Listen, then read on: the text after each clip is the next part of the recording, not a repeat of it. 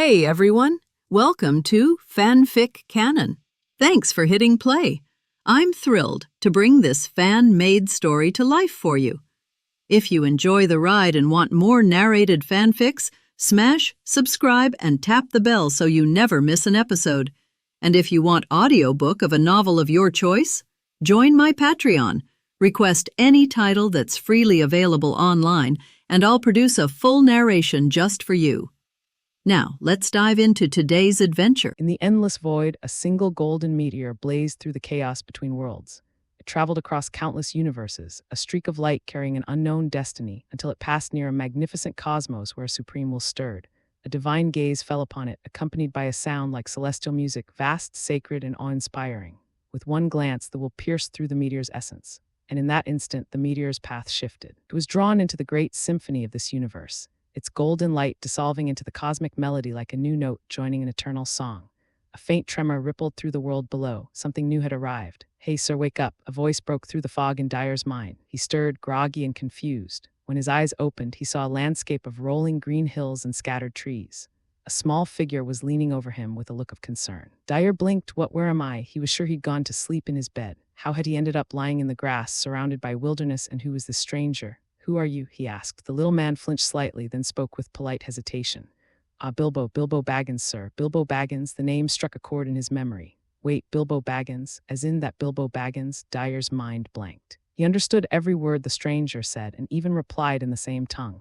His English grades had barely scraped by in school, so how was he suddenly fluent in whatever this was? He stood up, still dazed. Only then did he realize the man before him barely reached his waist. A dwarf? No, something was off. The fellow had round cheeks, pointed ears, and large, hairy feet. His clothes were plain but neat, his eyes curious and kind. The realization hit like lightning. "Wait, you're a hobbit?" The small man nodded earnestly.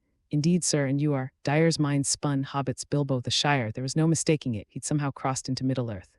"Oh no," he muttered, rubbing his temples. "Not this world, anywhere but here." He knew exactly what kind of place Middle-earth was. A world of dragons, orcs, trolls, wizards, balrogs, and beings who could reshape reality itself. For an ordinary human, this was nightmare difficulty. Bilbo tilted his head, worried. "Sir, are you feeling unwell?" "I'm fine." Dyer forced a smile. "Just lost." "Lost?" Bilbo blinked. "You can buy a map in Hobbiton, sir. They have good ones, though they don't go too far past the Shire." "My home is much farther than that," Dyer said softly. "Farther than I could ever walk." Bilbo frowned, uncertain what that meant. The human's eyes held a kind of sorrow that made him uncomfortable. After a moment of silence, his natural kindness won out. "Well," Bilbo said with a small smile, "if you've nowhere else to go, you're welcome to stay at my home for a while. It's not much, but it's warm." Dyer blinked, surprised. "Really? Thank you, Mr. Bilbo Baggins, you're far too kind." The hobbit blushed, clearly embarrassed by the praise. "Ah, well, it's nothing, really." "Come along, then." He slung an oversized fishing rod across his shoulder and picked up a bucket, leading the way up a winding dirt path. Dyer followed behind, relief washing through him. His expression softened, the despair on his face fading. He had played up his helplessness a little, partly true, partly calculated. Gaining Bilbo's sympathy had been his best chance at finding shelter. Besides, if there was anyone worth befriending in Middle-earth, it was Bilbo Baggins, a future adventurer and a key figure in the world's story. They passed through Hobbiton, a cozy land of round doors, grassy rooftops, and flower-filled gardens. Each house seemed carved into a hill as if grown from the earth itself. Curious hobbits peeked from their windows, whispering at the sight of a tall human following one of their own. Bilbo, for once, ignored their greetings and walked a bit faster. Dyer just smiled and nodded politely at the onlookers. At last, they stopped before a tidy burrow on a gentle hill. A wooden sign hung beside the gate, bag end. Bilbo turned the round green door's handle and stepped inside. "Here we are. Mind your head, sir. Our ceilings are a bit low for big folk." Bang, too late. Dyer smacked his forehead on the doorframe, clutching it in pain. "Are you all right?" Bilbo asked, trying and failing not to laugh. "I'm fine," Dyer muttered, rubbing the growing bump. He ducked inside awkwardly, forced to stoop beneath the ceiling. The hobbit hole was cozy, filled with books, teapots, and the smell of freshly baked bread. Bilbo disappeared into the kitchen to fetch refreshments. Dyer sank into a small chair, taking a moment to breathe.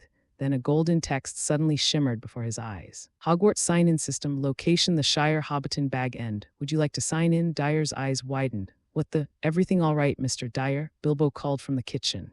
No, it's nothing," Dyer stammered quickly. He stared at the glowing text, heart pounding. Whatever this system was, it had followed him here. Once Bilbo disappeared into the kitchen, Dyer finally let out the breath he'd been holding. His gaze drifted back to the glowing words floating in front of him.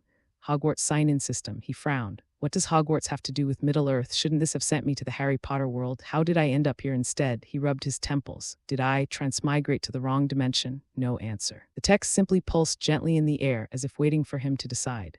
Dyer hesitated, then muttered, "Sign in." The words flashed brightly. "Sign in successful. Magic talent unlocked. Congratulations, you are now a wizard." For a heartbeat silence. Then it felt as though a hidden door deep inside his body had burst open. Raw, living energy surged from within, flowing through every nerve, every bone. What's happening? His vision spun as the air around him trembled. A powerful force erupted uncontrollably. The next instant, his body lifted off the floor, and so did everything else. Tables, chairs, teapots, even Bilbo's cozy sofa floated into the air, caught in a swirl of unseen power. Then, oh my goodness, the voice came from the doorway. Bilbo stood there frozen, a plate in his hands. When it slipped from his fingers and shattered, the sound startled Dyer out of his daze. The magic broke like a popped bubble. Everything crashed back to the ground in a clatter. Dyer winced. The once tidy room was a disaster zone. Sorry, Mr. Baggins, I didn't mean to, it just happened." Bilbo blinked, shock fading into awe. His eyes widened with childlike wonder. "Mr. Dyer, you're a wizard." "Apparently," Dyer muttered under his breath. "Though I'd feel better if I actually knew how to control it." The next hour was spent cleaning up the wreckage. Dyer tried to restore things with magic, but without a wand or a clue how to cast spells, he was no better than a squib fumbling in the dark. So broom and rag it was. When they finally finished, Bilbo served a simple meal of bread, cheese, and stew. He looked a bit embarrassed. "I'm terribly sorry, Mr. Dyer. I wasn't expecting guests today. Tomorrow I'll go into Hobbiton and buy proper food. You'll see what a real hobbit feast is like." Dyer smiled warmly. "Bilbo, it's fine, really, and please just call me Dyer. You've already done more for me than I could ever ask." Bilbo blinked, surprised by the human's kindness. Slowly, he smiled back. "Then it's a pleasure to have you here, Dyer, my friend." Dyer reached across the table, shaking his small hand. "The pleasure's mine, Bilbo." For the first time since waking up in this strange world, Dyer felt at ease. As they ate, Bilbo eagerly shared what he knew of the world beyond the Shire. Though he had never left it himself, he had read many travel journals and adventure tales. From Hobbiton, he explained, one could follow the east-west road across the Brandywine Bridge, through the old forest and Barrow Downs, to reach the human town of Bree. Beyond that lay wild lands stretching to the misty mountains. Further south, another great road curved around the mountains toward the realm of Gondor. And the year, Bilbo said proudly, was Shire Reckoning 1340, or third age 2940. That number made Dyer's heart skip. 1 year before the lonely mountain expedition, before Bilbo meets Gandalf. This meant adventure and danger was just around the corner. Before today, Dyer's plan had been simple. Stay low, survive quietly, don't get killed by orcs. But now, with a sign-in system granting real magic, the thought of joining the upcoming quest stirred in his mind. If I can travel with Thorin's company, I'll reach every corner of Middle-earth, and every new place means a new sign-in. That night, after bidding Bilbo good night, Dyer lay on a hobbit-sized bed. It was short enough that his feet stuck out from under the blanket, but at least it was soft.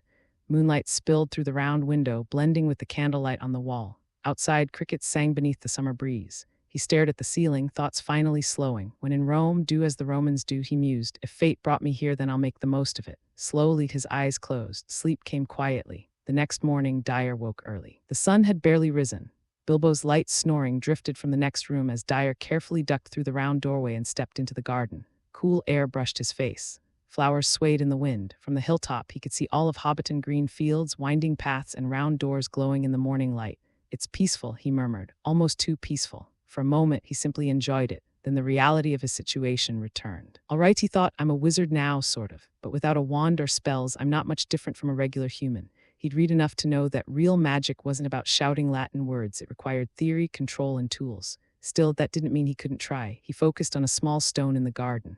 "Wingardium Leviosa," he whispered. Nothing. He tried again, harder, still nothing. After several failed attempts and a red face, he switched to a dry leaf instead.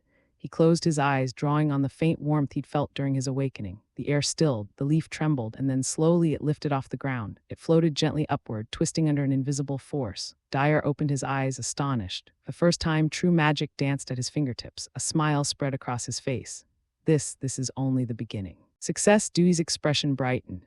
As his attention wavered, the casting process involuntarily stopped, and the leaf, losing its support, fell back to the ground. But Dewey wasn't disappointed. He held his breath again, concentrating, and controlled the leaf to slowly float up.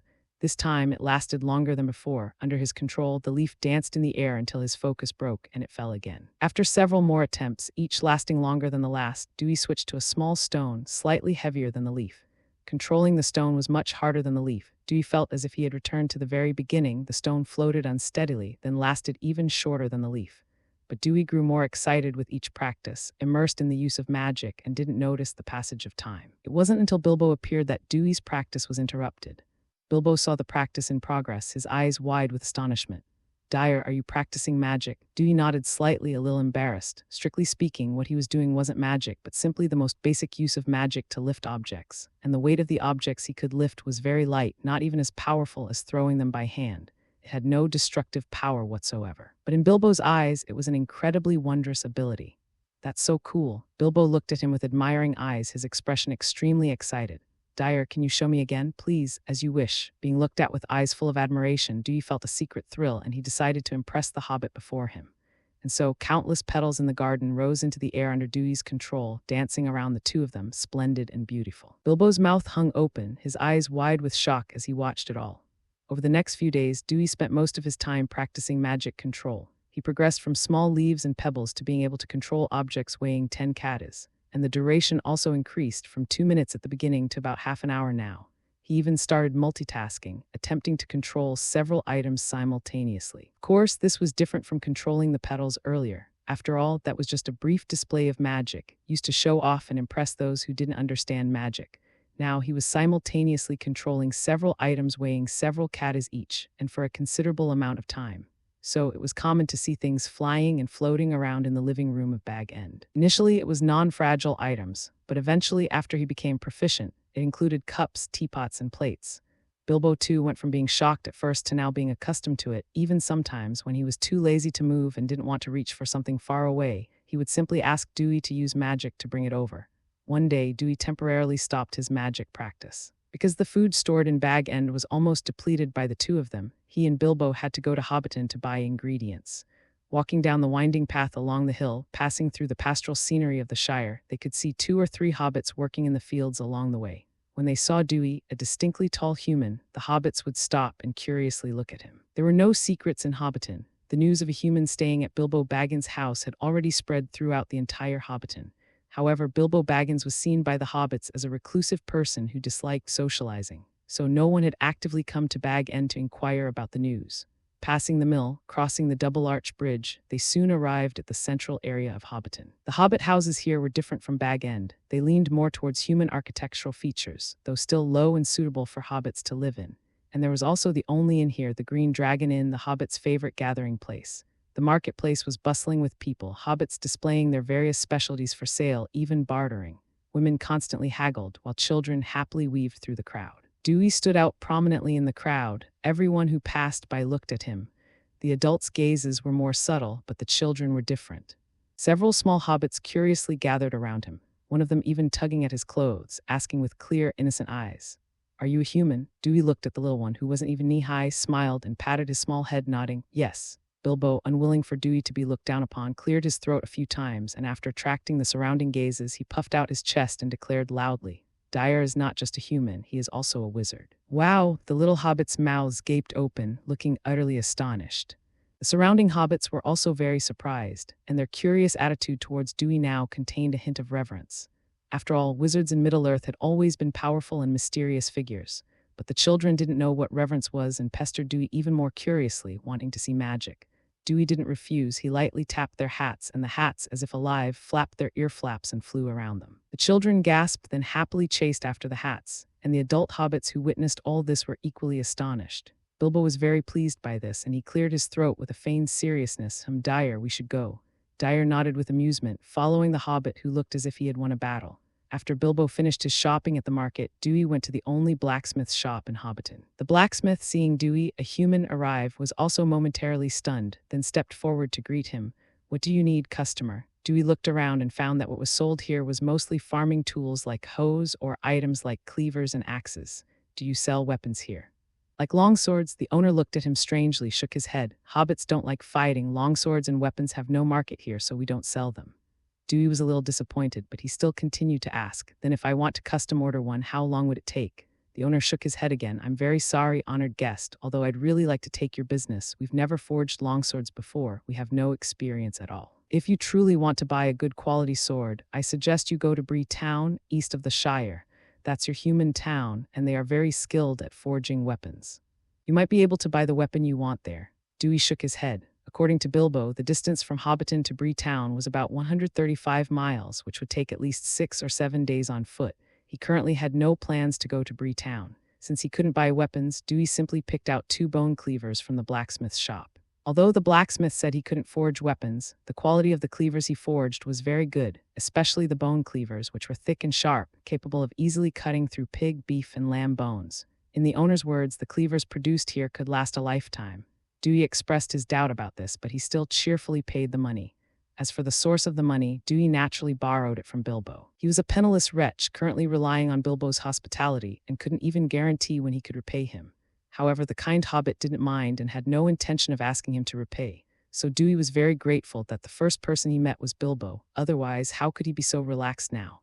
After buying the blades, Dewey rendezvoused with Bilbo, and then they returned to Bag End together. On the way, Bilbo looked at the 2 cleavers Dewey had bought and couldn't help but ask curiously, "Dyer, why did you buy 2 cleavers? Don't we already have some at home?" Dewey held the 2 cleavers, striking a chopping pose. "These aren't cleavers, these are my weapons. In the future, I'll be using them to fend off enemies." Bilbo's jaw dropped. For a moment, he couldn't connect him with the image of a wizard. "As long as you like it." Seeing Bilbo's expression, Dewey's mouth curved into a slight smile. The 2 cleavers in his hands shot out with a whoosh, directly embedding themselves into a roadside oak tree, half their blades buried in the trunk. Bilbo was instantly dumbfounded. "Sword. Ah no, blades, come." The blades withdrew from the tree trunk and instantly flew back into his hands. Bilbo watched, utterly stunned. Having shown off, Dewey calmly walked away, looking like a master. But in his heart, he was silently wiping away a bead of sweat. The blades had been inserted too deeply. It had taken all his strength to pull them out, and he had almost been embarrassed. What a close call. Upon returning to Bag End, Dewey's new round of training began. He started to focus on controlling the 2 cleavers, trying to make them move as if they were extensions of his arms. Each of the 2 cleavers weighed 2 katas, which was just within the limits of Dewey's magical control. To achieve more precise control, he simply used the cleavers to chop wood. Although the process was difficult and at first, he could only maintain it for a short while, as he persisted longer, Dewey found it easier to control the cleavers, and their speed also became swifter. As a result, Bag End's winter firewood was prepared by Dewey well in advance, with even some left over. Bilbo was beaming with joy about this. After all, while hobbits loved life, they weren't averse to laziness, and stockpiling firewood before winter was always a daunting task. Now that it was completed ahead of schedule, he was naturally very happy. However, watching the 2 cleavers around Dewey, which were now almost a blur, only emitting whooshing sounds as they cut through the air, Bilbo was both amazed and worried. He always feared that Dewey might lose control and be injured by the blades. After all, it looked incredibly dangerous. After the 2 flying blades danced agilely around Dewey for half an hour, they reluctantly flew back and reinserted themselves into the scabbards hanging at Dewey's waist. Now Dewey's control over the flying blades had reached a point of complete mastery. Within a 5-meter radius of Dewey, the flying blades could arrive instantly. This caused a qualitative change in Dewey's offensive power, giving him a certain degree of self-preservation. Moreover, with continuous control and practice, Dewey had successfully managed to float a 100-pound object and maintain it for a period of time. For this, Bilbo was the first to experience the thrill of flight, being floated in the air by Dewey like a kite. The surrounding hobbit neighbors also witnessed Bilbo's feat of flying over the Hobbiton hills, and for a time, Bilbo became a prominent figure in Hobbiton. Of course, Dewey, the instigator, also garnered attention. However, out of deference to Dewey's identity as a wizard, no one dared to approach him. But the title of Dyer, the wizard, began to spread from Hobbiton throughout the entire Shire region. Dewey had been living in Bag End for 2 months. One day, Dewey suddenly bid farewell to Bilbo. "Bilbo, thank you very much for taking me in for so long, but I'm afraid I need to say goodbye." Bilbo was caught off guard. "Dyer, have I been in any way inhospitable that you suddenly have to leave?" Seeing the hobbit grow nervous, Dewey quickly bent down and patted his shoulder reassuringly. "Don't worry, my friend, you've done more than enough. It's not because of you. I'm just planning to go elsewhere to travel and see things. After all, besides Hobbiton, I haven't been anywhere else." He winked at his friend with a smile. "Of course, when I get tired of traveling, perhaps I'll come here to stay for a few days." "You won't be unwelcoming then, will you?" Bilbo relaxed upon hearing this and immediately shook his head rapidly. "Of course not. You are always welcome here, Dyer." But he still asked with some concern, "Dyer, where are you planning to go then?" Dewey shook his head. "I don't have a plan yet. I intend to travel and see as I go. However, I don't plan to go too far for now, so I'll probably just wander around within the Shire. The Shire is neither too big nor too small. Besides the small town of Hobbiton, there are many other towns where hobbits reside." He planned to see if he could sign in there.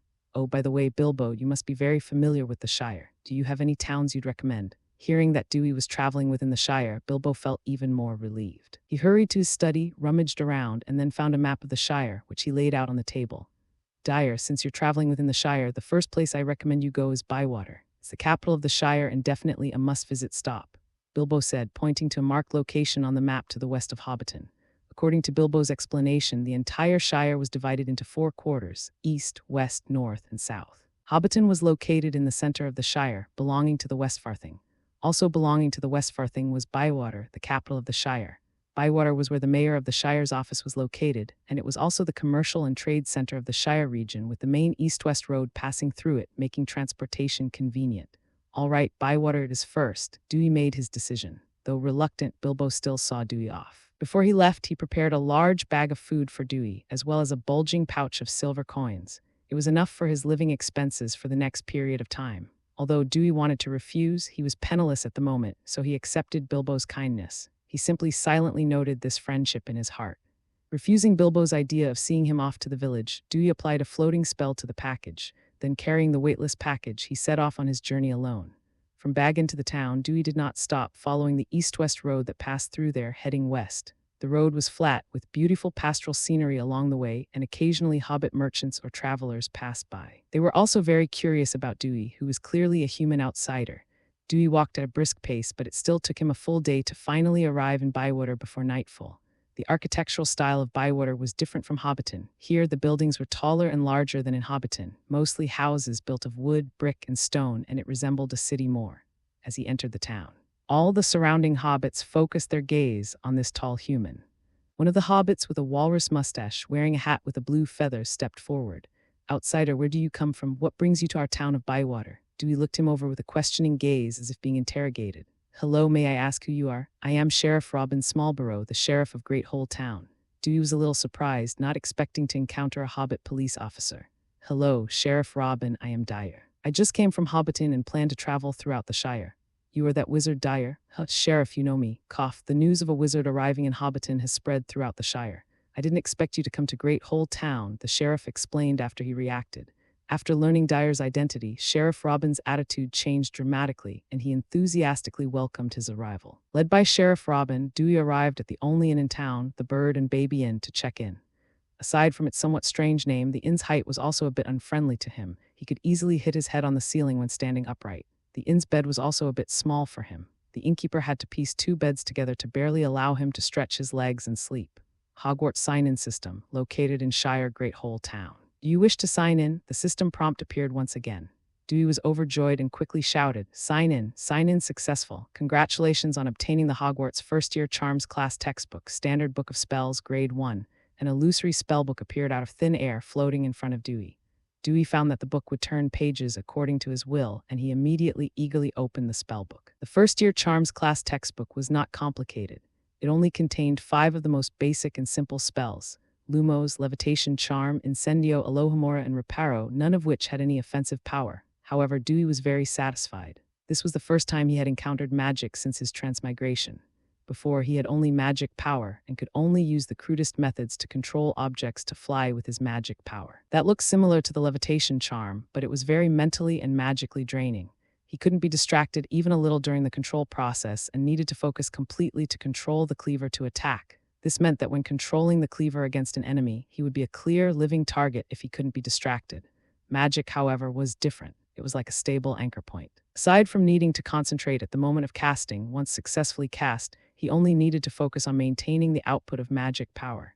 It could be said that the magic effect was very stable. Dewey quickly flipped through the spellbook, then began learning with the simplest spell, Lumos. After carefully and thoroughly reading and memorizing the principle of the spell, as well as the casting techniques and movements, Dewey began to attempt to cast the spell. Lumos, since he didn't have a wand, Dewey simply mimicked the wand-waving motion, waving his hand without one.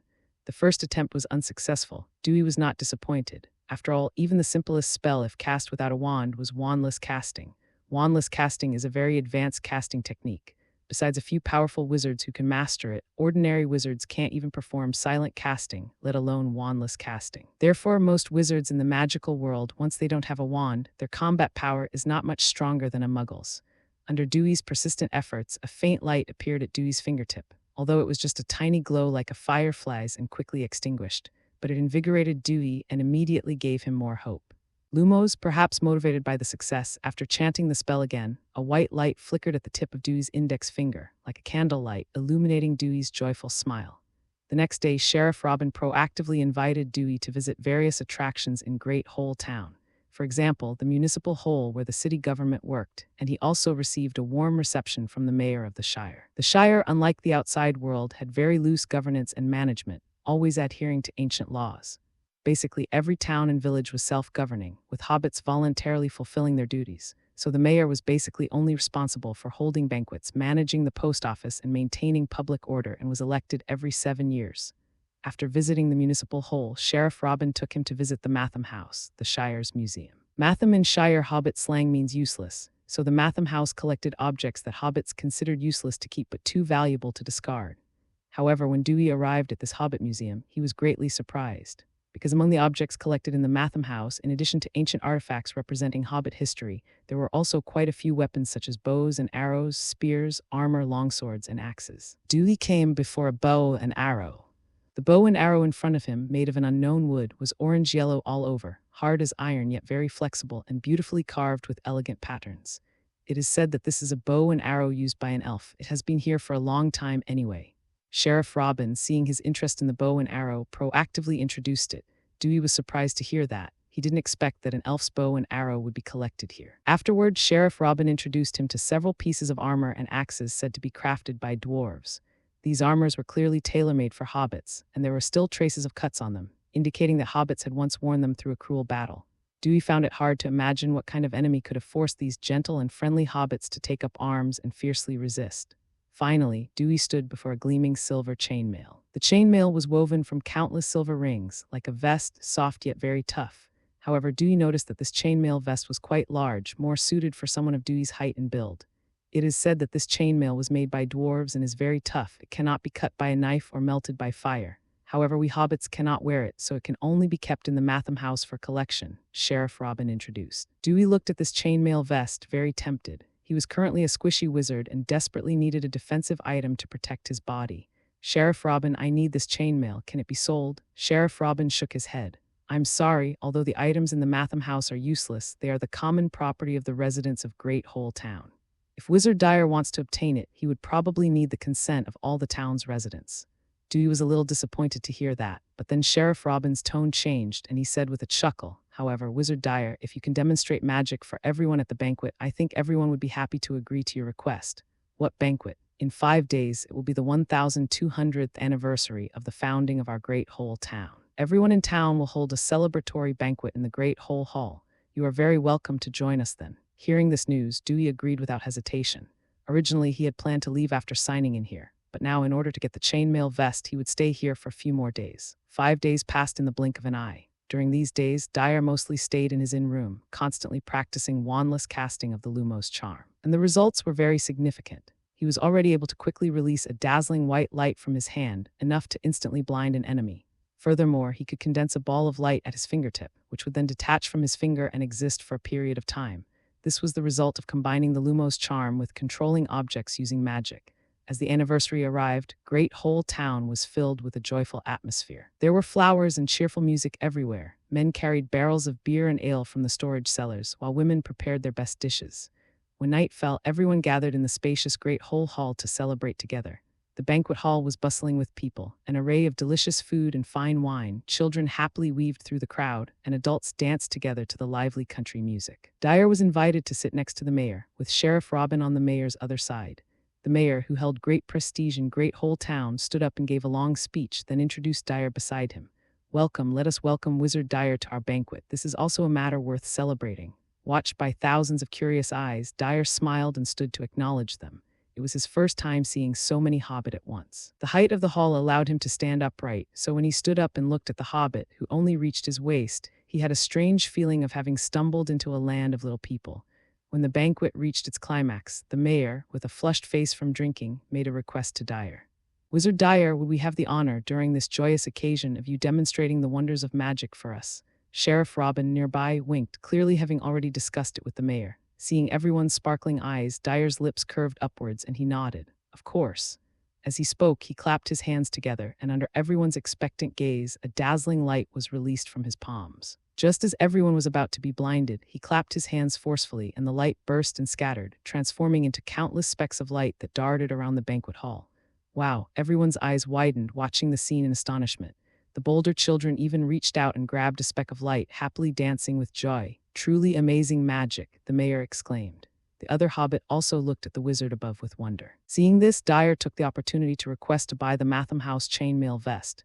The mayor immediately asked the attendees for their opinions. As expected, no one objected. After all, the items in the Matham House for the hobbit were things that were useless to keep but a pity to discard. No one had any objections to giving it to Wizard Dyer. So the mayor decided to give the chainmail vest to Dyer for free as a reward for demonstrating his magic. Thus, both parties were delighted. Having obtained the chainmail vest, Dyer was very happy. He let go of his inhibitions and fully immersed himself in the banquet atmosphere. During the toasts with the mayor, Sheriff Robin, and others, Dyer successfully got drunk for the first time.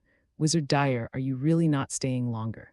The midsummer feast will be here soon. It would be a shame if you didn't attend. On the second day of the banquet, Sheriff Robin tried to persuade him to stay. Dyer shook his head. I'm sorry, Sheriff Robin, the warmth of Great Hole Town has indeed made me linger, but I must continue my journey. He had already obtained the chainmail vest he wanted, and now that it was on him, he no longer needed to stay here. Speaking of the chainmail vest, Dyer couldn't help but feel a surge of happiness. This chainmail vest had extremely strong defense. Dyer wielded 2 cleavers and hacked at it forcefully, yet failed to leave even a trace, while the blades of the cleavers were left with significant nicks. Now wearing it, he felt his safety was greatly assured. With his attempts to persuade Dyer unsuccessful, Sheriff Robin had no choice but to give up. In that case, I can only wish you a safe journey. Thank you, goodbye, Sheriff Robin. After bidding farewell to Sheriff Robin, Dyer left Great Hole Town and headed south. His next destination was Tack Town, also known as Tack Town. The reason Dyer remembered Tack Town was that it was the hometown of Pippin, one of the 4 hobbit in the future Fellowship of the Ring. Tack Town was not too far. Dyer arrived after half a day's walk. Unlike most hobbit towns built beside valleys and rivers, Tack Town was built on top of a hill, overlooking the entire Westfirthing of the Shire. The entire Tack Town looked more like a fortress, and there were even hobbit patrolling and guarding the town. Upon his arrival, Dyer was questioned by the hobbit. Who are you? What brings you to Tack Town? Looking at the wary and cautious hobbit, Dyer didn't mind. I am Wizard Dyer. I just came from Great Hole Town, and I plan to visit here. Hearing this, the hobbit looked at him in surprise, said, Please wait, and then quickly entered the town to report. After a while, a hobbit with golden curly hair and a stern face walked out with the hobbit. He subtly sized up Dyer, then enthusiastically stepped forward to greet him. Welcome, Wizard Dyer. I am Paladin Took. I received a letter from Bilbo a few days ago saying you would come to Tack Town, but I didn't expect you to arrive so late. Dyer was a little surprised to hear this. He hadn't expected Bilbo to write to this person. Hello, Mr. Took. What is your relationship with Bilbo? Bilbo's mother, Belladonna Took, is my aunt, so he and I are cousins. Paladin Took briefly explained, then invited him into the town. All right, Wizard Dyer, please allow me to properly entertain you, a guest who has traveled so far. At Paladin Took's warm invitation, Dyer came to his home. The Took family lived in the Great Smiles, which was a giant version of Bilbo's Bag End. The Great Smiles had many tunnels and rooms inside, like a sprawling underground kingdom, where many members of the Took family lived. And Paladin Took's home was the largest and most luxurious among them. Because he was the head of the Took family, and also the hereditary lord of Tack Town and the surrounding territories. The Took family had been prominent and wealthy for generations, were members of the Shire Council, and their members had served as Tyne of the Shire throughout history. Moreover, the Took family was different from other hobbit. They were impetuous and adventurous, arguably the most warlike branch of the hobbit. This is also why Bilbo Baggins was chosen by Gandalf to be a member of the expedition to the Lonely Mountain, because he had half of the Took family's blood in him and likewise possessed an adventurous gene. Hogwarts Sign-In System, location Shire Tack Town. Do you want to sign in? As soon as Dyer entered the Great Smiles of the Took family, the system prompt appeared before him. Dyer silently thought to himself, glancing at Paladin Took beside him. Sign in successful. Congratulations on obtaining prank spells, bringing a little fun to your life. Prank spells? Dewey was intrigued by the magic book's title. However, considering he was at someone else's home, he decided to put the book away for now and read it when he had some private time. This is my wife, Rosalie, and this is my son, Paladin Roman II. Paladin Took introduced his wife and son to Dewey. It's a pleasure to meet you all. I am Wizard Dyer. Dewey introduced himself with a polite smile. However, most of his attention was on Paladin Roman II, who was only 7 years old. This should be Pippin's father. Like his father, he had golden curly hair, and even his feet were covered in golden fur. He hadn't met the future members of the Fellowship of the Ring, but he had met their grandfather and their father as a little kid. It was a wonderful kind of fate. Paladin's wife was a gentle woman. After serving Dewey refreshments and tea, she went into the kitchen to prepare a feast for their guest. Paladin Roman II was a lively and active child. He curiously watched the tall wizard, listening to his father converse with him, his rolling eyes betraying his restless nature. "Wizard Dyer, what kind of magic can you do? Don't be so rude, Paladin." Paladin reprimanded, then offered an apologetic look to Dewey. Dewey smiled and shook his head, indicating he did not mind. Now performing magic had become his regular act whenever he visited a new place. He even thought that once the money Bill gave him ran out, he might consider earning money by performing magic. Dewey slightly raised his hand, and little Paladin opposite him floated into the air. Little Paladin gasped, then happily waved his arms and legs in midair. Paladin watched this scene in shock, speechless for a long time. In the evening, after being warmly entertained by the Took family and enjoying a sumptuous meal, Dewey was arranged to rest in the guest room. Finally, alone, Dewey eagerly summoned the rewards from his sign-in today. Opening prank spells, Dewey's eyes grew brighter and brighter as he read. As the title suggested, the book contained prank-type spells: Densageo, Tarantallegra, Rictusempra, Flagrate, and Leglocking Curse. Among them, the Densageo spell causes the victim's front teeth to grow continuously until they hang to the ground, making them unable to speak. Tarantallegra makes the victim dance incessantly. Without a counterspell, they will dance forever, with consequences similar to the story of the red shoes in Andersen's fairy tales. Rictusempra makes the victim itch all over, laugh uncontrollably, becoming limp and unable to move. If the spell isn't broken, they will laugh themselves to death. Flagrate causes the victim's skin to feel as if it's being roasted by fire, producing intense pain and a burning sensation. And the leglocking curse sticks the legs together, preventing walking, only allowing hopping. Although these spells seem to have little power and were only for pranks, if used on people without magic, they could produce unexpected effects. Looking at the contents of the book, Dewey really wanted to try out the prank spells, but considering he was still at someone else's home and had no one to practice on, he could only put it aside for now. Over the next few days, under Paladin Took's introduction, Dewey met other members of the Took family. The Took family was a large family, numbering hundreds, all living in the Great Smiles. The Took family members expressed curiosity and welcome towards Dewey, the wizard. Each family enthusiastically invited Dewey to be a guest, preparing lavish meals. Great Smiles Banquet Hall. The Took family banquet was in full swing. In front of Dewey, however, were a dozen children lined up, all looking at him with eager anticipation. Dewey smiled and chanted a spell at the first hobbit child in line. Tarantallegra Tilda. As soon as he finished speaking, a red light flew from his palm, striking the leading hobbit child. The child's body stiffened, and the next second his legs began to dance uncontrollably. "Cool," all the children exclaimed, their eyes wide with amazement. "Next," Dewey called out. "Me, it's my turn." The second child raised his hand, shouting excitedly. "All right, don't worry, it'll be your turn soon." Tarantallegra Tilda. The second child's legs also began to move, dancing a cheerful tap dance, giggling as he rushed into the dance party. The children lined up behind immediately squeezed forward impatiently, their eyes full of anticipation for Dewey. And the adults of the Took family present, far from stopping them, instead showed a kind of eagerness, ready to join the children's ranks at any moment. Seeing this, Dewey could barely suppress the urge to smile. Indeed, practicing prank spells on spiders yields different results than practicing them on people. If he had a proficiency system panel at this moment, his mind would probably be constantly prompting proficiency +1. After not staying long in Tack Town, Dewey once again set off on his journey. This time, the wealthy Paladin Took directly gifted him a pony-drawn carriage. With the means of transport, Dewey was naturally very happy.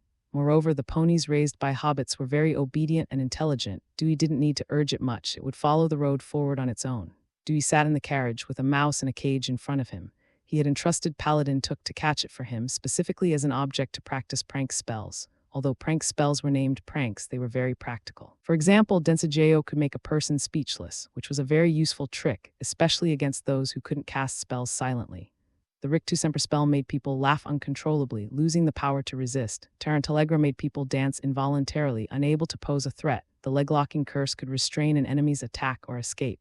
Flagrate would cause severe pain to the skin as if burned by fire, distracting the enemy. So he planned to first master a few prank spells to enhance his combat strength.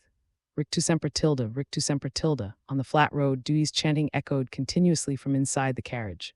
The pony pulled the carriage forward with its head down, the wheels creaking incessantly. Success! Dewey didn't know how many times he had tried, and when his mouth was almost dry, the spell finally reacted. The mouse squeaked with laughter, as if its funny bone had been tickled. By the time the poor mouse was almost out of breath from laughing, Dewey successfully broke the spell, preventing the mouse from dying of exhaustion from laughter. Whoa, Tilda, he pulled the reins, slowing the horse. Dewey looked at the green grasslands on both sides of the road, which had unknowingly turned into endless tobacco fields, and looked up into the distance. Are we almost at Longbottom? Dewey continued on his journey. After crossing a hill, he saw a small town. This was Longbottom. Hobbits in the south farthing of the Shire were best at growing pipeweed. Longbottom in particular was the most representative, serving as the center for tobacco cultivation and trade for the entire Shire. Moreover, Longbottom pipeweed was sold far and wide, favored by dwarves, rangers, and travelers alike. The Grey Wizard Gandalf, for instance, was a loyal enthusiast of Longbottom pipeweed, never letting a pipe out of his hand. The hobbits of Longbottom were even more leisurely than those in Hobbiton. Passing by houses, one could always see 2 or 3 hobbits smoking their pipes and sunbathing. Even women were seen with pipes in their mouths, puffing out smoke. Seeing Dewey, a stranger who was clearly not a hobbit, they merely looked at him with curiosity, without any intention of further inquiry or questioning. He drove his carriage into the town. When he arrived at the town square, the system reacted. Hogwarts Sign-In System. Location Shire Longbottom. Do you wish to sign in? Sign in. Sign in successful. Congratulations on receiving the first-year herbology textbook, 1,000 magical herbs and fungi. Dewey was momentarily stunned, not expecting this sign-in reward to be a herbology textbook. This left him a bit disappointed. After all, herbology was primarily a course that taught people to recognize and cultivate magic herbs, and it couldn't directly enhance his strength. More importantly, this was herbology knowledge from the Harry Potter magic world, and many of the magic herbs were unique to it. Dewey was skeptical whether they could be found in Middle-earth. However, when he opened the herbology textbook, his eyes lit up. Herbology, as a compulsory course at Hogwarts, was the study of magical and ordinary plants and fungi. Students needed to learn how to care for and utilize plants, understanding their magical properties and applications. It was a discipline closely related to potions. Dewey had originally thought 1,000 magical herbs and fungi was just a popular science book introducing magic plants. But to his surprise, besides introducing magic plants and how to care for them, the book also contained methods for cultivating ordinary plants into magic plants. For example, the Zion elixir, commonly used in the magic world, was extracted from the white fresh plant. It could quickly heal wounds and was a common household potion. When Ron experienced splinching during apparition, Hermione used Zion elixir to heal him. The white fresh plant was not rare or uncommon. It was also common in the Muggle world and used for medicinal purposes. The Zion elixir in the magic world had its miraculous healing effects because wizards could cultivate ordinary white fresh plants into medicinal materials with magical properties. Moreover, most magic herbs in the magic world could find corresponding plants in the ordinary world. The only difference between the two was whether they possessed magical properties, and this step required cultivation based on herbology knowledge. According to the book, the growth of magic plants could be natural or artificially cultivated. Natural magic plants generally grew in places rich in magical energy, such as the Forbidden Forest at Hogwarts. Artificial cultivation was divided into several types. The simplest was to collect the feces of magical creatures like dragons and moonculves. Ordinary plants that absorbed these feces had a high chance of transforming into magic plants. Secondly, cultivation with potions was faster and had a higher transformation rate. The only limitation was the need to know how to make potions and consider their cost. The third method was for wizards to cultivate them by watering with magic. However, this method was time-consuming, laborious, and had low yields, so few wizards would be willing to expend a large amount of magic just to cultivate a few plants. Therefore, this third cultivation method was largely abandoned by the magic world. But for Dewey now, this third method was actually the most suitable for him. After all, if he wanted to make potions in the future, he would inevitably need magic herbs. Originally, Dewey planned to leave Longbottom after signing in, but the appearance of herbology made him change his mind. Longbottom was not only skilled in growing pipeweed, but also had a very developed tobacco trade. Dewey went into a tobacco shop and specifically bought a large pack of Longbottom leaf tobacco, Bilbo's favorite, for him. "Boss, do you know where I can buy living white fresh plants?" Dewey asked the shop owner casually. "What do you want white fresh for? Nobody even wants that stuff as a gift." The boss looked at him strangely, but adhering to the business principle of customer first, he still offered guidance. "If you really want it, you can totally go look in the shaded valleys of the eastern hills. That plant is everywhere there." "I understand, thank you for the information." When Dewey left Longbottom, his carriage had an extra pack of tobacco and 2 pots of white fresh. The white fresh was still in its sprouting stage, looking a bit wilted because it had just been transplanted from the mountains. Next, Dewey's destination was Bywater, located in the east farthing of the Shire. Bywater was close to the east-west road, right next to the Brandywine River and quite a distance away. So Dewey spent his first night camping in the wild. At midnight, the moon reached its highest point. Bathed in moonlight, Dewey gently pinched a tender white fresh sprout and continuously poured his magic into the white fresh. According to the cultivation method in the herbology textbook, he needed to water the white fresh with magic every midnight when the moonlight was brightest, until the white fresh was fully mature. Only then could the Zion elixir be extracted and made. This was also the only potion that could be made without a wand and a cauldron. Having received Dewey's magic, the white fresh seemed to regain some vitality, no longer in a wilted state. However, Dewey knew this was just the beginning. For the next few months, he would need to water the white fresh with magic every night during the moonlit hours until it completely transformed and matured. No wonder people in the magic world had given up on this cultivation method. Compared to cultivation with magical creature feces and potion cultivation, this method was indeed time-consuming and laborious, with little reward. For magic families specializing in growing magic herbs, their cultivated herbs were measured by the acre. If they were to water them with magic, even if they drained all their magic, they couldn't cultivate so many herbs. The carriage traveled all night, finally reaching Bywater at dawn. Bywater was adjacent to the Brandywine River, with convenient water transport, even having a dock where one could take a boat to Buckland on the opposite bank. Dewey, tired from traveling all night, went directly to the floating log inn to check in after entering the town. The inn, as its name suggested, was an inn floating on the water, a landmark building in Bywater. Hogwarts Sign-In System, location Shire Bywater floating log inn. Do you wish to sign in? Sign in. Dewey placed the 2 pots of white fresh on the windowsill of his room and said silently, "Sign in successful. Congratulations on receiving the first-year potions textbook, Magical Drafts and Potions." Dewey opened the potion book, glanced at it, and then closed it again. While not exactly disappointed, he currently had no use for the potion textbook. Besides requiring ingredients, the most crucial step in potion making was the need for a wand to stir. Only then could the final product be achieved. This was why, using the same ingredients, wizards could create miraculous potions, but muggles would only end up with a murky, foul-smelling, and poisonous unknown liquid. Therefore, if Dewey wanted to make potions, he first needed a wand. But a wand was also far from what Dewey could pursue right now. He didn't think that simply putting a snake's nerve into a piece of wood would result in a wand. Otherwise, why would the Ollivander family be able to monopolize the wand-making business in Britain's magic world for 1,000 years? Dewey did not stay long in Bywater, resting only one night at the floating wood inn. The next day, he took a boat from the pier to Buckland on the opposite bank.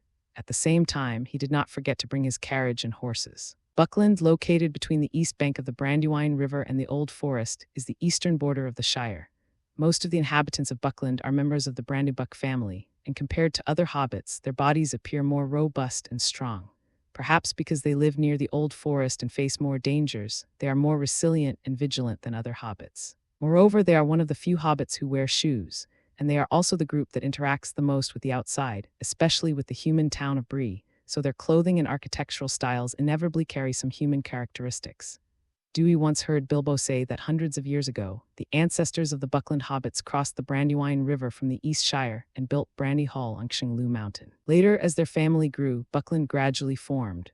Although Buckland is nominally part of the Shire, it is actually more like an independent small country, ruled by the Brandybuck family and not subject to Shire governance. After disembarking, Dewey continued to drive his carriage towards Bucklebury, the capital of Buckland. Along the way, he could see a high hedge at the border between Buckland and the Old Forest, stretching as far as the eye could see, separating the two areas. Speaking of this high hedge, that's another story. It is said that when the hobbits first established Buckland in the region between the east bank of the Brandywine River and the Old Forest, they cut down some trees to build houses and erected a high hedge between their homes and the Old Forest. This action displeased the trees of the Old Forest, because the trees of the Old Forest are different from trees elsewhere. They are trees that can think and move. The trees of the Old Forest once tried to cross the high hedge and invade Buckland. The hobbits retaliated, cutting down hundreds of trees and setting fire to the overgrown trees, creating a burnt area, clearing a large open space between the high hedge and the Old Forest. This further deepened the Old Forest's hostility towards the hobbits, and the conflict between the two sides escalated. The trees of the Old Forest would attack passers-by, causing people who entered the forest to get lost, and the hobbits of Buckland were filled with fear and vigilance towards the trees of the Old Forest, so they never tried to climb over the high hedge and enter the Old Forest. Dewey was very curious about the trees of the Old Forest. Although he currently had no clue about wands, he knew that wand making was divided into two parts, the shaft and the core. The core needs to be made from body parts of magical creatures such as phoenix tail feathers, dragon heartstring, or unicorn hair. The shaft, on the other hand, comes from trees with magic properties. As for how to distinguish whether a tree can be made into a wand, wand makers in the magic world usually only need to find trees that are infested with Botruckle's magical creatures, and then they can use the branches of these trees to make the wand shaft. Botruckles do not exist in Middle-earth, so if Dewey wants to make his own wand in the future, he must first consider how to find wood that can be made into a wand. The trees of the Old Forest are different from ordinary trees. They can think and move, possessing extraordinary properties. Dewey felt that the trees of the Old Forest might be suitable for making wand shafts. Dewey liked to plan ahead, and he believed that as he signed in at more places, he would definitely get the method for making wands in the future. So before that, he needed to collect the materials for making wands in advance. The carriage traveled along the road by the Brandywine River, passing several hobbit villages, and finally arrived at Bucklebury, the capital of Buckland. Dewey got off the carriage and looked up at Bucklebury ahead, unable to help but feel surprised. Bucklebury is located on Bucklebury Hill by the Brandywine River, surrounded on the east by a tall and thick hedge, the entire hill being a town. Most of the hobbit houses were built of wood. Only the most central and highest point was a gigantic traditional hobbit building, the Smile House, hollowed out from a hilly mountain. It was the landmark building of Bucklebury Brandy Hall and also the residence of the Brandybuck family. Upon entering the town, Dewey did not choose to go to an inn, but instead pulled out a slip of paper and examined it carefully. Let me see, Ferry Road 35. After reading the slip, Dewey muttered to himself as he walked forward, occasionally checking the house numbers he passed. Eventually, his carriage stopped in front of a traditional Smile House.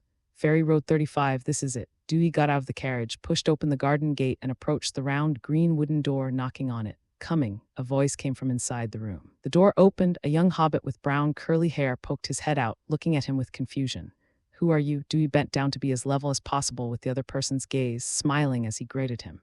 May I ask if this is Mr. Drogo Baggins? I am Dire Wizard, and I've taken the liberty of visiting, sending greetings from Bilbo Baggins. Hearing Dewey's words, Drogo Baggins's face showed a look of realization. I know you. Bilbo wrote to me not long ago, saying that you might come to Buckland. Please come in. Saying this, he stepped aside, warmly welcoming him in. Drogo Baggins's house was somewhat similar in decoration to Bilbo's Bag End, and Dewey bent low, carefully avoiding hitting the ceiling beams and chandeliers. As soon as he sat down, Drogo Baggins served biscuits and desserts as hospitality. During this time, Giuoguo inquired about Bilbo's recent situation. Giuoguo and Bilbo were cousins. Although they didn't live in the same place, their relationship was quite close, and they occasionally communicated by letter. More importantly, Dewey also knew Giuoguo's other identity. That is, he was the father of Frodo Baggins, the future holder of the One Ring. However, at this time, Giuoguo was not yet married, so the future protagonist Frodo didn't even have a shadow yet. In the subsequent conversation, when Giuoguo learned that Dewey had already visited Great Hole Town, Tack Town, Longbottom, and Bywater, his eyes showed envy and longing. Hobbits do not like to travel, and even within the Shire, there is not much communication between the various villages and towns. In order to hear Dewey talk about his travel experiences, Giuoguo immediately invited Dewey to stay. For the next few days, Dewey stayed at Giuoguo's house, and through Giuoguo's introduction, he also met the Brandybuck family head, the Master of Buckland, and successfully completed the sign-in at Brandy Hall.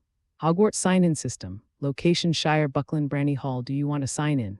Sign in. Sign in successful. Congratulations on obtaining the Hogwarts Defense Against the Dark Arts class textbook Dark Forces, A Guide to Self-Protection. Dark Forces, A Guide to Self-Protection mainly introduced various dark creatures of the magic world such as werewolves, red caps, etc., and also included some defensive spells such as Knockback Jinx, Petrificus Totalis, Expelliarmus, Impediment Jinx, Finite Incantatum, and Shield Charm. Dewey was very pleased with this gain. Although these spells were primarily defensive in nature, they were all very practical. If he could master them, it would greatly enhance his strength and defensive capabilities. Early in the morning, a figure arrived at the foot of the high hedge outside Bucklebury.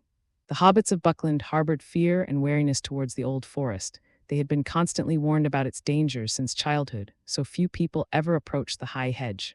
Hundreds of years ago, to resist the encroachment of the old forest trees, the hobbits of Buckland specifically fortified the eastern land by planting a row of hedges. Today, these hedges have grown tall and dense, like a magnificent city wall, extending all the way from the Brandywine River past the Willow River to the end of the hedge, forming a large arc stretching over 20 miles. Dewey walked for several miles along the high hedge, but he couldn't find a single gap to pass through, and he couldn't climb over it either. With no other option, Dewey had to pull out the two cleavers from his waist. The cleavers flew from his hands, transforming into two spinning flying knives that continuously cut and chopped a spot in the hedge. Instantly, broken leaves and branches flew everywhere. A progressively deeper hole was carved into the hedge wall. Eventually, the hole was broken through. A hole several meters deep, large enough for one person to pass through, appeared. Looking through the hole, one could clearly see the old forest on the other side. Dewey squeezed through the opening. Between the hedge wall and the old forest was a 100-foot-wide buffer zone, where no trees grew except for weeds, as if the trees of the old forest deliberately avoided it. Dewey kicked the ground, and faint traces of burning could still be seen. It seemed that the hobbits of Buckland and the old forest had engaged in a fierce battle back then, even resorting to fire to repel the attack of the old forest's trees. Stepping across the buffer zone, Dewey reached the edge of the old forest and walked straight in without stopping. The moment Dewey stepped into the forest, he felt a sense of oppression. It was as if countless eyes were watching him with malice and unfriendliness. He searched in the direction of the gaze, his eyes finally landing on the ancient trees. These trees looked very old, tall and large, with branches like menacing claws, and he vaguely seemed to hear whispers and murmurs as if they were conspiring something. Dewey appeared oblivious, but he secretly became alert and vigilant, constantly sensing the surrounding trees with his magic. Suddenly, a thick branch fell, directly aiming for Dewey's head. Pratigo, Dewey reacted swiftly, and an invisible shield appeared above his head, blocking the falling branch. Since obtaining Dark Forces, a guide to self-protection, the first spell Dewey chose to practice was the Shield Charm. The Shield Charm can block most spell attacks and all physical attacks, making it arguably the most practical spell for self-preservation. However, this spell is quite difficult. Some Hogwarts 7th year students might not even master it, let alone Dewey, who didn't have a wand. Dewey also practiced day and night for a whole month before he could barely cast the Shield Charm successfully. And so, as soon as he learned the Shield Charm, he came to the old forest to practice it. Seeing that the attack missed, the previously silent trees around him stirred, their branches and leaves rustling without wind. Dewey felt the trees around him intensify their malice towards him, and he no longer held back. The two cleavers at his waist instantly flew out, each targeting the largest oak and pine branches, cutting off 2 wrist-thick straight branches, and then he controlled the branches to bring them back. Now was the time to run, so Dewey immediately turned and fled out of the forest with the branches. The oak and pine trees, with their branches cut, were enraged by this action, letting out a muffled growl. Their entire massive bodies twisted, and their dry bark peeled off, revealing thick branches. The ground vibrated and soil arched up as if a dragon was turning over. Thick roots broke through the ground, attempting to trip or strike him. "My goodness, so much anger. I just pulled off a branch, that's all. How petty," Dewey complained as he ran, the 2 cleavers flying around him, severing the attacking roots. But when faced with roots as thick as buckets, the cleavers were useless. They couldn't cut them in one blow. Leg-locking curse, the spell hit the root, causing it to stiffen and involuntarily intertwine, forming an inseparable tangle of roots that could no longer threaten Dewey. Dewey was delighted. He hadn't expected the leg-locking curse to be so effective, even locking up tree roots. Dewey had no desire to fight. Taking advantage of the 2 trees being preoccupied, he immediately left the old forest without looking back, crossed the buffer zone, and squeezed through the hedge wall's hole, finally letting out a sigh of relief. Looking at the oak and pine branches in his hands, Dewey grinned. Although he regretted not being able to sign in, getting the spare materials from Magic Wand was still a good harvest. After slightly concealing the hedge hole, he returned to Buckleberry with the branches. Back at Drogo Baggins's house, Dewey borrowed tools from Guo and began to process the branches. He peeled off the bark, trimmed the excess parts, and carefully polished them. Finally, 2 straight, smooth, small sticks lay before him. Picking up an oak stick that could hardly be called a wand, Dewey tried to inject magic into it, and his eyes immediately lit up with a smile. Magic flowed smoothly through the stick. Apart from a slight sluggishness, it was perfectly suitable for making a magic wand. Putting down the oak, he picked up the pine and tried to inject magic into it. The pine could also conduct magic, but it felt more sluggish compared to the oak. This meant that the trees of the old forest could indeed be used as materials for making wand shafts. This conclusion greatly excited Dewey. Although he still didn't know how to make a magic wand, the discovery of wand shaft materials gave him hope. As for the sluggishness he encountered when injecting magic, Dewey had a guess. This might be due to the wand wood not matching him. In the magic world, the wand shaft wood of wizards varies. For example, Harry Potter's is holly, Lord Voldemort's is yew, Dumbledore's elder wand is elderwood, etc. If an unmatched wand is used, it's easy to fail to exert its proper power, or even cause unpredictable accidents. Since oak and pine were not suitable for him, Dewey was quite curious about what his own wand wood would be. He remembered that the old forest had a wide variety of trees, so perhaps he could make several more trips to the old forest to get more wood and try them one by one. However, he still needed to do one thing first. Dewey's gaze fell on the 2 pots of white fresh. After more than a month of magic irrigation, the white fresh had grown to about 1 meter tall and was almost mature. It was another moonlit night. Dewey held the 2 white fresh branches in his hands and continuously injected magic into them. Under the irrigation of magic, the white fresh became even more vibrant and succulent, as if it would drip water if squeezed. At a certain moment, the white fresh reacted, attracting and gathering the silver moonlight, which then emitted a faint silver glow. Bathed in the moonlight, the white fresh grew rapidly, and in just a moment it grew to adult height and emitted a rich, fresh herbal fragrance. By Zion has finally matured. Dewey looked at the 2 tall and beautiful white hibiscus plants but felt no pity whatsoever. He drew his cleaver and cut the hibiscus plants off at the root with 2 strokes. Set up a pot, chopped the white oyster into small pieces, and put it into the pot to steam. Once the white Scutularia is thoroughly cooked, Dewey stops the heat, filters out the residue with a cloth, leaving only the liquid. Then he boils it again until the liquid evaporates, leaving a thick layer of green slurry at the bottom of the pot. And this is the magic potion commonly kept in every household in the magical world, white dried fruit essence. It is also the only potion that doesn't require a wand to stir and is easy to make. Yet its healing effect is remarkable, capable of healing most wounds except those caused by dark magic. The white styrax essence was packed into 2 jars, one large and one small. Dewey kept the large one for himself, while the small one was given to Zogo Baggins as a thank you for his hospitality over the past few days. Zhuguo looked at the ointment in the jar with surprise and curiosity. "Jur, what is this? This is a potion I made that can heal wounds. I'm giving it to you for future use," Dewey explained. He took the rat from the cage, made a small cut on its body with a knife. And the rat immediately bled profusely and screamed in agony. Zhuguo was startled by this scene and looked at Dewey as if he were looking at an evil wizard. However, the next moment, when Dewey took out some ointment and applied it to the wound, and the wound healed at speed visible to the naked eye, he was immediately stunned. This is simply a miracle drug. He looked at the jar of potion in his hand and suddenly felt it become so heavy that he could hardly lift it. "Jur, this is far too precious. I cannot accept it." Zhuguo swallowed hard, refusing with some difficulty. He was not ignorant. Such a miraculous medicine that could quickly heal wounds was worth 1,000 pieces of gold. Dewey smiled and shook his head, stuffing the potion jar back into his hand. "No need to be polite, Zhuguo. This is a thank you gift from me. Besides, making this kind of potion is not difficult for me. Please accept it." Zhuguo eventually accepted the white scent essence at Dewey's request, and the two became closer as a result. With the addition of white succinate flavoring, Dewey's safety is further guaranteed. So for the next few days, Dewey would go to the old forest whenever he had the chance. He didn't venture deep into the forest. He stayed on the outskirts of the old woods, grabbing as many branches as he could and running away, never lingering. What Dewey found most enjoyable was that his magical and combat skills were improving at a visible rate through constant battles with the old forest trees.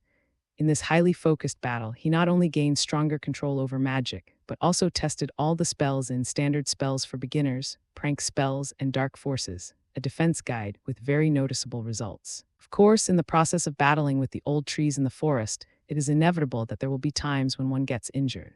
But with the healing power of the white senna essence, he was able to go back to causing trouble for the trees the next day, full of energy. Dewey used the trees in the old forest as his training ground, unaware that the trees were harboring growing resentment towards him and were secretly preparing to deliver a fatal blow. Dewey has been in Bucktown for 2 months, the longest he spent there besides Hobbiton. Following the principle of proximity, Dewey decided to venture deep into the old forest to sign in. Moreover, he has gathered dozens of different kinds of branches from the old forest in recent days, including ash, poplar, cypress, holly, redwood, and so on.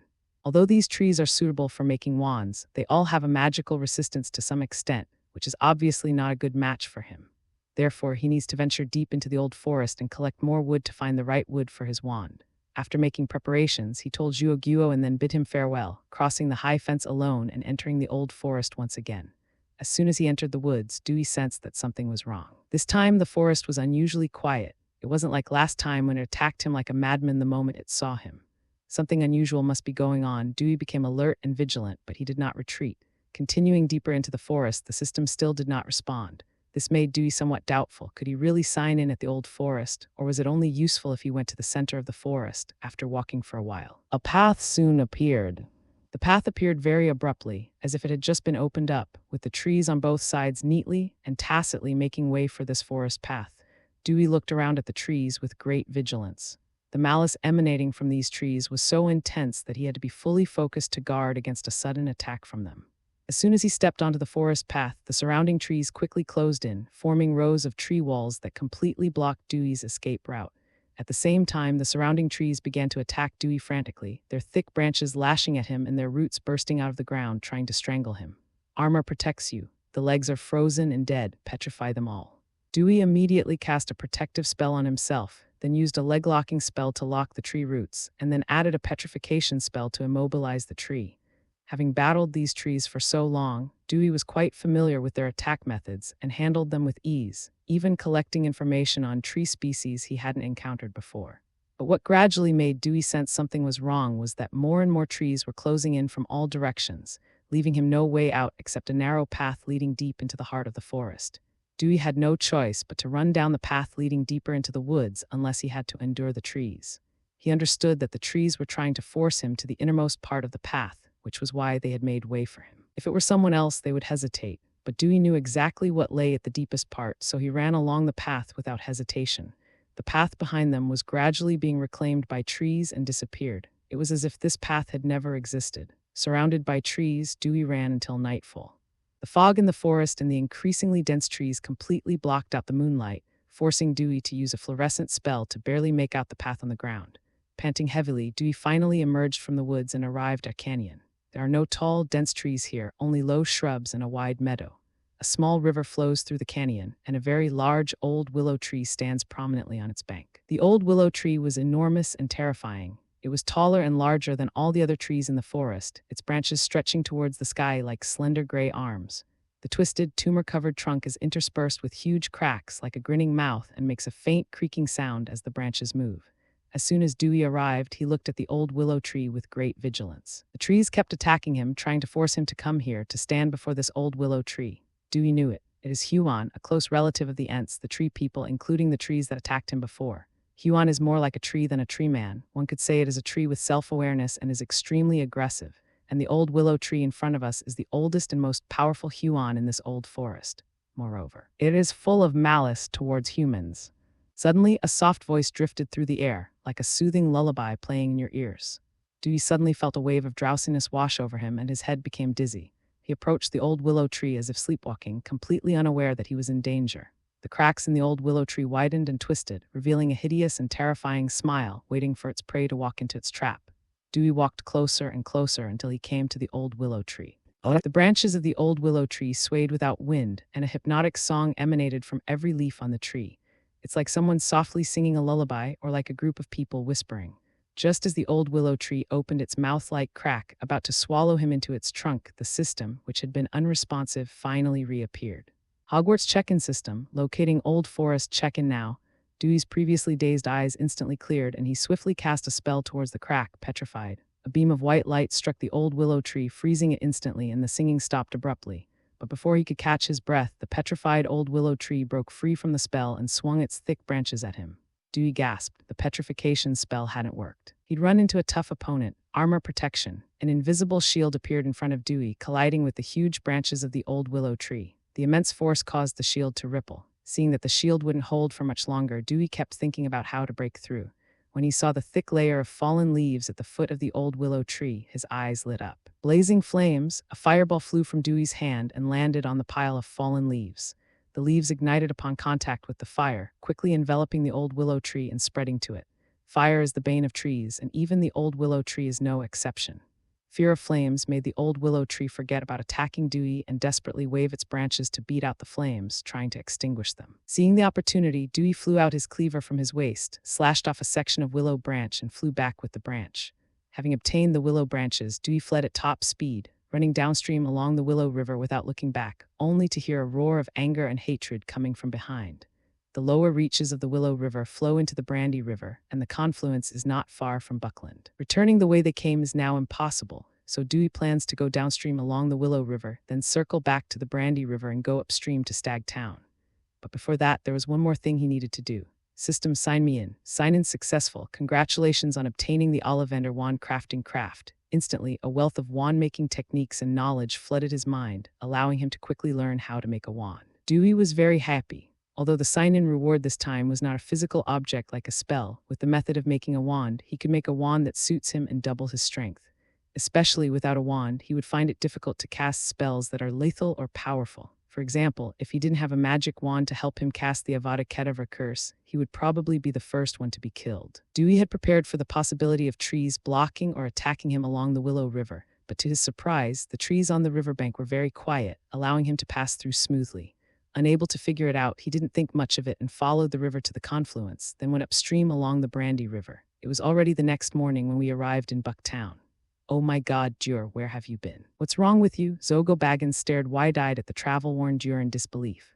"I went to the old forest and had a fight with those trees," Dewey said, plopping down on the low sofa, catching his breath and then grinning as he explained. He hadn't told Guo he was going to the old forest when he left, so as not to worry him. "What, you actually went to the old forest?" Zogo was shocked and almost spilled the bread he was brought. The old forest was a forbidden forest for hobbits, especially those from Deer Lands. No one dared to go there, but Dewey dared to venture there alone, which terrified him. After the initial shock, he quickly and carefully examined Dewey to make sure he hadn't lost a single body part before letting out a sigh of relief. But still worried, he asked, "Are you all right?" Dewey chuckled and shook his head. "Have you forgotten that I'm a wizard? Don't worry about me, I'm not the one who will suffer this time." After comforting Guo, Dewey did not go to rest immediately after breakfast, but started to process the wood he brought back. The timber brought back this time includes more than a dozen kinds of wood such as chestnut, alder, laurel, and elm, as well as a section of willow branch from an old willow tree. He started testing the compatibility of chestnut wood with his magic, but the results were always more or less a magical resistance, not the most suitable wand wood for him. It was not until the old willow tree's branch came into his turn that a happy smile appeared on Dewey's face. The old willow tree's branches not only have the highest magical properties of all woods, but they are also the wood that best suits him. His magic power is transmitted most smoothly and quickly through the willow wood, which is simply a pleasant surprise. He finally found the material for the wand. Next, all that's needed is to find a suitable wand core to begin crafting his wand. It was all luck, really. According to the memory of Ollivander's wand-making techniques that I just obtained, the wood used to make the wand not only needs to have magical properties, but more importantly, it needs to be collected during the midnight full moon to ensure that the wand's performance is at its best. This is why the wands made by the Ollivander family perform better than those made by other wand makers. Last night happened to be a full moon night, so Dewey didn't need to get another branch from the old willow tree. The willow branch was over a meter long, enough to make several magic wands. Dewey divided it into 3 sections, picked one up and examined it in his hand. Instantly, he had the ideal shape and size in his mind and instinctively knew how to proceed. This is an ability given to him by Ollivander's wand-making prowess, however. As the saying goes, if you want to do something well, you must first have the right tools. Dai made a special trip to the blacksmith's shop in Buckstown and commissioned the hobbit craftsman there to create a set of tools for carving wands based on his drawings. After obtaining the tools, Dewey began processing the willow wood. He carefully peeled off the bark with a knife, then cut and carved it little by little according to the shape and size of the wand he had envisioned. But the reality was that his brain learned it, but his hands and feet did not. Wand carving is a delicate craft that requires complete concentration. Even the slightest deviation can affect the balance and feel of the wand. So unsurprisingly, his first work was a failure. The willow wood was no longer usable for making a wand, so Dewey had no choice but to throw the half-carved wand into the fireplace to burn as firewood. Looking at the 2 remaining willow logs, Dewey dared not continue carving with them. Otherwise, if they were both ruined, he would have to go back to the old forest to find an old willow tree. He had no confidence that he could safely get another willow branch from the old willow tree. So he turned his attention to the other pieces of wood he had brought back, intending to practice with them first and then work on the willow wood when he was more confident. For the next 2 days, Dewey carved a magic wand out of wood. Although none of them were successful, the craft was gradually maturing and the carved wands were beginning to take shape. But on the 3rd night after he returned from the old forest, a loud and piercing bell rang throughout the entire stag country, waking Dewey and Zogo from their sleep. Guo knocked on Dewey's door in a panic. "Dewey, get up quickly, we need to get to Brandy Place immediately." "What happened?" Dewey asked, getting up as he noticed Guo's expression. Guo quickly explained, "The bell that's ringing now is the alarm bell for Buckland. Once it rings, it means that Buckland is in danger. The last time it rang was 15 years ago when the Brandy River flooded. I don't know what happened this time." Upon hearing this, Dewey's expression turned serious. Without lingering, the 2 changed their clothes and immediately headed to Brandy Place, encountering other hobbits along the way. The square was packed with people, but Dewey, a tall man, stood out among the hobbits. At the very front of the square stood a row of militiamen, fully armed and ready to go, along with members of the Brandy-Deer family, the rulers of Buckland, and their leader, Rory Brandy-Deer. "Silence," Rory Brandide shouted, facing the group of hobbits below. His expression was serious and solemn as he announced some very bad news to them. "Gentlemen, the Buckland is in danger. The old forest trees have suddenly rioted and are now trying to scale the hedges and invade our home. We cannot let them succeed. Therefore, I need everyone except the elderly and children to follow me to fight back against the trees' attack." Upon hearing this, all the hobbits in the square erupted in an uproar, a wave of tension and fear washing over them. But Dewey felt a sudden pang of unease. The old forest and the Bucklands had always been clearly separated, and there had been no conflict between them for hundreds of years. Could this inexplicable riot and invasion be due to my own actions? In this urgent situation, despite their tension and fear, all the hobbits picked up axes, sickles, hoes, and any other usable weapons, and joined the Brandide family to defend their home. Drago Baggins, holding an axe, looked tense and uneasy, but still whispered to Dai, "This is our battle to defend our home with the old forest trees. You're not a hobbit, you don't need to get involved." Looking at Zhuguo's sincere attempt to persuade him, Dewey felt a little guilty and shook his head to refuse, saying, "The more people there are, the more strength there is. I can't stand idly by while you defend the Buckland. Besides, have you forgotten that I am a wizard? Maybe I can help." Then everyone went to the high fence. Meanwhile, the battle on the high hedge was fierce. Countless hoon treemen emerged from the old forest, pulling roots from the ground and quickly surrounding the high hedge wall. They used their thick branches to hammer the wall, attempting to destroy it and thus advance into the stag's land. Although the thick fence has temporarily halted the advance of the Huon treemen, it is already teetering on the brink of collapse due to the treemen's continuous destruction, and some gaps have even begun to appear, making it vulnerable to being breached at any moment. The Hobbit militia, who arrived ahead of schedule, were constantly firing rockets from their bows, attempting to repel the Huon treemen's attack with fire. Lord Rory Brandydeer of Stagland stood on a hillside, directing his Brandydeer family members to set up several catapults, placing barrels of oil and wine on them, which were then launched high into the air and struck the tree men behind the high fence. Then a lit fireball was thrown, igniting the spilled oil and wine, instantly engulfing the tree people in a sea of fire. Some tree people who were drenched in oil and wine even turned into burning trees, emitting low screams. Seeing this, Dewey couldn't help but cheer for Rory Brandydeer's actions. Such a clever and decisive method was something he couldn't think of better. But to Dewey's and all the hobbits' horror, despite the heavy losses suffered by the treemen, they continued to attack the high hedges relentlessly, ramming them with their massive bodies and plunging their thick roots into the ground to break the hedge roots. Soon, a huge hole was smashed through the high fence, and a Huon treeman leaped over the fence, wielding his thick roots and branches, and hurled them at the terrified hobbit militia. Given the hobbit's small size, if it were hit by a tree spirit, it would probably be turned into a pile of minced meat. Petrified, a dazzling light shone brightly in the night sky, instantly striking the tree. The tree's attack stopped abruptly, as if it had been frozen in place. The hobbits, who were nearly crushed to death, still shaken, looked at Dewey, who had saved them, with a mixture of awe and gratitude. "Get out of here, I'll take care of this," Dewey said calmly to the hobbit militiamen, then walked straight past them toward the gap. He couldn't stand by and watch the hobbits die, especially when he believed that the tree revolt was likely his fault. Petrify them all, quickly repel them. Make them freeze and die. "Eliminate your weapons." Dewey took the initiative, unleashing a barrage of dazzling spells that flew out as if the land were empty, freezing, sending the approaching treants flying backward or locking them in place. All the hobbits who witnessed the scene stared wide-eyed, as if in a dream. On the high ground, Brandydeer clan head Luo Rui stared at the figure with shock and intensity, his inner turmoil overflowing. He knew Dewar was a wizard, but he never imagined he would be so powerful. Under that magical and powerful magic, he watched Dewar stroll among the tree people as if walking in a garden. Wherever he went, no one could stop him. He was starting to regret not having befriended the wizard earlier, and at the same time, he envied the lucky boy, Drogon Baggins, who had lived with the wizard for so long. They must have developed a deep bond even if they weren't friends. With such a powerful wizard as his backer, no one would underestimate him.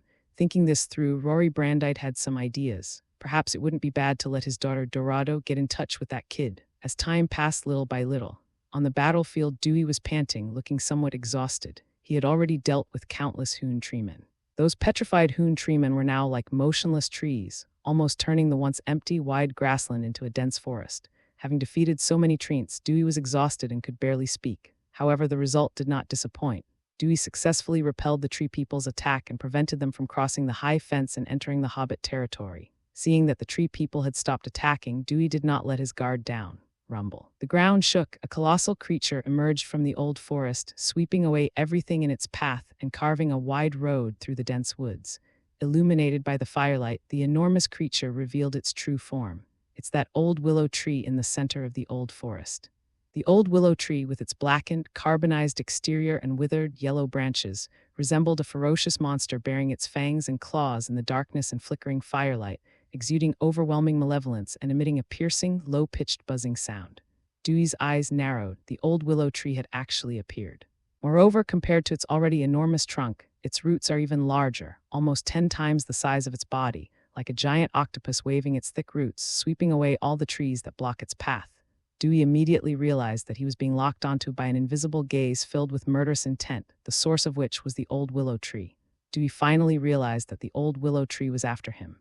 He instantly tensed up, ready for anything. The old willow tree didn't stop. Its countless huge, thick roots gripped the ground, rampaging through the trees until they reached the high hedge.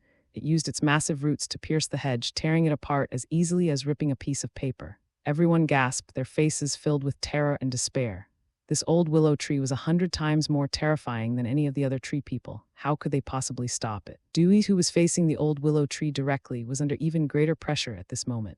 Armor protection, petrify them all, petrify them all. He immediately cast an iron armor spell on himself and then kept chanting the spell loudly. My dry throat was already from overuse, and now it's become even hoarser.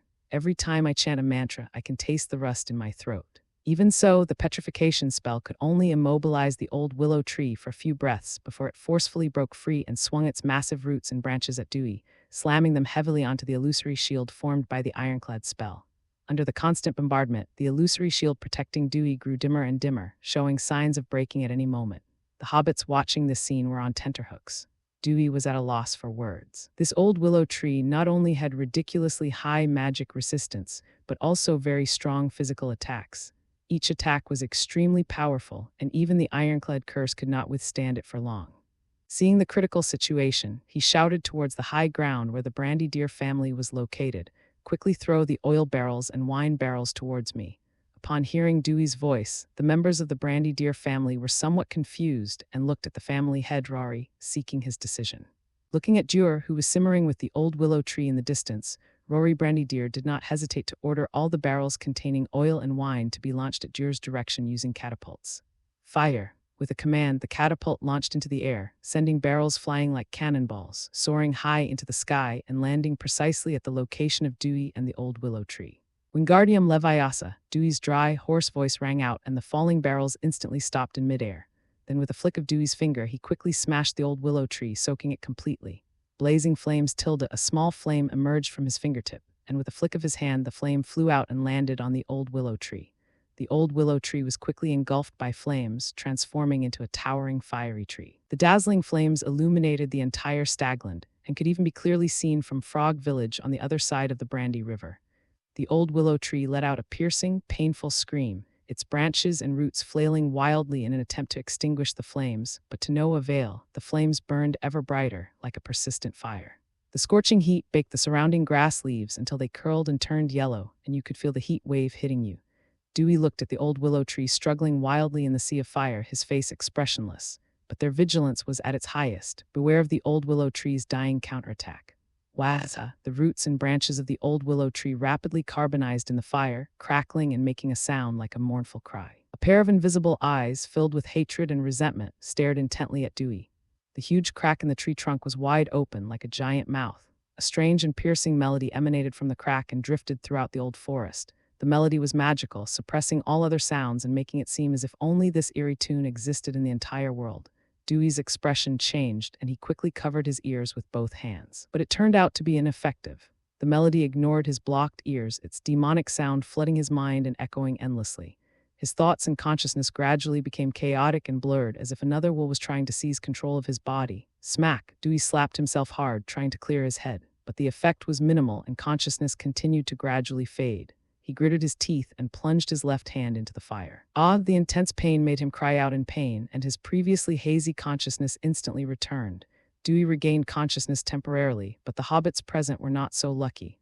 Under the hypnotic influence of the magic sound, their eyes became glazed and empty, and they moved toward the old willow tree like puppets. Dewey's expression changed drastically. If these hobbits were allowed to get close to the old willow tree, they would either be crushed to death by the crazed old willow tree or burned to death by the fire. The old willow tree wants everyone to be buried with it. Dewey had no time to hesitate. If the old willow tree's eerie melody wasn't interrupted, not only would countless hobbits die, but he himself would also suffer a loss. Despite his exhaustion, he gritted his teeth and charged toward the old willow tree. Today it's either it dies or I live. Petrification spell, fire-starting spell, disarming spell, leg-locking spell. Dewey used them all without hesitation, regardless of whether they were effective or not. Call. With a sharp gust of wind stinging his skin before Dewey could react, he was struck in the back by a thick root of the old willow tree, sending him flying and crashing heavily dozens of meters away. For a moment, Dewey lost consciousness, his vision went black, and he almost fainted. Fortunately, he had set up an iron armor spell on himself beforehand, and there was also chainmail protection inside, so he was not seriously injured.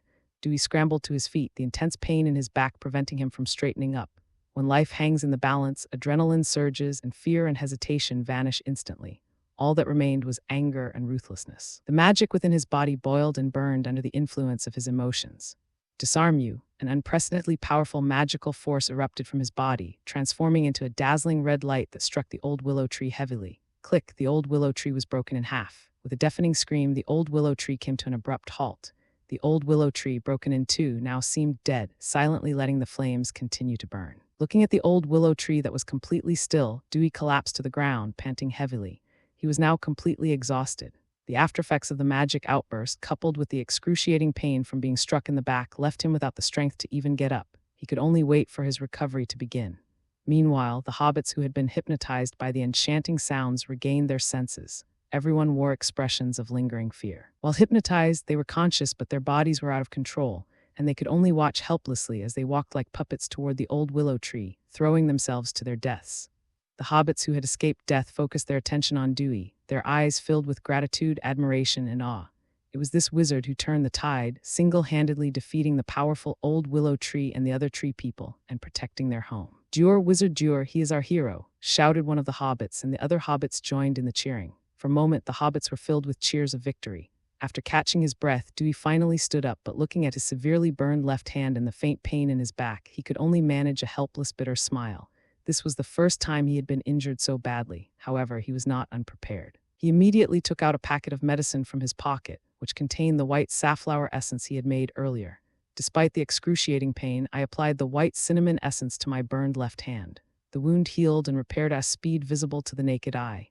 In no time, my left hand was restored to its original state, even whiter and more tender than before the injury. Seeing that it worked so well, Dewey simply put the remaining white stigma essence in his mouth and swallowed it. Ugh, so bitter. Dewey looked pained. No wonder wizards in the magic world like to apply it externally. The taste of this white safflower essence is really hard to describe. He almost vomited. However, the effect was indeed reliable. My throat, which had been almost unable to speak due to overuse of my voice, recovered quickly, and even the pain from the injury to my back gradually disappeared. Apart from extreme mental exhaustion, his physical health has now recovered very well. After recovering, Dewey refocused his attention on the old willow tree. Seeing the old willow tree broken in half, Dewey couldn't help but be surprised by the power he had just unleashed. After all, this is a giant tree that would require 4 or 5 people to encircle. The disarming spell was originally intended to remove the opponent's weapon, but under the influence of Dewey's magical power, it actually split the old willow tree in two. That disarming charm is amazing. No wonder it's Harry Potter's signature spell that defeated Voldemort. Its power is truly extraordinary. Of course, such a powerful burst of magic came at a great cost. He was now completely exhausted and unable to muster any magic power, not even able to use the simplest fluorescent spell. He wouldn't be able to use spells easily for the next few days. "Dewar, are you all right?" Zogo Baggins rushed to Dewar's side, looking at his pale face, and asked with a mix of anxiety and worry. Dewey shook his head. "Don't worry, I'm fine. It's the other party who's in trouble." Dewey pointed to the Huon treemen opposite him. Those treemen were already overwhelmed with their own problems. With the help of the oil and wine earlier, many treemen were set on fire, turning into sources of fire that quickly spread to the surrounding area, becoming a sea of fire. If no one stops it, the fire will likely spread to the old forest, eventually causing a forest fire that will destroy this ancient forest. Dewey was powerless to help. Not only had he incurred the enmity of the tree people in this forest, making it impossible for him to repay evil with good and save them, but he was also exhausted and unable to muster any magic power, nor did he know the spell to extinguish the flames. So all he could do was wish these tree people good luck. If a heavy rain could fall, it might actually stop the forest fire from spreading. As for the hobbits, although they are kind by nature, they are not kind enough to save the enemies who invade their home. So they just stood by and watched the fire, as long as it didn't spread to their area. There were even people like Rory Brandydeer who secretly hoped that after the old forest burned down, they could occupy more land and expand the Brandydeer family's territory. Rory Brandydeer led his family members to Dewey, gave him a deep salute, and said gratefully, "Wizard Dewar, thank you so much for everything you've done for Stagland. Without you, we would probably have lost many of our companions tonight and even our homes." The other hobbits also saluted him, including Drogon Baggins, Dai's good friend. Dewey was somewhat at a loss for words at this scene. "Please don't do this. It's what I should do." Others might not know, but Dewey knew that the Tree People's riot was likely his fault, and the hobbits were actually implicated because of him. Therefore, he felt somewhat guilty and unworthy of the hobbits' gratitude. However, the hobbits didn't think so. Lord Rhodes Brandy Stagg sincerely and loudly announced to Dai and everyone present, "From this day forward, Wizard Dai is our eternal friend of Stagland, and the members of the Brandy Stagg family are willing to serve you." Upon hearing Rory the Brandydeer's words, the hobbits present cheered and witnessed the birth of this friendship. Just as the master of Brandy Hall was about to announce a victory celebration banquet, a melodious song drifted from the old forest. Dewey's heart skipped a beat. He had been attacked by the old willow tree's demonic sound and was already experiencing a stress response.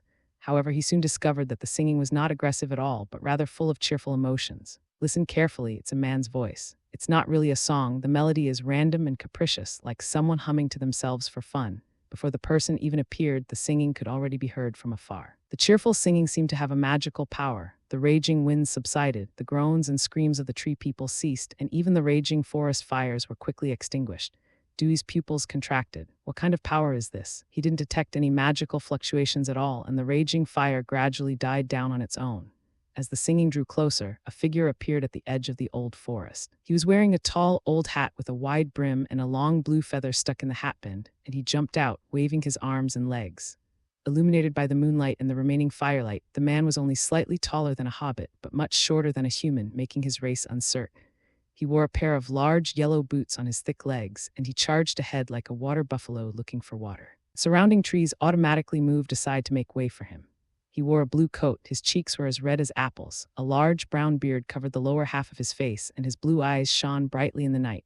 Dewey knew him, Tom Bombadil, a very mysterious figure. The Hobbit songs include the story of Tom Bombadil, who lived in the old forest and never bothered to hide his presence. He also knew the hobbits of Stagland on the outskirts of the old forest. Before the Fellowship of the Ring, Frodo, Sam, and the other 3 hobbits chose to enter the old forest to avoid the ringwraiths. When they were trapped by the old willow tree, it was Tom Bombadil who appeared and rescued them. Even the One Ring, something that even Gandalf, a Mayor, dared not touch, had no effect on Tom Bombadil. Instead, he used it as a magic trick to manipulate things. Even when worn on the hand, it doesn't change anything at all. It's just like an ordinary ring. Even when Frodo puts on the ring and enters the Dark Realm to become invisible, he can see right through him. It can be described as very mysterious and unfathomable. If he hadn't been unwilling to participate in the war between light and darkness, the Great Ring of the Third Age would probably have ended long ago. With his arrival, the last forest fire was finally extinguished, leaving not a single spark. Those Hoon tree people whose branches and leaves were burned away by the flames and whose trunks were blackened and carbonized also survived. Hey trees, what are you thinking? You shouldn't be awake. Go back to your positions, eat your dirt, dig deep into your roots, drink plenty of water, and sleep soundly. Bombardier advises you not to cause trouble. He spoke loudly and solemnly to the surrounding trees. His voice carried an irresistible command, and the trees all turned away, returning to the forest to take root and slumber, drawing energy from the earth to regain their vitality. After doing all this, he regained his cheerful demeanor, danced and gesticulated as he stepped over the fence, came to the crowd, and greeted them with a big smile. "Hello, everyone. Tom, what brings you here?" Rory Brandy stepped forward and asked with a puzzled tone, clearly familiar with him. Tom Bombardier looked helpless and complained in a joking tone. "Laurie, you guys have really got me into trouble. I had just drifted off to sleep with my beloved wife in my arms when I was awakened by the howling of the trees. In order to prevent the trees from disturbing my wife Goldenberry's sweet dreams, I had no choice but to leave my warm bed and come to resolve this conflict." Laurie Brandy explained, "Tom, I'm sorry to have disturbed your and MS. Goldenberry's sleep, but these trees have attacked our home without provocation, so we have no choice but to fight back. Oh right, this is Wizard Dewar. If it weren't for him, we would probably have suffered heavy losses today." With that, Rory introduced Dewar to Tom Bombardier. Tom Bombardier looked at Dewey with curiosity, his blue eyes bright as stars. "I know you, magical wizard from another land. Your magic is very interesting." Dewey's heart skipped a beat. Who exactly was this mysterious Tom Bombadil? Did he know about his identity as a time traveler? Dewey was overwhelmed with emotion. He tried to calm himself down and cautiously asked, "Hello, Mr. Bombardier, I am the wizard Dewey. Do you know where I come from?" Tom nodded and then shook his head, his gaze sincere and undisguised. "Tom knows the name of every person, every tree, and every stone on earth. The moment you set foot on this earth, Tom will know you, but he will not know where you come from. Speaking of which, I've seen other people who call themselves wizards before, just like you. They also suddenly appeared on Earth, but I could tell they came from different places than you." Hearing Tom's words, Dewey breathed a slight sigh of relief. Tom clearly knew that he came from outside Middle-earth, but he didn't know that he was a time traveler. As for the other wizards he mentioned, they should be people like Gandalf and Saruman. Although Gandalf and others called themselves wizards, they were actually sent by the Valar to help the inhabitants of Middle-earth fight against the Maiar, lesser gods of Sauron. They were just restricted in their abilities and traveled the world as wizards. Even knowing that Tom was unaware of his own transmigration identity, Dewey still dared not underestimate him, and was also very curious about his identity. In this world, the only species capable of longevity, besides the Valar and the Maya, are elves, as well as dark creatures such as dragons and balrogs. First, Tom Bombadil eliminates the balrog and the like. Second, based on his height, he is clearly not an elf. Finally, only Vera and Maya remain. However, if Bombardier is a Maiar, the One Ring, which even Gandalf and other Maiar dared not touch, would be like a toy in his hands, completely unaffected. Therefore, the possibility that he is a Maiar can be ruled out. As for the Valar, besides Valar Milker, also known as Morgoth, there are 14 Valar, all with names, who live in the western continent of Ammon. There is no Vera who matches Bombardier. Clearly, Tom is not one of the main gods, Vera. Of course, Dewey had also speculated whether he was the creator Iluvatar, but based on the previous answer, he clearly did not fit the bill. Dewey didn't think that Iluvatar, the creator goddess of this world, would be unaware of his existence as a transmigrator.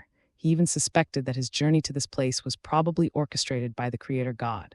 Therefore, the final conclusion is that the identity of this mysterious Tom Bombadil remains unknown. At that moment, Tom, whose identity was unknown, answered Dewey and then went to the location of the old willow tree. During Tom's song, the flames on the old willow tree had long since died out, leaving only 2 sections of its trunk, charred black, looking lifeless. Looking at the pitiful state of the old willow tree, Bombardier sighed and said, "The old willow tree wasn't originally like this. But over thousands of years, he has witnessed countless of his kind being cut down and burned. His long-standing resentment drove him mad, making him hate all creatures that enter the old forest." As he spoke, he walked over to the old willow tree, patted the lower half of the stump and said, "Old willow tree, sleep well. Remember today's lesson and don't cause any more trouble or Bombardier will abandon you." Upon hearing Tom Bombardier's words, Dewey looked at the half-destroyed tree stump in surprise. "Mr. Bombardier, are you saying that the old willow tree is not dead? Old Man Willow is the strongest Huon in the old forest. He's not so easy to kill unless you dig up his roots and burn them all. Otherwise, as long as there's water and soil, he can grow back," Tom said. Well, Dewey wanted to eliminate the problem completely, but since they wanted to protect the old willow tree, he had no choice but to give up. Anyway, the old willow tree has been severely damaged by him, and it's unknown how long it will take to recover. He will definitely be stronger then and will not be afraid of the old willow tree at all. "All right, everyone, I'll take the old willow tree back to where it belongs first." Tom easily lifted the lower half of the old willow tree stump with one hand, looking like an ant lifting something dozens of times its own weight, which was both bizarre and awe-inspiring. Then, with a smile, he invited Dewey, "If you have time, you are welcome to visit my home anytime. Just follow the Liuxiao River upstream and you will reach my home." Dewey was flattered and nodded. "Thank you for the invitation. I will if I have the chance." After bidding farewell to everyone, Tom Bombadil carried the old willow root, humming a song as he walked happily into the old forest, eventually disappearing into the night.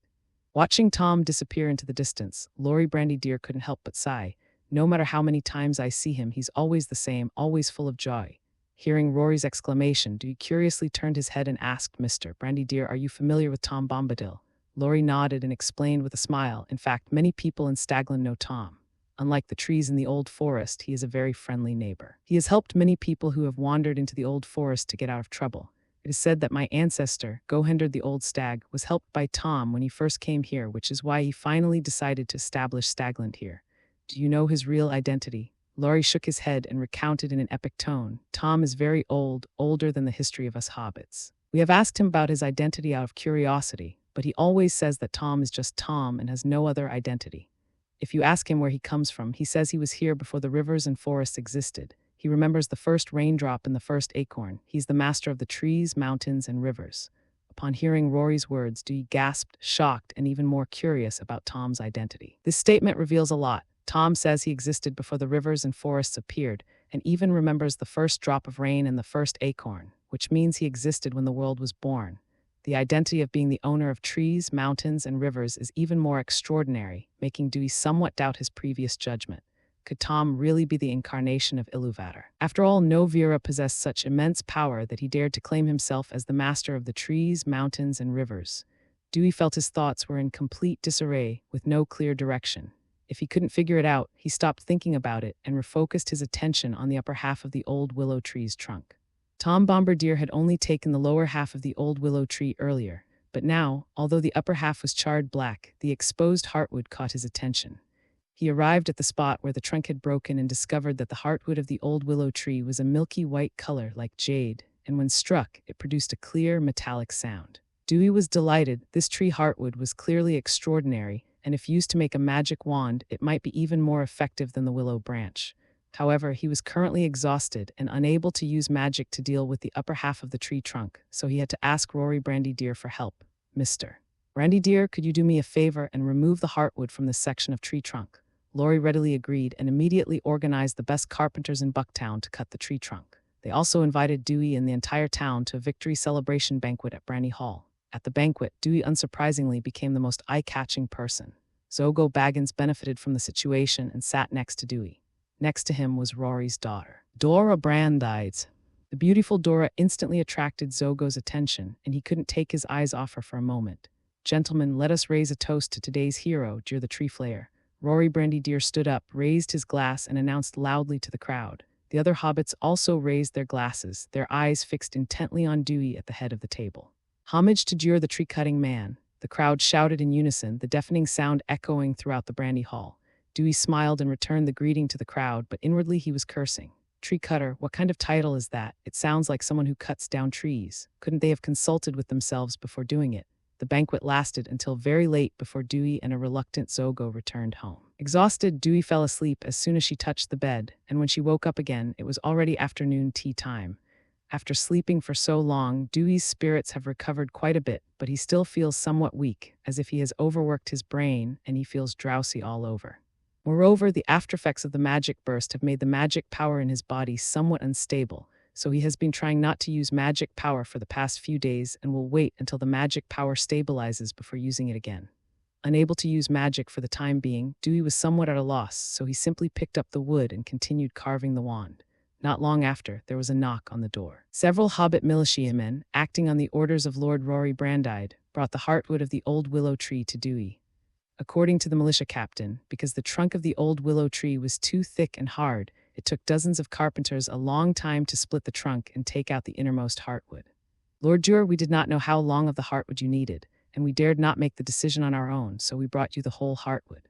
What came into view was a white heartwood, almost 4 or 5 meters long, carried by 2 hobbit militiamen.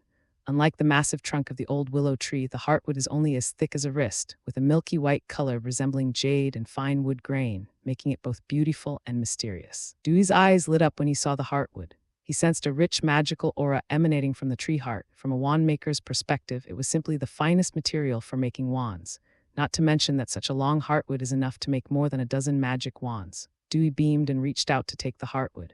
His hand immediately felt a heaviness. Its weight and texture were no different from gold and stone. He almost couldn't catch it. No wonder it took 2 people to carry it. After thanking and seeing off the militiamen, Dewey looked at the long heartwood and began to think about what to do with it.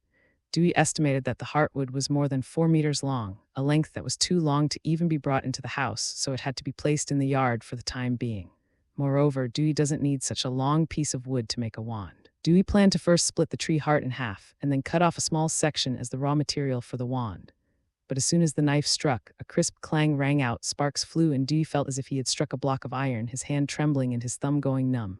Only a faint mark remained on the heartwood. So hard, Dewey was dumbfounded. He couldn't quite understand how he had managed to break the old willow tree trunk in 2. With no other option, Dewey had to find a professional carpenter to help him cut the heartwood with specialized tools. The hobbit carpenters were very grateful to Dewey, the hero who helped them defeat the tree people. When they heard that Dewey wanted their help to saw off the heartwood, they agreed without hesitation and offered to do it for free. Finally, after wasting more than a dozen saw teeth, the hobbit carpenter managed to saw the heartwood in half, but he was also exhausted, sweating profusely, and his arms were trembling. Lord Jur, this is all I can do to help. This heartwood is incredibly hard, no less so than cast iron. If you wish to further work on it, ordinary tools will be useless unless you use divine weapons, the hobbit carpenter earnestly advised. I understand, thank you. Dewey accepted his suggestion. Seeing the carpenter panting, he felt a little embarrassed and secretly placed the few silver coins he had left in his pocket on the table before leaving with the 2 pieces of tree heartwood. Dewey, who had returned to Zhuguo's house, looked at the 2 pieces of tree heartwood with a worried expression. It was already so difficult just to cut the tree heartwood in half. If it were to be made into a magic wand, it would be an even more delicate task. Not only would it require cutting and carving, but the raw wood would also need to be polished little by little into the ideal shape and size. Such skill cannot be accomplished with ordinary tools. Just as Dewey was struggling to figure out how to deal with Willow Heart, Rory Brandy Deer, who had overheard the story, offered a helpful suggestion when he invited Dewey to Brandy Hall. Jur, you might want to ask Tom Bombadil for help. You know he's lived a very, very long time, and his knowledge far surpasses that of anyone else in the world. He's always been helpful, and he might be able to help you with your problem. Besides, said Rory Brandy-Deer with a chuckle, he invited you to be his guest. Isn't this a perfect opportunity? Upon hearing Rory's words, Dewey's eyes lit up. He had almost forgotten about Tom's invitation. Moreover, Laurie is right. An ancient and powerful being like Tom Bombadil might possess some divine weapon that could easily cut through the hard heartwood. Although he kept Laurie's words in mind, Dewey did not immediately go to visit Tom Bombadil. Instead, he stayed at the Drow family's house, recovering from the aftereffects of the magic outburst while practicing crafting wands from wood. As for Zogo Baggins, ever since that night at the banquet, he has fallen in love with Dora Brandide and has been going out early and returning late, spending all his time happily running to the brandy room, practically making it his home. In response, Dewey, a single guy, after complaining that Zhuo Guo was heartless when it came to women, could only wish him to win the heart of his beloved soon. He remembered that Dora the Brand-Eyed was the mother of Frodo Baggins, the future protagonist of Lord of the Rings. He wondered if this time, because of him, the two of them had met earlier, and whether it would cause Frodo Baggins to be born earlier. A month passed in the blink of an eye, and Dewey had been in Bucktown for 3 whole months.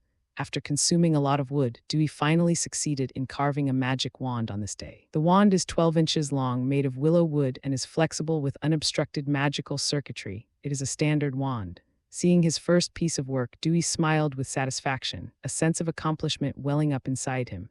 Having successfully crafted the wand, Dewey didn't linger. After telling Drago Baggins and Rory Brandy-Deer, he took the tree heart and rode his pony south, all the way to the confluence of the Willow River, and then went upstream along the riverbank. When passing through the valley where the old willow tree was, Dewey saw the old willow tree again. The old willow tree still stands rooted on the banks of the Willow River, with no sign of the soil being disturbed, as if it had always been there and had never left. Only the charred bark and the remaining lower half of the trunk confirmed to Dewey that it was the old willow tree that had forced him to unleash his magic. The old willow tree had fallen into a deep sleep and did not react strongly to Dewey's arrival. Only a few newly sprouted green leaves indicated that it was still alive. Dewey glanced at the old willow tree, but did nothing more, and continued walking upstream along the Willow River. Soon, a riverside path appeared in front of Dewey. Seeing the path, Dewey knew he wasn't far from Tom Bombadil's house. Sure enough, after walking along the path for another hour, Dewey finally saw a low house on a distant hill. It was already evening, and the houses in the distance had already lit up their lights. The warm orange light shone through the windows and open doors, guiding the way like a lighthouse. Tom Bombadil's house is located on the eastern edge of the old forest, bordering the ancient hills behind it.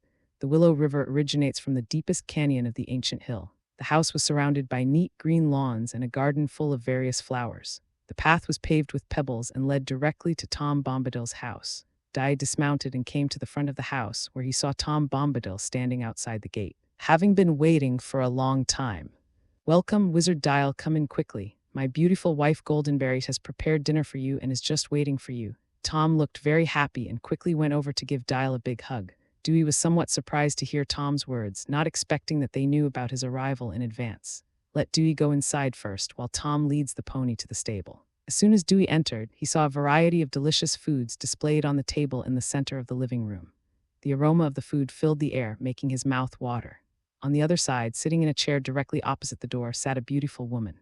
She had a head of thick, shoulder-length golden hair and wore a long, emerald-green dress adorned with shimmering silver threads like dewdrops, with a golden belt around her waist. At the woman's feet were many ceramic basins in which many water lilies floated. Welcome, my dear guest. The woman stood up from the chair, lightly stepped over the earthenware pot at her feet, and ran towards him with a charming smile. I am Goldenberry, the river's daughter. Old Tom said a young wizard has come to the forest. We haven't had any guests here for a long time. You must be starving. Come and have something to eat. It is my pleasure to serve you, Lady Goldenberry. I am the wizard Jur. Jur bowed slightly, his expression solemn. Tom Bombadil's identity is unknown. The woman in front of us, who looks like an elf, also has a mysterious identity. In the Ballad of Stagland, Goldenberry is the daughter of the Willow River goddess, a water fairy. One day when Tom was passing by the river, she mischievously grabbed his beard and dragged him into the water. From then on, Tom fell in love with Goldenberry, and the two soon got married and lived in a small house on the banks of Willow River. While the veracity of the Buckland ballads cannot be confirmed, Goldenberry does indeed have a close connection to Willow River. Seeing Dewey's serious expression, Jinmei paused for a moment, then a bright smile bloomed on her face. What a gentlemanly young man. Please don't be shy. This is Tom Bombadil's residence. All friendly guests are welcome. Invited by Goldenberry to sit at the table, Tom also came in and introduced Dewey with great joy and pride. It seems you already know each other, but I still want to formally introduce you to this. This is my beautiful wife, Goldenberry. She is my soulmate and the source of my joy. I can't imagine how life would be without her by my side." Sitting next to Tom, Goldenberry smiled gently, looking at her husband with loving eyes, and said while holding his hand, "Oh, Tom, I love you very much too. I can't imagine how dark life would be without you." Watching the two pouring out their hearts to each other as if no one else was around, Dewey silently put down the sausage in his hand. He felt a bit too full, and it's also somewhat redundant. However, the couple didn't forget that Dewey was their guest. They fed him a lot of lovey-dovey food while enthusiastically serving him all sorts of delicious food until Dewey really couldn't eat anymore, at which point they stopped offering him more rice with some regret. After dinner, it was time to chat. Tom was like a cheerful, carefree child, talking nonstop in a poetic tone about the tree, flower, and leaf he had seen. In his descriptions, everything seemed to come alive with color, vivid and lively. Jinmei, on the other hand, is a perfect listener. She always gazes at her husband with gentle and focused eyes, listening attentively to his interesting stories. In this atmosphere, Dewey was unconsciously immersed in it. As Tom narrated, vivid images kept appearing in his mind. He seemed to witness the growth of a tree, the blooming of a flower, and the withering of a leaf. He also seemed to become part of it, turning into a wisp of wind, a stone, or a tree. In this state of enlightenment, Dewey's soul seemed to break free of its shackles, becoming purer and stronger. His spiritual power surged, and the magic power within his body also increased at a rapid pace. Influenced by his magic, green grass grew on the ground of the house. The wooden furniture such as tables and chairs took root and sprouted again. Countless beautiful flowers bloomed on the walls, and the water lilies planted in the terracotta pots also blossomed. Moreover, this change has spread outdoors, with lawns and gardens growing rapidly. When Dewey emerged from this wondrous state, he saw a scene that made him feel as if he were in a garden, surrounded by countless green plants. Did he do this? Seeing Tom and Goldenberry staring at the plants and flowers growing on the table with curiosity, Dewey panicked and quickly apologized. "I'm so sorry, Tom, MS. Goldenberry, I didn't mean to. I don't know what happened." Tom interrupted Di's apology, looking quite pleased, and said cheerfully, "No need to apologize, Di. I love it this way. Look, we're surrounded by flowers and greenery. It's wonderful." He then picked a golden marigold and tucked it behind his wife's ear, saying, "Darling, this beautiful flower suits you best." "Oh, thank you, darling." Goldenberry smiled even more gently, turning to Di to comfort her, her eyes brimming with laughter. "Please don't be alarmed, Di. Actually, I should thank you. My water lilies have all bloomed." That's such wonderful news. Seeing that the two men didn't seem to blame him, Dewey finally relaxed. Feeling the abundant spirit and surging magic power and recalling the wonderful state just now, Dewey was excited and surprised. He remembered that he entered that state after hearing Tom's story. The feeling was like an epiphany in a cultivation story, which was very magical. It was just a moment of enlightenment, but it brought about earth-shattering changes in his spirit and magic. He knew that this adventure was brought to him by Tom, so he stood up and bowed solemnly to Tom to thank him. "Tom, I really don't know how to express my gratitude. Doyle is willing to serve you." Tom waved his hand, looking nonchalant. "I've told stories to many guests who come here, but they haven't been in your situation. There's no need to thank me, and I've already received your thanks, haven't I?" Tom pointed to the lush flowers around them, his blue eyes sparkling with delight. "This is the best gift." Dewey didn't say thank you again, but kept his gratitude in his heart. Although he knew that Tom was powerful enough that he didn't need to repay him, he would do his best to do so if he had the chance. It was late at night. After saying goodbye to Tom and the Goldberry couple, Dewey was arranged to stay in the guest room. The soft bedding made Dewey drowsy, his hazy gaze falling on the heartwood of the tree beside the bed. He thought he would ask Tom about it tomorrow, and then gradually drifted off to sleep. The next day, Dewey awoke from his dream to the sound of beautiful singing. After breakfast, Dewey finally found an opportunity to take out the heartwood of the old willow tree and ask Tom how to carve this iron-hard heartwood. Tom took the heartwood and flicked it with his fingers. Listening to the crisp sound of metal and stone, he nodded. "This is the heartwood of Old Man Willow, right? It is indeed a good material for making a wand."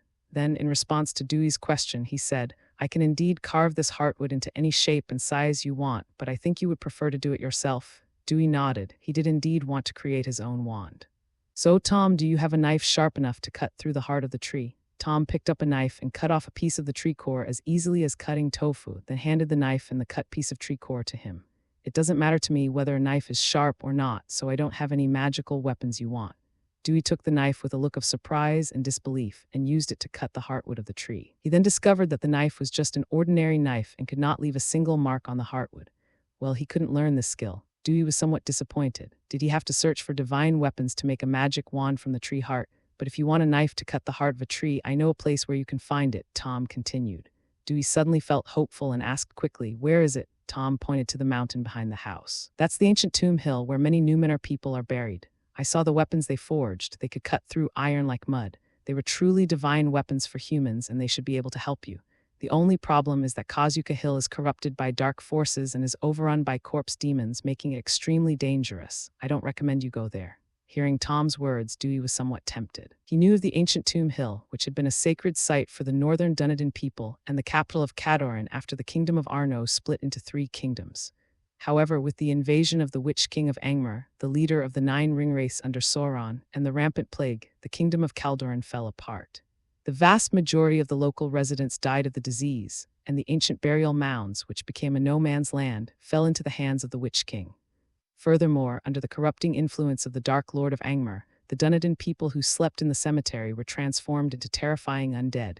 An ancient graveyard became a terrifying zone where no one dared to approach. The Dunedain are descendants of the Numenor, a formidable race that routed Sauron and his dark army, capturing Sauron and taking him back to Numenor Island. If the Númenóreans had not been later seduced by Sauron and had not dared to lead their fleet to Valinor, declaring that the sacred land belonged to them, thus offending the Valar and Iluvatar and incurring the gods' punishment, which led to the sinking of the island of Numenor. This demon king Sauron was merely a prisoner of the Númenóreans and posed no threat whatsoever. That said, as a sacred site for the Dunedain, the tombs at Gazmala are mostly the final resting places of Dunedain kings and nobles. According to their traditions, the deceased were buried with their jewelry, weapons, and other valuables.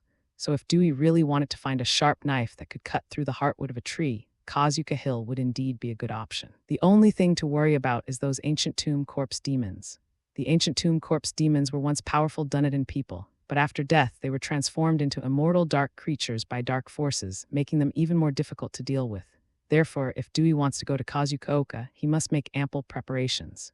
Since Tom knew about the situation at Kazuka Hill and lived so close to it, he must have some understanding of the Kazuka corpse demon. So he asked Tom about the corpse demon. Tom didn't hide anything. The corpse demons have bodies as hard as iron, immense strength, and lightning speed. Ordinary people can't even see them before they are attacked. Moreover, they appear in thick fog, making them impossible to spot. If you're attacked, you'll be cursed, weakened, and die, eventually turning into a corpse demon. More importantly, ordinary weapons are ineffective against corpse demons, and their bodies can quickly regenerate even after being attacked. Dewey's expression grew increasingly solemn as he listened. This corpse demon seemed even more difficult to deal with than the tree people in the old forest. Does that corpse demon have any weaknesses? Yes, there is one. The corpse demon is afraid of sunlight, and it will dissipate as soon as it is exposed to sunlight. But before Dewey could be happy, Tom added, but the corpse demons can create fog and hide in the thick fog, so even during the day it's not safe on the ancient mound. So if you insist on going to the ancient tomb hill, you must not let the corpse demon get close, especially when you encounter thick fog, because the corpse demon may be hiding in the thick fog. I understand. Thank you for your suggestion, Tom. Dewey temporarily abandoned his plan to go to Kazuka Hill right now. He decided to improve his strength first so that he would be more confident in getting what he wanted from Kazuka Hill. So he turned his attention to the first willow wand he had successfully made. This wand was originally just a practice piece he made, but he kept it because it had sentimental value. But since the tree heart wand can't be made right now, he simply finished this half-finished wand to use as a substitute for the wand he needed most. The wand consists of 2 parts, the wand body and the wand core. The wand body is now complete, but the wand core is still missing. In the magical world, wand cores are often made from parts of magical creatures. For example, Ollivander liked 3 magical creatures: dragon heartstrings, unicorn hair, and phoenix feathers. But in Middle-earth, there are no creatures like unicorns or phoenixes. As for the fire dragon, Lonely Mountain does have one. Putting aside the fact that distant water cannot quench immediate thirst, even if the dragon were right in front of him, he currently lacked the strength to kill it and obtain the dragon heartstring. Just as Dewey was wondering where to find the wand core, he saw Lady Goldenberry sitting between water lily pots, combing her long hair, and his eyes lit up. Lady Goldenberry is the daughter of the river and undoubtedly possesses extraordinary magic. If her hair were used to make the core of the wand, it should be effective. Beautiful Lady Goldenberry, may I have a strand of your hair? Dewey asked Goldenberry. Hey kid, Goldenberry is mine. Tom jumped up, glaring at Dewey with a wary look. Goldenberry smiled brightly, took Tom's hand reassuringly, and looked at Dewey with gentle yet wise eyes, asking, Can you tell me what you want my hair for? Dewey quickly explained, It's like this, MS. Goldenberry, my wand is missing a core, so I'd like to make a wand using MS. Goldenberry's hair, but please forgive my rudeness if it offends you. It's nothing. Goldenberry didn't mind at all, casually plucked a golden hair and handed it to him and asked, Is one enough? I can pluck a few more if you need them. Enough, Dewey said hurriedly. He felt like Tom was going to glare him to death if he pulled any further. Upon receiving the strand of Goldenberry's hair, Dewey immediately sensed its magic and the aura of water. Dewey was overjoyed. This was absolutely perfect for making wands and far more effective than the fur of magical creatures from the wizarding world. "Hey kid, Goldenberry gave you a hair, so I'll give you a beard too." Tom was annoyed that Dewey had received a hair from his wife, so he immediately plucked a beard, determined to be a perfect match for his wife. Dewey was surprised by this unexpected joy and was overjoyed. He didn't mind Tom's beard at all. Although Tom's identity was mysterious, he was undoubtedly very powerful and ancient, and his beard naturally contained something extraordinary. But before he could even feel happy, he was astonished to see the whisker quickly wrap around Goldenberry's hair, completely merging into a thicker, intertwined golden brown hair. Dewey was dumbfounded, then didn't know whether to laugh or cry. "I never expected old Tom to be so jealous. He'd get jealous of even a single hair." He picked up the hair and beard and examined it carefully, his eyes lighting up immediately. He was initially worried that the two strands of hair intertwining would create a conflicting attribute, making them unsuitable for crafting a staff core. Unexpectedly, the two strands of hair merged very well, increasing their magical properties several times over. Now that he had the core, Dewey began preparing to make a wand. Since he couldn't carve the heartwood, he could only make a wand from willow wood and Tom and Goldenberry's hair. As for the core of the tree heart wand, he would see later whether he could replace it with a willow core or find another suitable core. Although a wand has a shaft and a core, making a wand is not as simple as just stuffing the core into the shaft and casting a spell. It requires a series of complex steps and rituals. Dewey first collected the dew that had not yet been exposed to the sun in the early morning until he had collected a whole small basin of it. Then he soaked the willow wood shaft and the hair used as the core in the dew and placed it under the moonlight for 7 days to ensure that the performance of the shaft and core was maximized. Dewey then went into the old forest and began searching for magical trees that could produce resin, eventually finding a giant pine and a lacquer tree. Using a petrifying spell to immobilize the two restless and hostile trees, Dewey cut open the bark of the pine and lacquer trees with a knife before sunrise to collect the pine and lacquer resins. With all this done, the wand-making process officially began. Dewey used a special drill to drill a small hole from the end of the willow wood, deep enough to hold a strand of hair. Magical runes were carved into the inner walls of the holes to serve as nodes for magic conversion. Then, using long tweezers, grasp the hair and carefully insert it into the hole, ensuring the hair strands are evenly distributed within the cavity. Next, carefully pour the melted pine resin into the hole, being careful not to create any air bubbles. Once the resin has completely filled the pores and dried naturally, the hair and wand will fuse together completely under the adhesive of the resin. Having done all that, Dye carefully sanded the wand until it was smooth and then applied tree lacquer. Thus, a complete magic wand was created. Even at this point, the wand still cannot cast spells. A final and crucial ritual is still required. On another full moon night, Dewey held his wand in the moonlight, waving it in specific movements, continuously infusing it with magic while chanting incantations. Runix and Scurryberry Spear Sororisansha. As the lengthy incantation was chanted, moonlight gathered, forming a silvery gas which was then absorbed by the wand. In a daze, Dewey heard a faint heartbeat coming from the wand. The wand in his hand seemed to come alive, becoming extraordinary. Fluorescent flashing, a bright light appeared at the tip of the wand, illuminating Dewey's smile. Only when he held the complete wand in his hand did Dewey realize the difference. If the magic power within him is the water in a reservoir, then the wand is the valve that controls the water flow from the reservoir. His previous wandless spellcasting was like digging a hole in the reservoir. Although it can still produce water, the amount of water produced is uncontrollable. And if not handled carefully, the dam may break and floodwaters may pour out, causing serious magical accidents and endangering lives. More importantly, for the same power of magic, casting with a wand consumes only 1/10 of the magic power required to cast without a wand, resulting in a stable and continuous output of magic power and a significantly reduced difficulty in casting. Dewey gripped the wand tightly with delight. With this wand, his power would be further enhanced.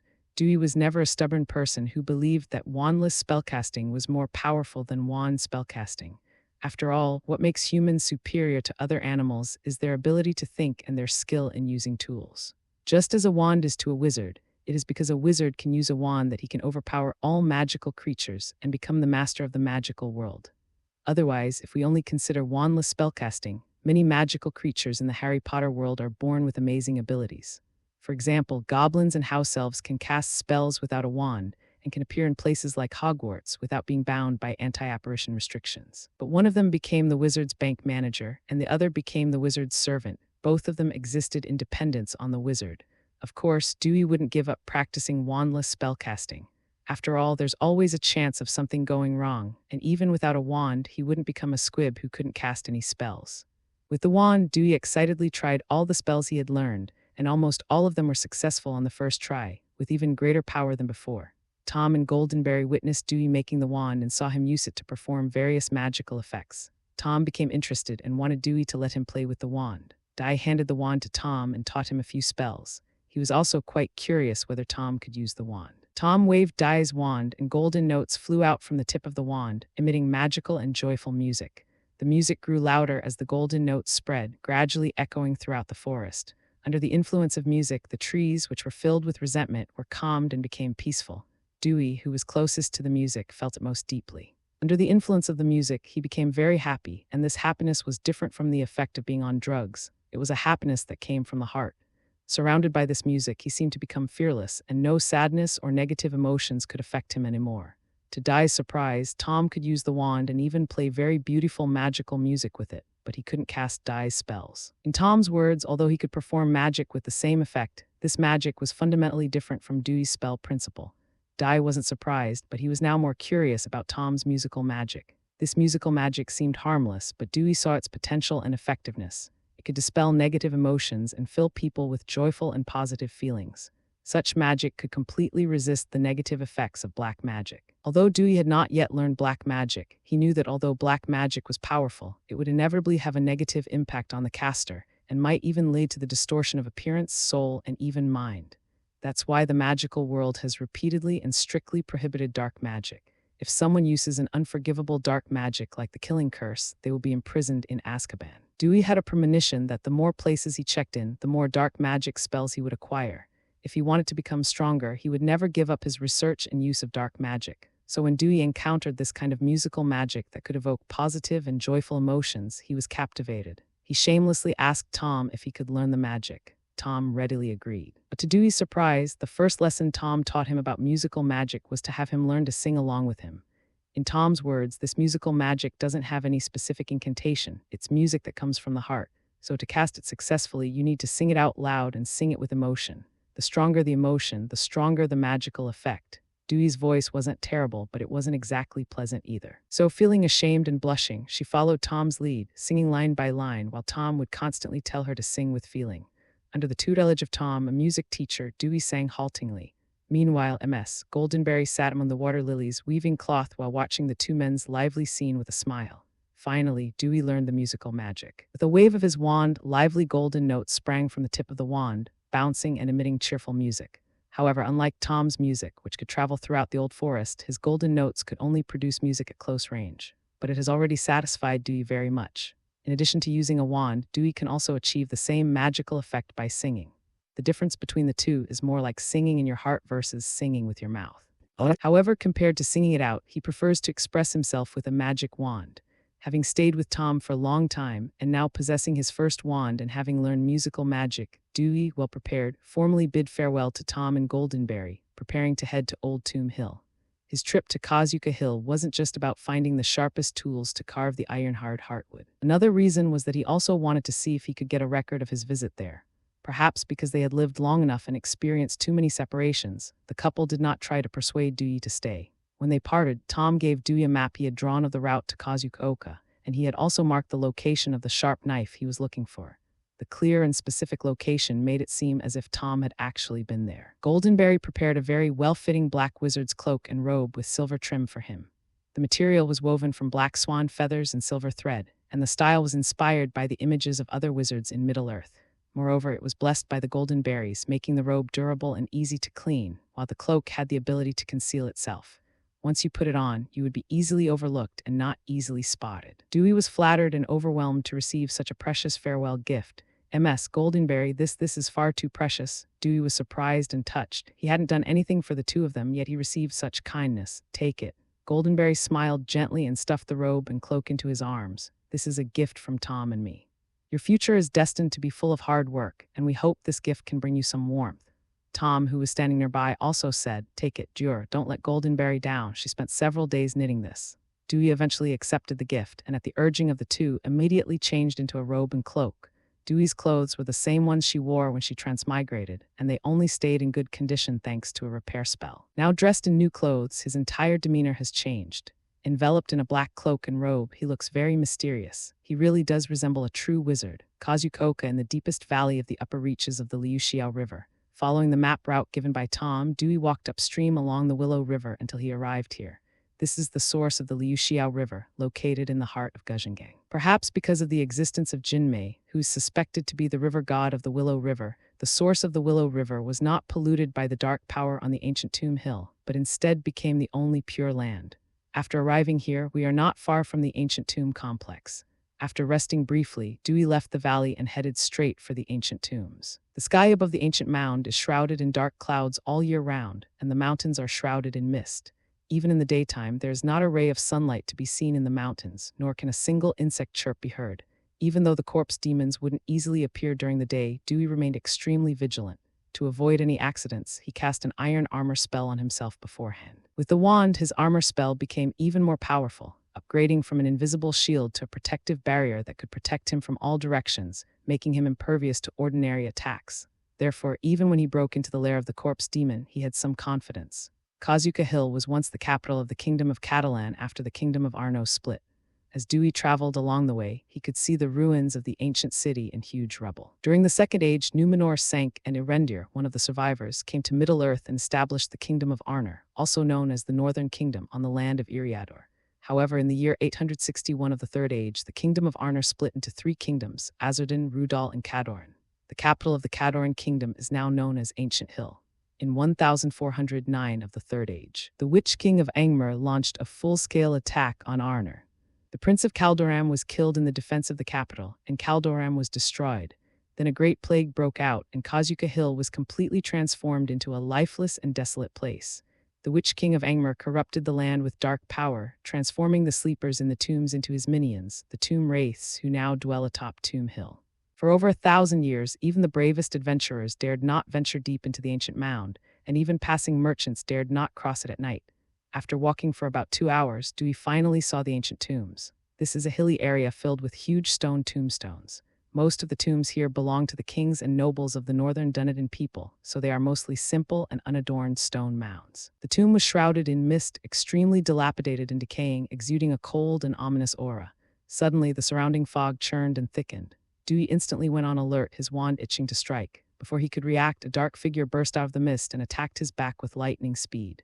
Bang! The shadowy figure crashed into an invisible barrier, and the enormous recoil sent it flying. Dewey quickly turned around and finally saw what the attacker looked like. It was a tall man, dressed in tattered and decaying armor, with eyes that gleamed with an eerie and sinister light and gray, withered skin that clung tightly to his skull, exuding an aura of evil and death. It's an ancient tomb corpse demon. Dewey was also taken aback. He hadn't expected the corpse demon to be so fast. If he hadn't set up the iron armor spell in advance, he would have been ambushed by the corpse demon. The corpse demon, having failed in its first sneak attack, charged at Dewey again. Now that he was prepared, Dewey naturally wouldn't sit idly by and wait for others to attack. He raised his wand, waved it, and chanted, "Petrify them all." The petrification spell struck the charging corpse demon directly, instantly turning it to stone and freezing it in place. Seeing the petrified corpse demon, Dewey dared not be careless. He controlled 2 cleavers and slashed fiercely at the corpse demon's neck. Clang! The cleaver sparked. Hiss! Dewey gasped. Although he already knew from Tom that the corpse demon was hard to kill, he didn't expect it to be so tough that even a cleaver couldn't cut it. Dewey, refusing to believe in superstition, continued to slash with the throwing knife. Under the relentless hacking, the corpse demon's neck was finally slashed open, revealing black, rotting flesh and stark white bones. But before he could rejoice, a surge of black energy erupted from the wound, and then the wound healed rapidly at an eerie speed. At the same time, the petrified corpse demon suddenly regained its mobility, as if it knew that Dewey was not easy to deal with. Instead of attacking, it quickly darted into the mist and hid. Damn it, Dewey couldn't help but curse under his breath. He hadn't even mentioned the old willow tree's magic resistance before, but how come a corpse demon also had such high magic resistance now? He roughly calculated that only 4 or 5 minutes had passed since the petrification curse was cast on the corpse demon. Dewey sensed that his trip to Kazuka Hill was going to go wrong, given how quickly the petrification curse had been broken. The corpse demon vanished into the mist and did not reappear for a long time, as if it had already left. But Dewey dared not relax because he could feel a pair of malicious eyes staring intently at him, ready to pounce again if he let his guard down even slightly.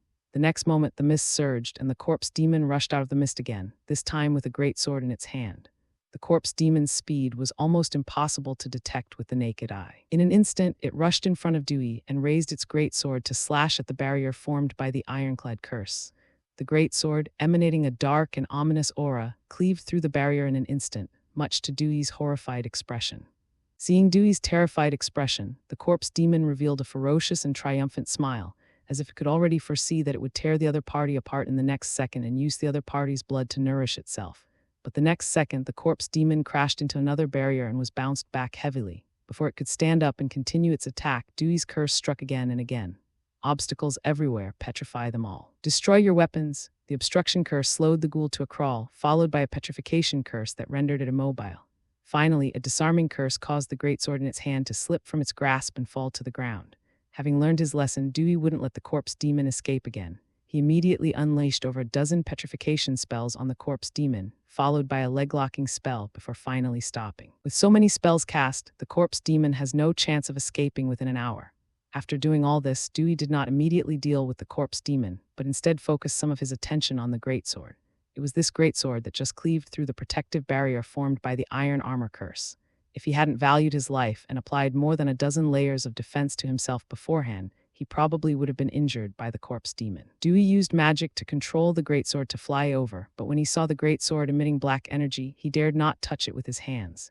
Because the sword was filled with an ominous aura, a kind of curse, anyone who dared to touch it would be cursed and suffer bad luck. Dewey looked at the greatsword, then at the petrified corpse demon, and suddenly his eyes lit up. Since ordinary weapons can't hurt the corpse demon at all, this greatsword, which is full of curses and ominousness, should be useful against it, right? With a whoosh, the greatsword transformed into a sword shadow, piercing straight through the corpse demon and leaving a large hole in its chest. The corpse demon's aura weakened considerably, and the black mist surrounding it also faded somewhat. It works. Dewey's eyes lit up, and he quickly continued to strike. With each thrust of the sword, the corpse demon's aura dwindled, and its withered gray skin began to rot and fall off. With another sword strike, the corpse demon's head was severed instantly. With a roar of unwillingness, a thick black aura erupted from the corpse demon's body, instantly shooting straight into the sky and exploding and dissipating in the air. The corpse demon's body collapsed as if it had lost its support and quickly decayed, leaving only a pile of bones. Dewey breathed a sigh of relief after dealing with the corpse demon, but it also made him more vigilant. The commotion just now was so loud that it might have awakened the other corpse demons in the ancient tomb. We must act quickly and decisively. He quickly continued walking forward based on the information Tom had given him, constantly paying attention to the tombstones he passed. The inscription on the tombstone had been corroded and was illegible, and Dewey's mission was to find the tomb of a prince. That was the last prince of the kingdom of Catalan, who died in the battle to defend the city against the Witch King of Angmar and was buried in ancient mound. Tom said that there was a sharp knife that Dewey was looking for in his tomb. However, before Dewey could find the prince's tomb, the system reacted first. Hogwarts check-in system, location, ancient tomb hill, check-in required, check-in, sign-in successful. Congratulations on receiving the dark magic book, Curses and Anti-Curses. A book with a grotesque, pained face painted on its cover appeared out of thin air. A book of black magic. Dewey was also taken aback. He hadn't expected to receive this from the sign-in. However, he couldn't bother to look through the dark magic book now because the surrounding fog suddenly became very thick, and there was also the sound of something breaking out of the ground. Clearly, there are corpse demons emerging, and more than one. Uneasy, Dewey added a dozen more layers of protection to himself, then gripped his wand tightly, ready to defend against the corpse demons that might rush out of the mist. At the same time, the corpse demon's greatsword hovered beside him, ready to fly out and pierce through the enemy at any moment. The next moment, the mist surged, a gust of wind swept in, and a corpse demon attacked first. As expected, he was bounced back by the magical barrier, and before he even landed, he was hit by Dewey's petrification spell. Before Dewey could finish casting another spell, 3 more corpse demons burst out of the mist, each wielding a cursed and ominous greatsword. The corpse demon was incredibly fast, arriving in front of Dewey in the blink of an eye. It cleaved through a magical barrier with a single sword strike and attempted to continue its attack. Petrify them all. Petrify them all, petrify them all. Dewey reacted quickly, unleashing several spells in quick succession. But this time the corpse demons were clearly smarter. Apart from one being struck and petrified, the other 2 corpse demons knew how to dodge and quickly avoided the curse. However, before the 2 corpse demons could feel smug, the greatsword controlled by Dewey turned into a blur and instantly pierced through the body of one of the corpse demons. The corpse demon paused, and the next second it was struck by Dewey's curse and its greatsword was disarmed. The remaining corpse demon failed to escape. The great sword that had been disarmed became Dewey's most powerful weapon. Surrounded by flying swords from three sides, it was instantly impaled by the three great swords and eventually joined the ranks of the other corpse demons. After dealing with the last corpse demon, Dewey quickly cast several petrification spells on it and the other corpse demons to prevent them from breaking free again. Then, just like when dealing with the first corpse demon, he used its own sword against it, continuously cutting down the corpse demon's health bar with the corpse demon's greatsword. Finally, accompanied by several wisps of black energy shooting straight into the sky, the corpse demons collapsed powerlessly and quickly turned into a pile of white bones. Dewey put away several greatswords from the corpse demons, originally intending to speed up the process, but stopped when he saw some jewelry and burial items on the corpse demons. He then wrapped all the jewelry and burial items in old clothes. I didn't touch them with my hands at all because these jewels, like the greatsword, were cursed.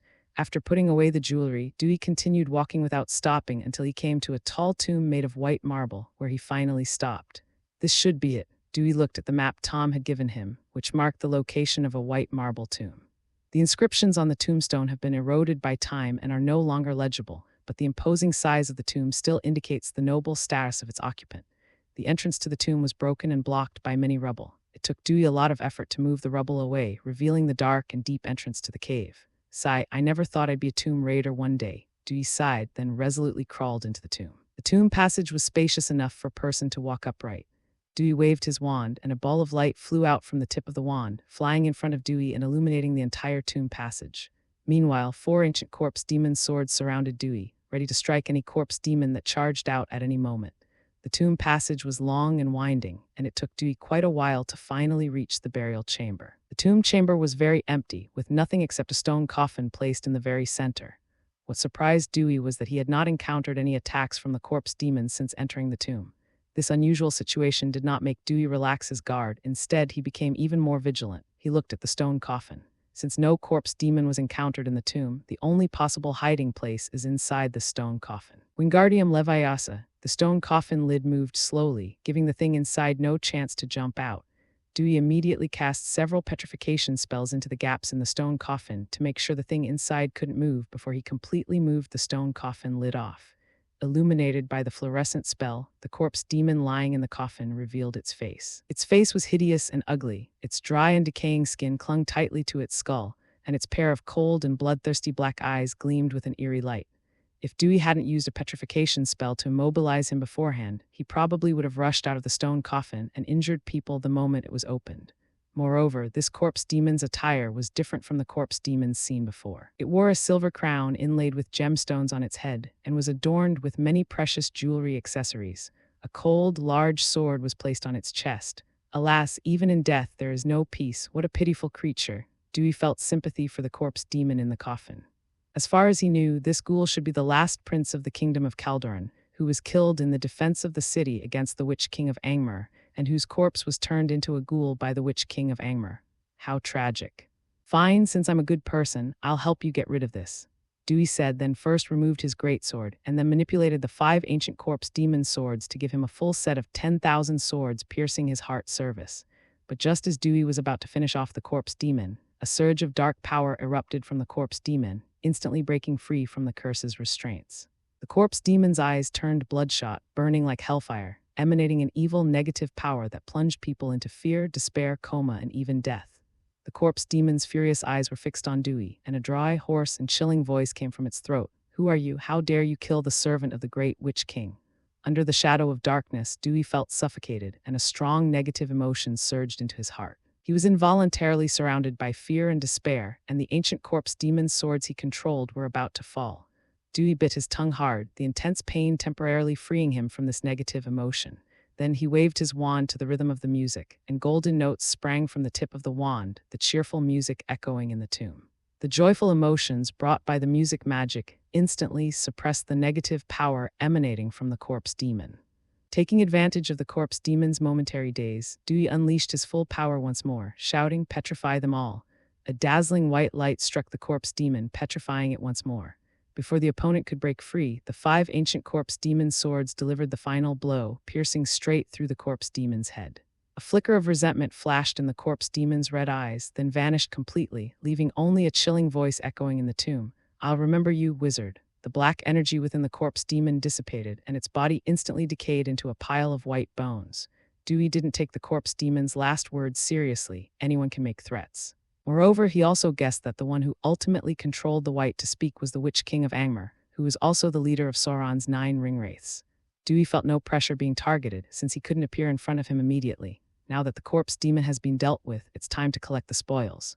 Dewey collected all the jewelry and crown from the corpse demon without any hesitation, and then found 4 daggers at the corpse demon's feet. The dagger, made of some unknown material, showed no signs of rust even after 1,000 years, still gleaming silver and radiating a chilling sharpness.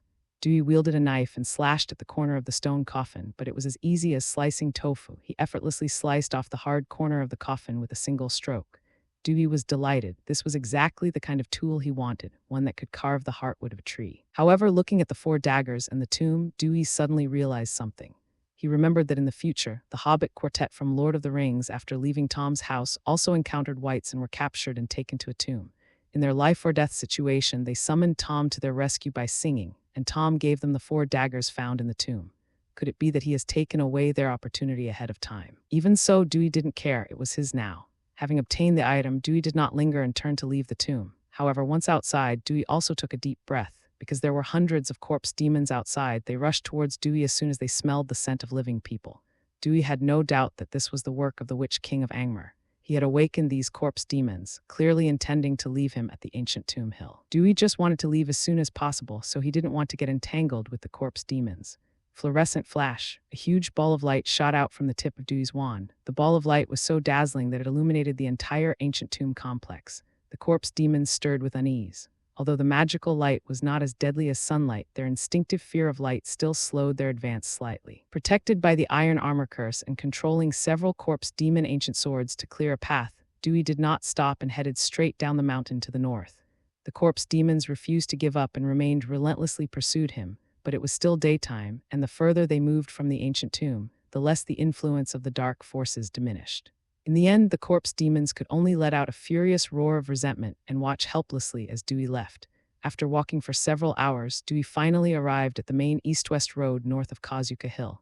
The east-west avenue is one of the most important routes in the Erebor region. Heading east from Dewey's current location, the nearest town is the human settlement of Barry. Heading west, you'll pass through the Old Forest and Stag's Land, then cross the Brandy Bridge and enter the Shire region. Dewey glanced eastward, then turned and walked westward. He's not in a hurry to go to Barry Town to sign in, but before that, he wanted to air out the things he brought from Kazuka in the sun. So he laid out the 5 ancient swords of the corpse demon, the 4 daggers, and all the jewelry from the cloth bag on the ground so that the sunlight could shine on them. Under the sun's rays, the curses and ominous power carried by these items were purified by the sunlight, turning into wisps of black mist and dissipating. The dagger remained unchanged, still sharp and gleaming silver in the sunlight. Jewelry seems to have been stripped of its embellishments, becoming even more dazzling and radiant. The only pity is that after the 5 ancient swords of the corpse demon were purified of the curse and ominous power, they became dilapidated and lost their power to ward off evil. After the purification was complete, Dewey packed his things again and began his return journey. Now, more than half a year has passed since he traveled to Middle-earth, and he is preparing to return to Hobbiton. Having been out for so long, he wanted to go back to where he had just arrived to catch his breath. Besides, he hadn't yet given Bilbo the big bag of tobacco he bought, and he couldn't let it go to waste. Of course, most importantly, the time for the dwarves' expedition to Lonely Mountain is not far off. It was now January of the Third Age, 2941. He remembered that Bilbo had joined the Lonely Mountain expedition in that year, officially embarking on his adventure. If he didn't want to miss it, he had to meet up with Bilbo before then. Dewey walked westward, summoning the magic book he had obtained from signing in at Kazuka as he went. Dewey raised an eyebrow at the grotesque, pained face depicted on the book's cover. Truly a book of dark magic, even the cover was terrifying. He was even more curious about the contents. Dewey opened the book and began to read it carefully. The more he read, the more shocked he became by the bloody and evil contents. Curse magic is a type of black magic. Although it is not as fast-acting or powerful as other black magic, it is the most evil and irreversible. For example, Voldemort placed a curse on the position of defense against the dark arts, causing every defense against the dark arts professor who takes office to suffer misfortune within a year, ranging from serious injury to death. Even Dumbledore, who is known as the most powerful wizard, couldn't solve it. There are also the most tragic blood-cursed orcs in the magical world who are also cursed. Moreover, the curse is inherited through bloodlines. Anyone cursed will gradually lose their humanity over time and eventually become an animal without thought or reason. Moreover, the process is irreversible. The book Curses and Anti-Curses records many methods of cursing, such as making voodoo dolls and then placing the personal belongings of the person you want to curse on the voodoo doll, so that you can control the life and death of the other person through the voodoo doll. You can also curse someone's name, photo, etc., causing them to fall into weakness or nightmares without their knowledge and eventually die from weakness. It can even curse objects, causing those who touch them to suffer a painful and agonizing death. Moreover, the strength of a curse depends entirely on the caster's malice and the amount of magic power. Once a curse is cast, it is virtually impossible to break. Therefore, curses have always been strictly forbidden in the magical world, and once caught, the consequence is imprisonment in Azkaban for life. Dewey closed the book and took a deep breath. It truly lives up to its reputation as the most evil form of black magic. The bloody illustrations in the book made Dewey feel physically uncomfortable. Some of the most malevolent curses can only be successfully cast at the cost of human lives and blood. Even so, Dewey never considered not learning it. In his philosophy, he may not need to curse, but he cannot be without it. In case of an emergency, this will be his last resort and means. Dewey especially coveted the voodoo dolls, as they were perfect for scheming. With just a photo, hair, nails, a piece of clothing, or even just the name of the victim, one could use them to curse them and cause harm. It can also be used to transfer harm or even make the other person hopelessly infatuated with you. Dewey even thought that if he had a voodoo doll, he could cast a curse like when the Witch King of Angmar threatened him in the tomb, killing him instantly no matter how far away he was. However, given the Witch King of Angmar's current state as a ringwraith, it's uncertain whether he can even be considered alive, and it's unknown whether casting a curse would be effective. Dewey was troubled again when he thought about the materials needed to make voodoo dolls. According to the book, the raw material for making voodoo dolls requires the magical plant mandrake from the magical world. But where in Middle-earth would mandrakes come from? The mandrakes in the magical world are different from ordinary mandrakes. They are alive. The roots of the mandrake resemble a small human figure, and when pulled from the soil, they emit a sound like a baby crying, a sound that can be deadly. In reality, there is indeed a mandrake, also known as poisonous ginseng eggplant or poisonous apple, but it does not emit a deadly cry and is just an ordinary plant. However, Dewey thought that perhaps he could use the methods of herbalism to cultivate magical plants and turn ordinary mandrakes into magical plants. After all, he had already successfully cultivated 2 plants of Dictamnus dasycarpus and produced Dictamnus dasycarpus essence. Therefore, if he could cultivate the magical plant mandrake, he could not only make voodoo dolls, but mandrake is also an important ingredient in high-level potions, which would be very beneficial for his future potion making. Speaking of potions, now that Dewey has a wand, he has begun to consider studying potion science. He obtained potions and elixirs when he checked in at Frog Village, but because potion making requires not only various magical herbs, but also a wand, he temporarily put potion learning aside. However, potions is one of the compulsory courses at Hogwarts, and it is also one of the most important and indispensable subjects in the magical world. Potions not only possess the ability to cure various magical accidents, but also have healing effects that spells cannot replace. Moreover, it has various magical effects, such as being able to transform into other people's compound potions, gain good fortune, revive the dead, or even become an elixir of immortality. Dewey knew that he would be going to different places to sign in the future, and the dangers he would encounter would probably be greater than those of the corpse demon, so magic potions were an essential life-saving item. So in addition to finding mandrake, Dewey also has the task of collecting various potion ingredients, and you also need a cauldron for brewing the potion. Following the east-west avenue, we passed through the old forest and arrived at the Brandy Bridge. Dai turned and headed south. He needed to go to Buckland first, as his carriage was still at Drogon Baggins' house. He also wanted to visit Rory Brandy Deer to see if he could use the power of the Lord to help him collect some materials. Arriving at Zhuguo's house in Xinglu Town, Dewey knocked on the door. The door opened, and Zhuguo peeked out from inside, his face lighting up with delight upon seeing Dewey. "Jur, you're back." Dewey smiled and said, "It's been a month since I last saw you. I'm glad to see you still look as radiant as ever." After the initial surprise, Zhuguo looked Dewey up and down, her eyes widening. "Wow, Dewey, you look like a wizard now. Thank you for your compliment." Dewey accepted the praise with a smile. The robe that Goldenberry made for him suited him perfectly. It was durable, warm, and comfortable. More importantly, the outer cloak was blessed by Goldenberry, so that passers-by would unconsciously ignore him unless he wished to. Dewey noticed this situation as he entered Buck's territory. After all, as the hero who repelled the tree men of the old forest, he was a household name in Stag Country. But when he entered the city, not a single hobbit noticed his strikingly tall stature. In a sense, Dewey's cloak is similar to an invisibility cloak. Of course, Dewey did not think that he could act recklessly with the cloak. The blessing on the cloak was more to make others ignore him, but if he encountered someone with a strong will or great strength, he would still be noticed. However, Dai was still very satisfied and grateful for the gift that Ms. Goldenberry had given him. Afterwards, Dewey stayed at Zhuguo's house again. Under Zhuguo's expectant gaze, Dewey also talked about his experiences during this period. When the hobbit heard that Dewey had gone to the ancient tomb hill and encountered the ancient tomb corpse demon, he couldn't help but gasp. Although ancient tomb hill and Stagland are far apart, even Zhuguo had heard of the terror of ancient tomb hill, and the ancient tomb corpse demon was terrified of it. But he didn't expect Dewey to dare to venture into ancient tomb hill alone and emerge unscathed, which gave Zhuguo a deeper understanding of Dewey's strength. "So these are all the spoils you obtained from the ancient tomb hill?" Zhuguo asked, his eyes filled with awe and admiration as he looked at the 5 ancient corpse demon swords, 4 daggers, and a pile of dazzling jewelry that Dewey had taken out. Dewey pushed the jewelry and accessories in front of Zhuguo and said with a smile, "Pick one you like as a souvenir." As for the corpse demon ancient sword, this kind of heavy sword is not only unsuitable for hobbits, but even Dewey would have great difficulty wielding it, so it is not suitable as a gift. The 4 sharp daggers were forged by the people of Dunedin in the north to fight against the Witch King of Angmar. They can cut through iron like mud, and are also engraved with spells that can break the Witch King of Angmar's magic.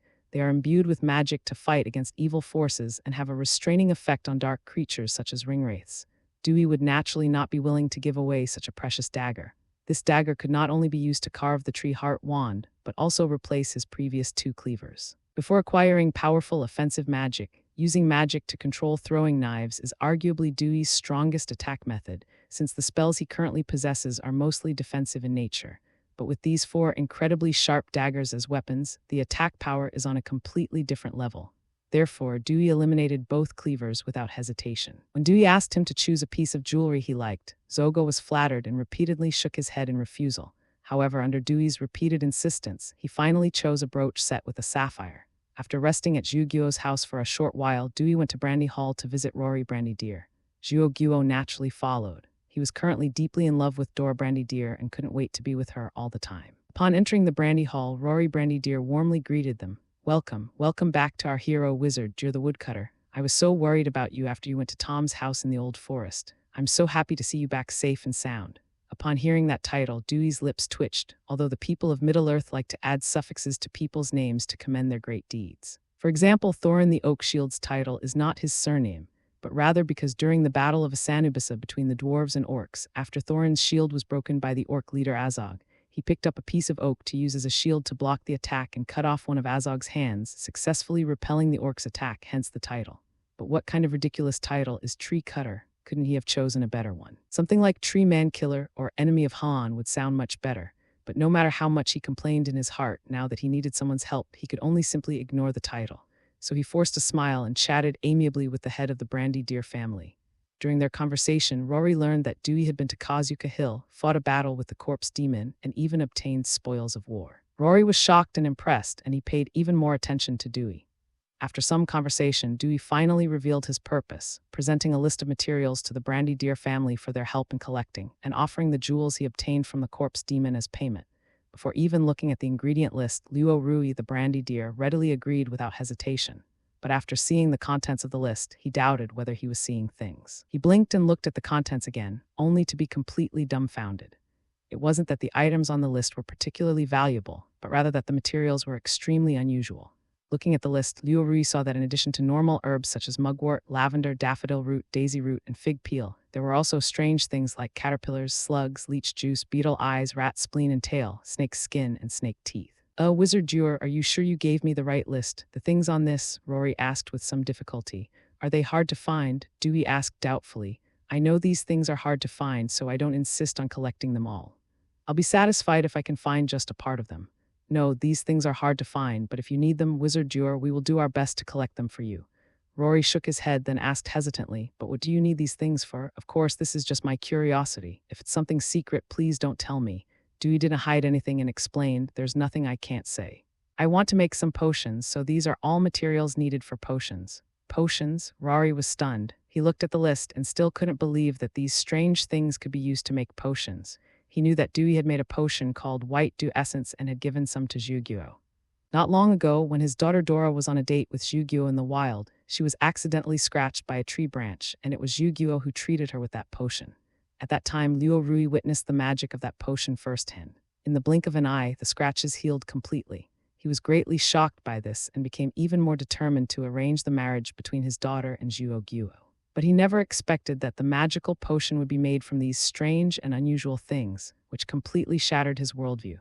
Regardless of his thoughts, Rory was still willing to do his best to help Dewey with this favor. He was also quite curious about what kind of magic potion these things would eventually be made into. Dewey was very grateful and remembered the favor, but declined Rory's offer to help for free, as he already had a lot of jewelry and was not short of money. After saying goodbye to Rory and leaving Brandy Hall, Dewey went to the blacksmith shop and asked the blacksmith to make a crucible based on the drawings he had drawn, using silver with strong magical properties as the material. Afterwards, Dewey returned to the Zogo family and took out a small piece of tree heartwood, which was a piece that Tom had cut off earlier. It was the perfect size to make a wand. Dewey took out a dagger and carefully carved into the heartwood of the tree. The tree heartwood, which was originally as hard as iron, was now as smooth as wax under the dagger and was easily cut through without any effort. Although Dewey had been prepared, he was still very happy. He was also very impressed with the craftsmanship of the Dunedin people. Such daggers were truly divine weapons, and he had 4 of them at once. Dewey was already very skilled at wand carving and carefully carved the heartwood bit by bit.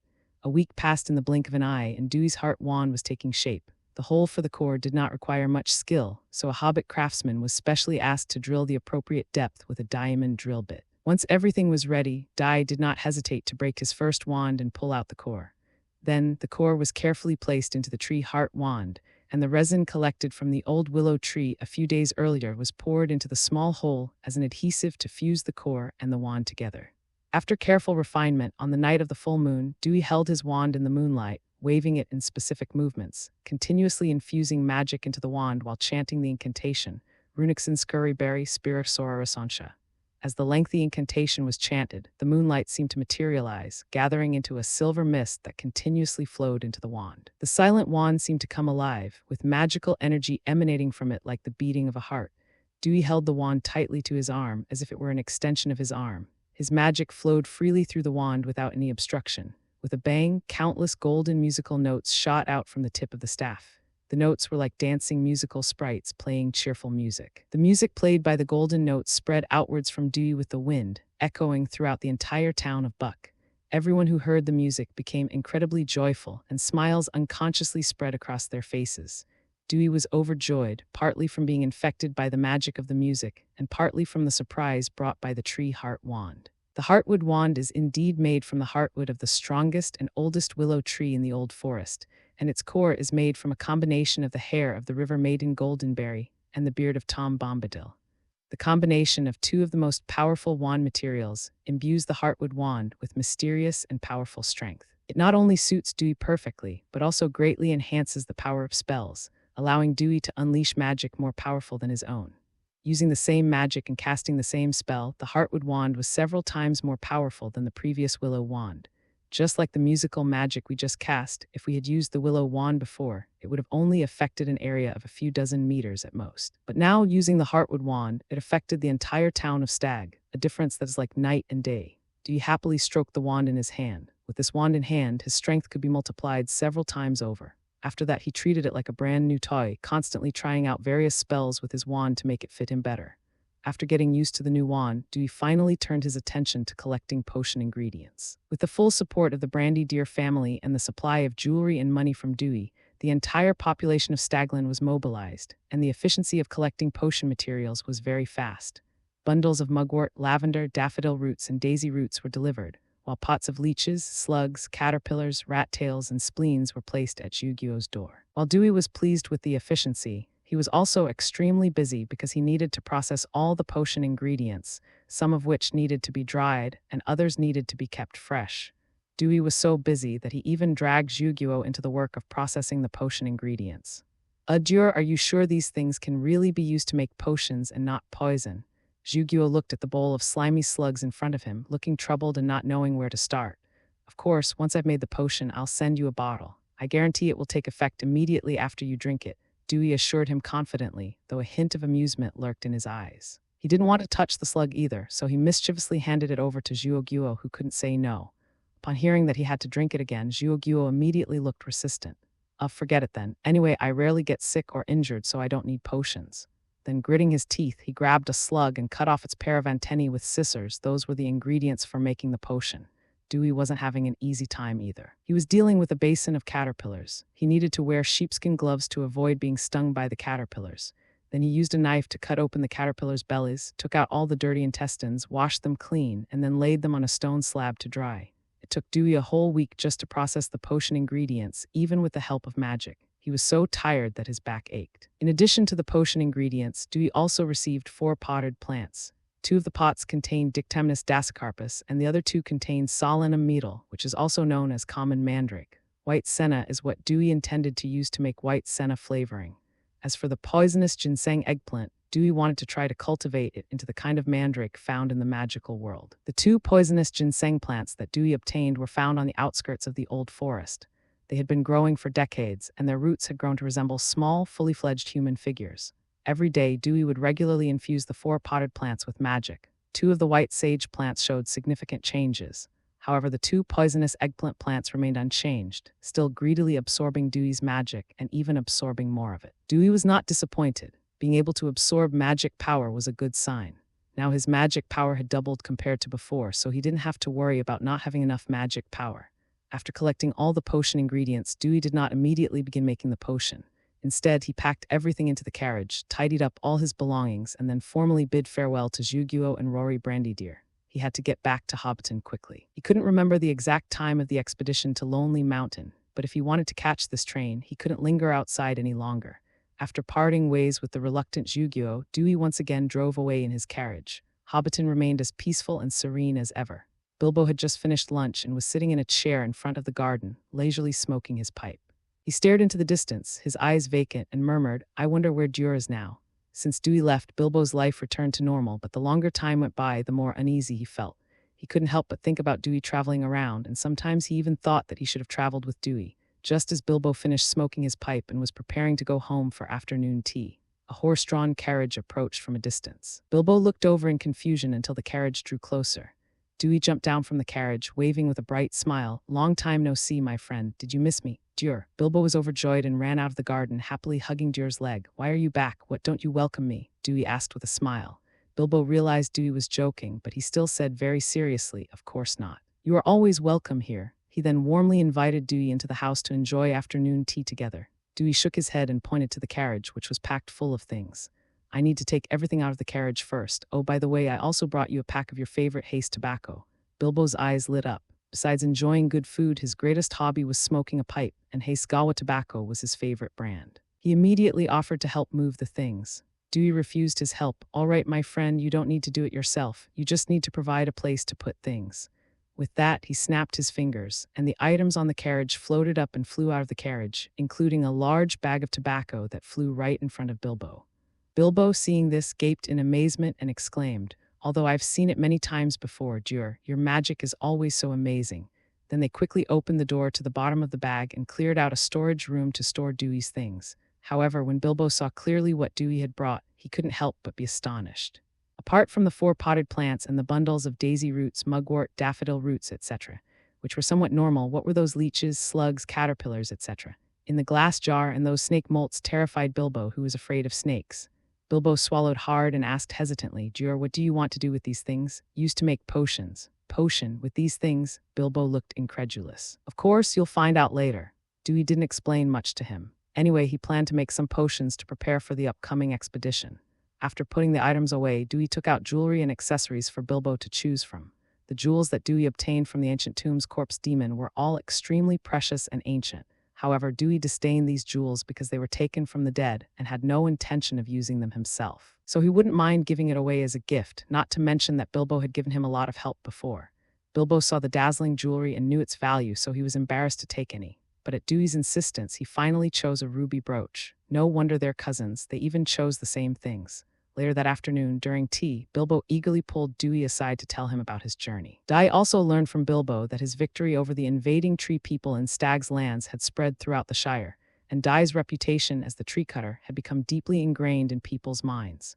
The reason this news spread so quickly was partly due to the promotion by the Brandydeer family from Buckland. Dewey was speechless, but had no choice but to accept the nickname that sounded like a lumberjack. What Dewey didn't know was that his name was known not only in the Shire, but also in the town of Barry outside the Shire. Among them, the Leaping Horse Inn in Barry Town is a place of rest for many merchants, adventurers, knights-errant, and even dwarves in Middle-earth, so unsurprisingly his name will spread throughout Middle-earth along with these people. After finishing his afternoon tea, Dewey didn't rush to start making potions. Instead, he summoned a spellbook. The cover of the magic book reads Elementary Transformation Guide. When Dewey returned to Hobbiton from Bucktown, he didn't go straight back along the east-west road. Instead, he deliberately took a detour from the north, visiting Hardshire and Longcliffe in the northern part of the Shire to make his mark.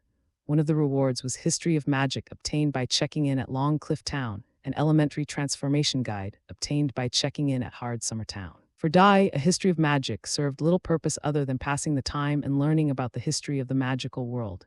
However, the Elementary Transfiguration Guide is different.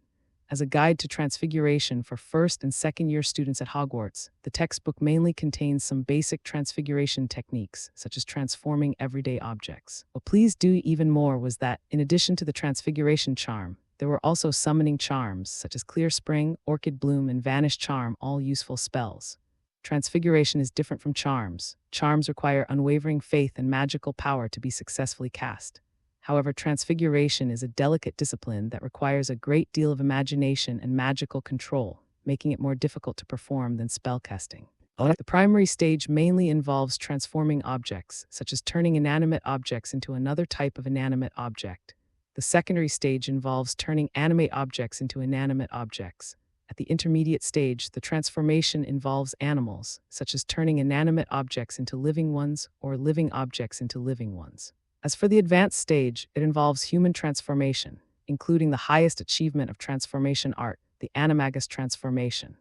The Elementary Transformation Guide that Dewey has now obtained only contains basic transformation content, but it is a timely help for him who is eager to learn. With the aid of his wand, Dewey could easily perform some of the simplest transmutations, such as turning a small match into a needle in one go. However, the larger the object being transmuted, the more difficult the transformation became and the more magic power it consumed. Flaw-Dimension Dewey cast a spell on the small wooden bed in the guest room, and the small wooden bed quickly expanded and transformed into a large bed more than 2 meters long, with the bedding also turning into comfortable velvet and silk. Dewey nodded in satisfaction. Now he wouldn't have to worry about sticking his feet out of bed while he slept. Then he turned around, smiling at Bilbo, who had his mouth agape, and asked, "Do you need me to change your bedding too?" "Yes," Bilbo snapped out of his daze, his eyes sparkling as he nodded quickly. This was even more amazing than the previous magic. A few days after returning to Hobbiton, after mastering the basics of transformation, Dewey began preparing for the task of making potions. Potions is different from other disciplines, just as Professor Snape said. You've come here to learn the precise science and rigorous process of potion making. Because there are no fools waving wands here, many of you don't believe it's magic. I don't expect you to truly appreciate the beauty of that slow-cooking pot, its white smoke rising and its fragrant aroma wafting out. You won't truly understand the wondrous magic of the fluid that flows into people's veins, captivating their hearts and minds and making them lose their senses. I can teach you how to increase your reputation, create glory, and even prevent death, but only if you aren't the fools I so often encounter. Dye wasn't sure if he was the kind of fool Professor Snape was talking about, but he knew that potions were very important. If he could master potions, he would have an extra chance to protect himself in Middle-earth. After all, potions have effects that spells cannot achieve, such as healing injuries. Many injuries that would be fatal to ordinary people can be instantly restored to health by simply taking a potion. There are also compound potions that can transform someone into another person and cannot be detected by spells, truth potions that can make someone vomit secrets, Felix Felicis potions that can make someone lucky, and even elixirs of immortality. The only problem is that many of the ingredients for making potions cannot be found in Middle-earth, so if you want to make these magical potions, you will have to find substitute potion ingredients. This requires the skill of a potions master. However, these questions are far too early for Dewey, who is not even a beginner in potion making. Potions and elixirs only contains basic potion recipes, and some of the ingredients required for these potions are not special and can be found in Middle-earth. This was Dewey's first time actually making a potion, and as a beginner, he chose the simplest scabies potion to practice. In the storage room, Dewey set up the silver crucible and preheated it with a kerosene lamp underneath. Then, put the prepared 6 portions of snake teeth into a mortar and pestle and grind them into a fine powder. After preheating the crucible for 1 minute, pour the powder into the crucible and stir and cook. With a wave of the magic wand, the kerosene lamp under the cauldron turned into a large fire, heated it for 10 seconds, then turned it into a medium fire and then added 4 slugs to steam. Throughout the process, Dewey followed the instructions in the book step by step. Dewey extinguished the flame only after the liquid in the crucible boiled and began to smoke, allowing the crucible to stand for a while. 2 more porcupine quills were added, and then the wand was turned clockwise 5 times. As it was being stirred, the magic flowed evenly and continuously into the liquid in the crucible along the wand, and the liquid gradually changed color, eventually turning blue while pink smoke rose up. At this point, the scabies medicine is complete. Making scabies medicine is not complicated, but Dewey was very satisfied that he succeeded on the first try. Using a transformation spell, Dewey conjured a crystal bottle and poured scabies medicine into it. "Is that all?" Bilbo, who had been quiet all along, finally asked. He had always been curious about how Dewey made potions, so after getting Dewey's permission, he watched from the sidelines. Seeing with his own eyes how Dewey created the magical blue potion using snake fangs, slugs, and porcupine quills was a truly awe-inspiring experience. Of course, Dewey nodded with a smile, then handed him the potion bottle. "This is scabies medicine. It has a miraculous effect on treating scabies. You can take it and try it on people with scabies. The scabies potion is a magic potion specifically for treating scabies with a single purpose. Dewey only used it as a practice potion for beginners, so he gave it to Bilbo without hesitation. Then he began preparing to make potions again. And it was still a scabies potion. However, this time his purpose was different, so he used an iron pot that Bilbo didn't want as a crucible. Following the instructions in the potion's textbook step by step, Dewey did not extinguish the fire when adding the porcupine quills. Instead, he threw the porcupine quills directly into the boiling liquid. Instantly, the liquid in the pot emitted a sour, green smoke and a sharp hissing sound. The green liquid reacted violently, rapidly corroding the bottom of the pot and splattering everywhere. Armor protects you. Dewey was prepared. The moment he threw in the porcupine quills, he applied a protective barrier to the pot, covering the liquid inside and preventing it from splashing. Once the liquid in the pot had calmed down, Dewey conjured a glass bottle and floated the highly corrosive liquid into it. Looking at the iron pot again, it was corroded and riddled with holes, making it completely unusable. Even if Dewey tried to repair it with a restoration spell, the iron pot could not be restored at all. Seeing this result, Dewey was not surprised but rather pleased. The potion book specifically warns that when making scabies potion, the fire must be turned off before adding porcupine quills. Otherwise, the potion will dissolve the crucible and turn into a highly corrosive liquid. But Dewey had a different opinion after seeing it. Although this failed scabies potion was unusable on humans, it possessed extremely strong corrosive properties, far more potent than sulfuric acid. If used on an enemy, it would definitely be a deadly weapon. Bilbo, who also witnessed this scene, looked at the green liquid in the bottle with awe, not daring to get close for fear of being touched and dying. After completing the scabies potion and both the finished and failed attempts, Dewey began trying to create another magical potion, the shrinking potion. Shrinking potion is a magical potion that shrinks or reverts a creature to a juvenile state. It is typically a bright green acidic liquid. It can be used to fight large monsters with high resistance to spells or to transfer livestock, shrinking an entire herd of pigs, cattle, or sheep into a wizard's pocket. Similarly, if a wizard drinks a shrinking potion, his body will shrink rapidly, and the stronger the potion, the smaller the individual will be. This is often exploited by some unscrupulous wizards to shrink their bodies and sneak into other people's homes or vaults to steal. The ingredients of the shrinking potion are not too complicated. The materials include shrinking fig, daisy root, caterpillar, mugwort, leech, rat spleen, and hemlock essence. Apart from hemlock extract, which needs to be extracted from hemlock, all other materials are available in Dewey. Dye first set up a silver crucible, then chopped hemlock into pieces and ground it into powder in a mortar. He then poured the powder into the crucible and boiled it, constantly stirring with his wand and adjusting and controlling the heat to ensure that the essence in hemlock could be fully dissolved in the solvent. Separate left and right, with a wave of the wand, the liquid and powder residue in the crucible automatically separated. The residue was filtered out and cleaned up, leaving only the medicinal liquid to continue boiling. Eventually, the broth was boiled dry, leaving only a layer of grayish-white mud at the bottom of the pot. This is the hemlock essence needed to make shrinking potions and other magical potions. With hemlock extract, Dewey officially began making shrinking potions. Shrinking potion is a second-year course in potions. It is more complicated to make than scabies potion. It requires the individual addition of ingredients such as wrinkle-shrinking fig, daisy root, caterpillar, mugwort, leech, rat spleen, and hemlock essence. Moreover, the production time is longer, requiring more focus and greater care. Dewey first juiced the wrinkled figs, keeping the peel and pulp, and then simmered the juice in a crucible over low heat for 20 minutes. Add daisy root and caterpillar, bring the potion to a boil. The potion will turn dark green. Then boil it down to half its original volume, turn off the heat, and let it cool for 30 minutes. Once the cooling time is up, add 24 drops of wormwood infusion, 1 drop at a time, stirring with your wand in alternating directions after each drop. Before adding the last drop, stir vigorously to create foam until the surface of the potion is covered with foam. Dewey stopped what he was doing and began to attend to other things, because the potion needs to stand for 24 hours until all the foam disappears before it can be used again. The next day at the same time, Dewey reheated the potion that had been left to stand, added leech juice, and then stirred it carefully and slowly. The color of the potion began to light. Once the potion turns pale green, add rat spleen and hemlock extract and heat over high heat for 2 hours. 2 hours later, the potion turned bright green and had a thick, syrupy consistency. Looking at the potion in the crucible, Dewey peered over and examined it closely, comparing it with the description in the book. "This should be a success, right?" he murmured uncertainly. To find out the effect, an experiment was needed. Dewey took a drop from the crucible, put it on a carrot, and then took the carrot and went out. Curious Bilbo followed closely behind. Dewey arrived outside Bag End and saw the miniature horses grazing outside. He immediately waved the carrot in his hand at them. "Hey, Dewey, look here." The short-legged horse, Zyodai, was a substitute tool given to Dewey by the head of the Tuck family when Dewey was in Tack Town. Although it was very obedient, it always seemed a bit silly, so Dewey called it Zyodai. However, after returning to Hobbiton, Slowpoke was basically taken care of by Bilbo.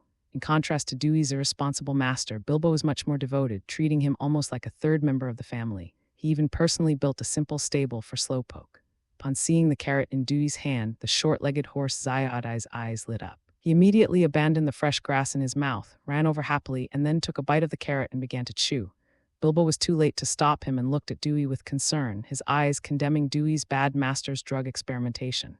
Dewey touched his nose guiltily. There were only 3 living beings here. Could it be that he or Bilbo would be used as test subjects instead of little Dudley? Besides, he was very confident in his potion and was sure it wouldn't kill little Dudley. Meanwhile, his attention remained focused on Zyodai, observing its changes. As soon as the short-legged horse Zyodai ate the carrot containing the shrinking potion, its body began to change in less than 2 seconds. Nay, little Di panicked. In its eyes, everything around it, including its 2 owners, became enormous. In Dewey and Bilbo's view, the short-legged pony, Stubborn, was visibly shrinking, eventually becoming a tiny pony the size of a palm, looking like a living figurine. Dewey picked up little Di in his hand, looking at the little horse frantically flapping its 4 little legs in his hand with a look of wonder. It seems that the potion works well. 1 drop can shrink it to this size. If a few more drops are added, it should become even smaller. Bilbo stared at the little potion in Dewey's hand, speechless with shock. Although he had witnessed many of Dewey's magic before, such a magical potion still amazed him. Seeing that he was staring blankly at Zyodai, Dewey handed Zyodai to him. Bilbo carefully took little Dull, cradling him in his hands. Feeling his weight and warmth, he realized he wasn't dreaming. Staring blankly, he looked up at Dewey and stammered, "Dewey, will little Dull always be like this?" Dewey shook his head. "Of course not. It will return to normal once the effects of the drug wear off, so you have to be careful not to get crushed under the horse after the effects wear off." Upon hearing this, Bilbo quickly put Little Dodger down on the ground, as he didn't want to experience being crushed by a weight of several hundred pounds. After about 50 minutes, the effects of the drug wore off, and the shrunken little dummy quickly swelled up and returned to its original size. Having confirmed the potency of the medicine, Dewey returned indoors satisfied and put the pot of shrinking potion into a bottle for safekeeping. Shrinking potions can not only shrink enormous monsters, rendering them harmless, but they can also shrink a person's body, allowing them to hide. It's a very practical, magical potion. After successfully creating the shrinking potion, Dewey continued his efforts and tried to create other magical potions in the days that followed. They successfully created forgetfulness potions, soothing potions, and hypnotic potions. At the same time, he used 2 pots of mature white peony to make white peony essence. In any case, Dewey never had too much of this magical potion, which had miraculous effects on healing wounds. Compared to the 2 pots of white sage that matured early, the other 2 pots of poisonous ginseng eggplant did not change much. Even though Dewey watered them with magic every day, they still accepted everything, but there was no sign of them transforming into mandrakes. Dewey also had some doubts about whether the poisonous eggplant could eventually turn into mandrake, but with the idea of not giving up halfway, he continued to water them with magic every day, wanting to see what they would eventually become. Before we knew it, it was early spring in the Shire. It has been almost a year since Dewey arrived in Middle-earth. On this day, Dewey was studying the contents of Curse and Anti-Curse when he was disturbed by the commotion outside. Bilbo knocked on Dewey's door and stood hesitantly at the entrance. Dewey looked up from the Book of Curses and turned to look at the doorway. "Bilbo, what's wrong?" After a moment's hesitation, Bilbo said tentatively, "Jur, I suspect Bag End is haunted." "Haunted?" Dewey asked in surprise, trying to see any trace of joking on Bilbo's face. Bilbo's expression became even more certain, and he nodded, saying, "Yes, it's haunted." These past few days, while I've been tending to the garden, I've been hearing faint crying sounds like a baby crying. It's very eerie and frightening. The sound of a baby crying. Dewey was puzzled, but then, as if he suddenly remembered something, he quickly walked out of the room and into the front yard. Bilbo, curious, followed closely behind. Dewey approached the 2 potted poisonous eggplants in the yard and examined them carefully. These past few days, aside from regularly watering them with magical energy, he hadn't paid much attention to them. Upon closer inspection, apart from the branches and leaves growing a bit taller, no other abnormalities were found. But Dewey did not give up and continued his examination. He gently parted the soil with his wand, revealing the root buried in the soil. The root was a human-shaped structure, like an ugly baby with limbs and facial features. Upon seeing that the root of the poisonous ginseng eggplant resembled a human figure, Dewey was immediately delighted. His cultivation of mandrake was actually successful. Mandrake has powerful medicinal value. It is a potent restorative agent that can restore people who have been transformed or cursed to their original state. It is also an essential ingredient in many high-level potions. Even in the magical world, it is a very precious and rare herb, requiring a specific magical environment and care to thrive. These days, seeing that the poisonous ginseng eggplant has not changed for a long time, he has begun to lose confidence. Unexpectedly, he received such a surprise, just as Dewey was feeling happy. The mandrake, which had been dug out of the soil, was very unhappy. It twisted its body restlessly and opened its mouth to let out a sharp, piercing cry. Dewey felt as if a hammer had struck the back of his head, causing him excruciating pain and a dizzying sensation, making him feel like he was about to faint. Oh no, I forgot about the mandrake's cry. Dewey, overjoyed, was overcome with grief and, barely suppressing the urge to faint, quickly cast a spell on the mandrake. Petrify them all. The mandrake's cries stopped instantly. Phew! Dewey had just breathed a sigh of relief when he heard a thud behind him. Turning around, he saw that Bilbo had already rolled his eyes back and was lying unconscious on the ground.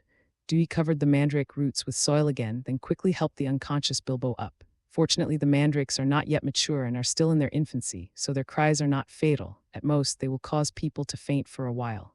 Dewey had a high tolerance for the cries of the mandrake and did not faint immediately. But poor Bilbo was caught in the crossfire and suffered the consequences.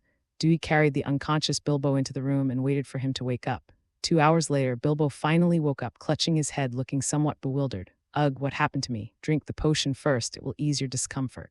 Dewey handed him a cup of soothing potion. Bilbo knew the magical effects of Dewey's potion, so he didn't refuse and downed it in one gulp. His expression immediately contorted, revealing a look of pain. Ugh, a strange smell, but the effect was also obvious. Bilbo recovered quickly and also remembered his memories of being in a coma. Bilbo was immediately filled with fear and astonishment. Jur, what is that? Why does the root of the poisonous ginseng eggplant look like a person, and why does it make a crying sound that can make people faint? I'm so sorry to have made you suffer. That's a magical plant I cultivated, a mandrake, Dewey explained apologetically. I originally thought the cultivation had failed and didn't pay much attention to it. I didn't expect that it had already undergone a transformation in the soil. The crying these past few days was made by it. The kind-hearted hobbit felt a little embarrassed by Dewey's apology and quickly waved his hand. It's not your fault, and besides, I'm fine now. However, Bilbo was still somewhat uneasy about the mandrake's crying sound and hurriedly asked, Jur, can the mandrake still make that crying sound? Dewey shook his head and smiled reassuringly. Don't worry, mandrakes usually like to lie dormant in the soil before they mature. Unless you dig them out of the soil, they won't make that fainting cry. As for the noise it's been making these past few days, it probably needs its soil changed. Once the soil is changed, it will quiet down again, Dewey guessed, recalling the contents of his herbal medicine textbook. Mandrake needs its soil changed regularly. After Dewey transplanted it, he forgot to change the soil except for watering it with magic regularly. Now that it has successfully transformed, it needs to be nourished with fertile soil in order to grow strong.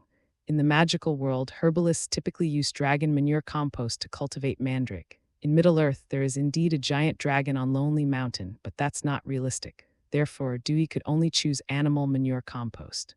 To do this, Dewey endured the stench, first casting 2 petrification spells on the 2 mandrake plants, and then repotting and changing the soil.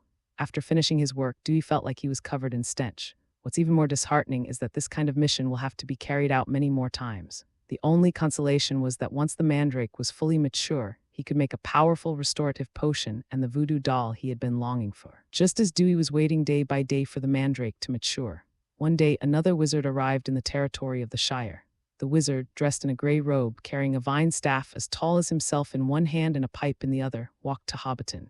Instead of heading straight for his destination, the wizard entered the town and went to the Green Dragon Tavern first. The Hobbit Tavern wasn't very friendly to wizards of short stature, so he had to stoop all the way to the bar and call out to the tavern owner, "A glass of ale, please."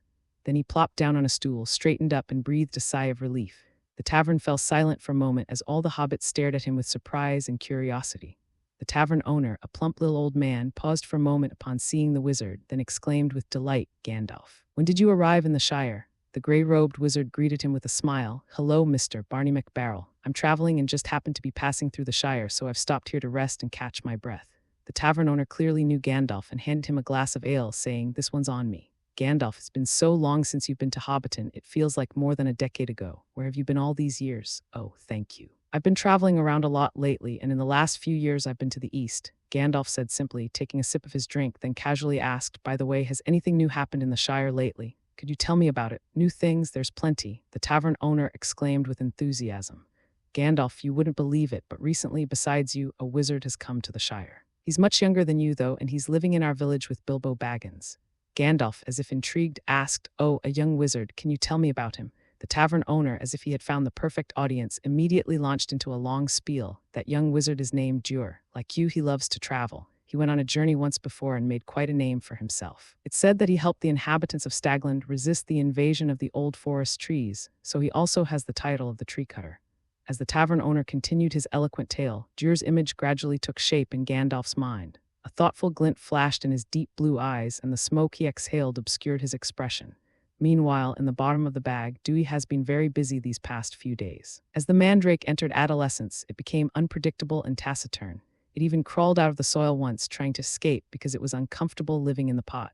Fortunately, Dewey discovered it in time and used a petrification spell to freeze the mandrake that had almost run out of the yard. Otherwise, if it really escapes and matures in the wild, that would be a real disaster. To prevent the two mandrakes from escaping again, Dewey simply used transfiguration to create a small glass greenhouse near the bag bottom hole, partly to provide them with a suitable growing environment and partly to prevent them from escaping. Moreover, as the mandrakes mature, their calls become even more dangerous. To avoid harming himself or Bill, he also placed multiple layers of glass dome over the two mandrake plants to block their sounds as much as possible. Because of the sudden cold snap in spring, Dewey had to put socks and scarves on the two pots of mandrake plants to prevent them from catching a cold and getting sick. The socks and scarf were a gift from the skillful Bilbo, who spent an entire night knitting them from wool. It can be said that they took great care of the mandrake as if it were their child. That afternoon, Dewey and Bilbo were having afternoon tea when there was a knock on the door of Bag End. The two exchanged a puzzled look. Who could be coming? Bilbo put down the biscuits, ran quickly to the door, and opened it. Upon closer inspection, a tall figure was blocking the entrance, his head completely obscured. Bilbo took a few steps back, straining to look up. When he saw who it was, his face lit up with surprise. "Gandalf, what brings you here?" Dewey, who was drinking tea, paused when he heard Bilbo's surprised voice. He immediately put down his teacup, turned to the side, and peeked towards the door. Standing at the door was Gandalf the Grey, the wizard. Leaning on his wicker staff, he bent down and greeted Bilbo with a smile. "Hello, Bilbo. I just happened to be passing through the Shire and thought I'd stop by for a rest. Would you be so kind as to stop by?" "Of course, you're very welcome," Bilbo said quickly, then stepped aside to invite him in. "Please come in, Gandalf. You've come at the perfect time. We're having afternoon tea. Please join us." "Oh, it seems I've come at just the right time," Gandalf said with a broad smile. Bending down into Bag End, he handed the hat and cane to Bilbo. He immediately spotted Dewey sitting in the living room. Their eyes met, and Dewey's gaze gleamed. He then smiled and said, "Looks like there are other guests here besides me." Dai stood up and walked over to Gandalf, politely introducing himself. "Nice to meet you, Gandalf. I am Dai. It's a pleasure to meet you." Gandalf looked the young wizard with black hair and black eyes up and down, his gaze lingering on the black wizard's robes for a moment before he showed a look of surprise. "You know Goldenberry, the river daughter of the old forest?" Dai noticed Gandalf's gaze and realized that he had noticed the blessing of Goldenberry on his wizard robes. He smiled and nodded. "Yes, I know Lady Goldenberry and Tom. I was invited to stay at their house for a while before. They are all very friendly and kind people." Upon hearing this, Gandalf paid even more attention to Dewey. Although Lady Goldenberry and Tom Bombadil do not participate in the conflicts of Middle-earth, those who are invited to their homes are generally good people. Not to mention, Dewey was also wearing a blessed robe woven by Lady Goldenberry from black swan feathers and silver threads, a privilege not afforded to ordinary guests. "All right, come and have afternoon tea with us," Bilbo said, gesturing for the two to sit down. The three sat around the fireplace, enjoying tea, desserts, and cookies while chatting. "Gandalf, where have you been all these years?" Bilbo asked curiously. Gandalf took a bite of a biscuit before slowly saying, "Oh, I've spent most of my time traveling in the east these past few years." First, I lived with the elves for a few years, then I went to the northern wilderness, and finally stayed in the misty mountains for a while before returning to the plains of Erebor. Hearing Gandalf's words, Bilbo's face lit up with longing, and he couldn't help but ask, Gandalf, are elves as beautiful as the legends say? Gandalf looked at Bilbo with a smile in his eyes and said, the beauty of the elves cannot be summed up in a single word. You have to witness it for yourself to truly understand. If you are curious about them, you can go to the elven lands. They welcome all friendly visitors. Bilbo, though longing for it, shook his head. I'm just an ordinary hobbit. Going on adventures is not for me. It's too dangerous, and it would make me miss breakfast, lunch, afternoon tea, dinner, and supper. That would be terrible. Seeing this, Gandalf did not continue to persuade him, but instead looked at Dai, who had not spoken, and asked with a curious expression, Wizard Dai, where did you come from before? Judging from your hair color and eyes, did you come from the far east? Dewey shook his head. No, I haven't been to the east yet. I come from a very far place. This is my first time in the central continent. Gandalf looked at him intently upon hearing this. His profound wisdom gave him the ability to discern truth from falsehood, and he could tell that Dewey was not lying.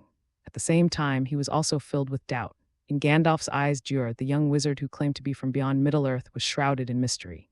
When he tried to see through the soul of this mysterious young wizard, he was blocked by an incomprehensible force, as if hidden in a mist, making it impossible to see the essence of the soul. Moreover, he sensed a familiar divine power emanating from him, a blessing from Iluvatar. Gandalf was shocked to discover this secret. As one of the 5 wizards sent to Middle-earth by the Valar, and the last to arrive, Gandalf was certain that no one else besides the 5 of them had been sent to Middle-earth by the Valar. But looking at the young wizard before him, who was favored by Iluvatar, he was somewhat uncertain. Or perhaps the Father of all things, who dwells in the eternal temple, also intervened and sent down his messengers. Feeling Gandalf's piercing gaze, Dewey felt as if he had been instantly seen through, a chill running down his spine. He forced a smile and asked, puzzled, Gandalf, what's wrong? Is there something wrong with me? Gandalf's thoughts were interrupted by Dai's words. He instantly snapped back to reality, his gaze towards Dai becoming warm and friendly. He glanced at Bilbo beside him and asked tentatively in a veiled tone, Wizard Dai, have you come to Middle-earth on a mission? Dewey's pupils contracted and his heart churned. Could it be that he had discovered the system on his body? Gandalf, I don't understand what you mean. Dewey tried his best to remain calm and not reveal any flaws. To Dai's surprise, Gandalf gave him a knowing look and didn't press further. Instead, he said, if Wizard Dai needs anything in the future, you can ask me for help. Thank you. Dewey was a little confused. What did this mean? Did they discover the system on him? Noticing Gandalf's change in attitude, becoming more friendly and proactive, and recalling what had just been said, Dai suddenly had a guess pop into his head. He looked at Gandalf opposite him in disbelief. Could this guy be mistaking me for one of their own? Feeling somewhat guilty, Dewey didn't want to continue the topic and quickly changed the subject, asking, Gandalf, did you come from the east on some mission? Perhaps because he considered Dewey one of his own, Gandalf did not hide anything and nodded, saying, I discovered the shadows in the eastern city of Dorgus and met a Dwarf King who was imprisoned. He entrusted me with passing on his belongings to his son. The imprisoned Dwarf King, Dewey exclaimed in surprise. Yes, he was the previous king of the Durin dwarves, Thurain Roman II. Over 100 years ago, the dragon Smaug descended upon Lonely Mountain, ravaging the Lonely Mountain dwarf kingdom, forcing the Durin dwarves to flee. Thurain Roman II refused to abandon Lonely Mountain, and on his way to investigate, he was captured by orcs near Mirkwood and imprisoned in the fortress of Dorgod, where he was severely tortured. By the time I went to Dorgod to investigate and found him, he was already on the verge of death. Gandalf's expression turned somewhat solemn when he mentioned this. Upon hearing this, Dewey also remembered that the Thalain Roman II, who was imprisoned by the orcs, should be Thorin Oakenshield's father. Therefore, Gandalf's journey was likely to deliver Thrain Roman II relics to Thorin Oakenshield, thus initiating the dwarven expedition to Erebor. So it seems the expedition to Lonely Mountain is not far off. He couldn't help but glance at Bilbo beside him. The hobbit, who was listening with great interest, had no idea that he would soon be the main character. Furthermore, considering Gandalf's special visit to Bilbo's house, it's clear that he had already made arrangements for Bilbo long ago. Given Gandalf's cunning and shrewdness, this poor hobbit was clearly no match for his scheme. While Dewey sympathizes with this, he will not stop it. After all, this expedition was an opportunity for Bilbo and also a chance to find the One Ring. The One Ring is now in Gollum's hands and is hidden in the Misty Mountains. If it weren't for Bilbo, the Chosen One, even the Prophet Dai wouldn't have been able to find it. After finishing their afternoon tea, Bilbo and Gandalf shared some long-grain tobacco. The two old smokers puffed out clouds of smoke, choking Dai so much that he had to back away. Seeing this, Gandalf laughed heartily and even urged Dewey to try the taste of tobacco. Dewey declined the offer and prepared to go to the glass greenhouse to check on his 2 mandrake plants. Gandalf, having heard of the wonders of the mandrake from Bilbo, was also very curious and wanted to go and see it for himself. Upon arriving at the glass greenhouse, Gandalf looked at the transparent glass and immediately recognized that it was formed by transformation, but he still exclaimed in amazement, "What amazing transformation magic! It has changed the form of matter and transformed one thing into another. This is a very rare ability." Gandalf admitted that he did not have this ability. Although he could use illusions to change things, he could not transform the form of matter like Dewey did. Moreover, he has already seen the enormous potential of this transformation magic. With enough magical power, everything in the world can be transformed. At the highest level, it may even touch upon the transformation of the essence of matter. At that time, turning stone into gold and creating things from the void may also be possible. Thinking this through, Gandalf became even more convinced of his earlier suspicions. After all, even the Valar did not possess such authority and power. Who else but Iluvatar, the Lord of all things, could bestow such strength? Upon entering the greenhouse, Dewey carefully checked the 2 pots of mandrakes to prevent them from making any sudden noises. The cries of the nearly mature mandrakes were already extremely dangerous, so the moment Dewey removed the glass cover, he cast 2 petrification spells on them. If Dewey hadn't been unfamiliar with ear-blocking spells or sound-silencing spells, he wouldn't have gone through all this trouble. Gandalf looked at the human-shaped mandrake root that Dewey had pulled up from the basin. Its limbs were complete and its facial features were clear and vivid, which amazed Gandalf. After obtaining Dewey's permission, he picked up a mandrake and examined it carefully. I sensed a rich magical power and vitality emanating from it. If I didn't know that you cultivated it, I would have thought it was a variant of the Treant race. Gandalf admired the exercise and enthusiastically imitated Dewey, dressing the mandrake in a baby's clothes and then changing its soil. I think Daragaster will have something in common with you. He is another wizard who lives in the forest and always likes to take care of plants and animals. I'll introduce you to him if there's a chance. Daragaster the Brown Wizard. Dai knew him, a wizard who loved forests and nature. Unlike Gandalf, who traveled to various places to organize the fight against darkness, this brown wizard preferred to live with birds and beasts. Because of his neglect of his duties, he was ultimately unable to obtain the Valar's permission to return to Valinor after the War of the Ring. However, this might not be unacceptable to the brown-robed wizard. Compared to returning to Valinor, he might prefer to stay in Middle-earth, surrounded by flowers, birds, insects, and fish. After finishing with the mandrake, the 2 returned to Bag End. Meanwhile, Bilbo was already preparing dinner for the 3 of them. Gandalf had already noticed the wand that Dai was using to cast the spell, and he was naturally interested in such a small and unique wand. He expressed his desire to see it. Dai did not refuse, and he was also interested in Gandalf's staff. Gandalf readily agreed, casually tossing his staff to Dewey and then carefully examining Dewey's wand. What an ingenious combination, using magical wood as the staff. Is this the heartwood of that old willow tree in the old forest? Gandalf looked at Dewey. Dewey nodded and explained, the old willow tree invaded Stag Town. I confronted it head-on and finally defeated it by cutting it in half. Tom took the lower half back to the old forest and replanted it, while I took the heartwood from the upper half and made this wand. Gandalf smiled and agreed that old willow tree does have a bad temper. When I went to the old forest to see Tom, it attacked me. It took me a lot of effort to get rid of it. It's just unlucky for it to run into you now. Then he continued to examine the wand in his hand, his eyes seemingly able to see through it. The core is a single hair. No, it's 2, and I can sense the presence of rivers and earth from Lady Goldberry and Tom. Gandalf looked at Dai in surprise. Dai was equally surprised by Gandalf's insight. He nodded and replied, it was a hair from Lady Goldberry and a beard from Tom. It seems that Lady Goldenberry and Tom have high hopes for you. Gandalf exclaimed upon hearing this, his opinion of Dewey rising even higher.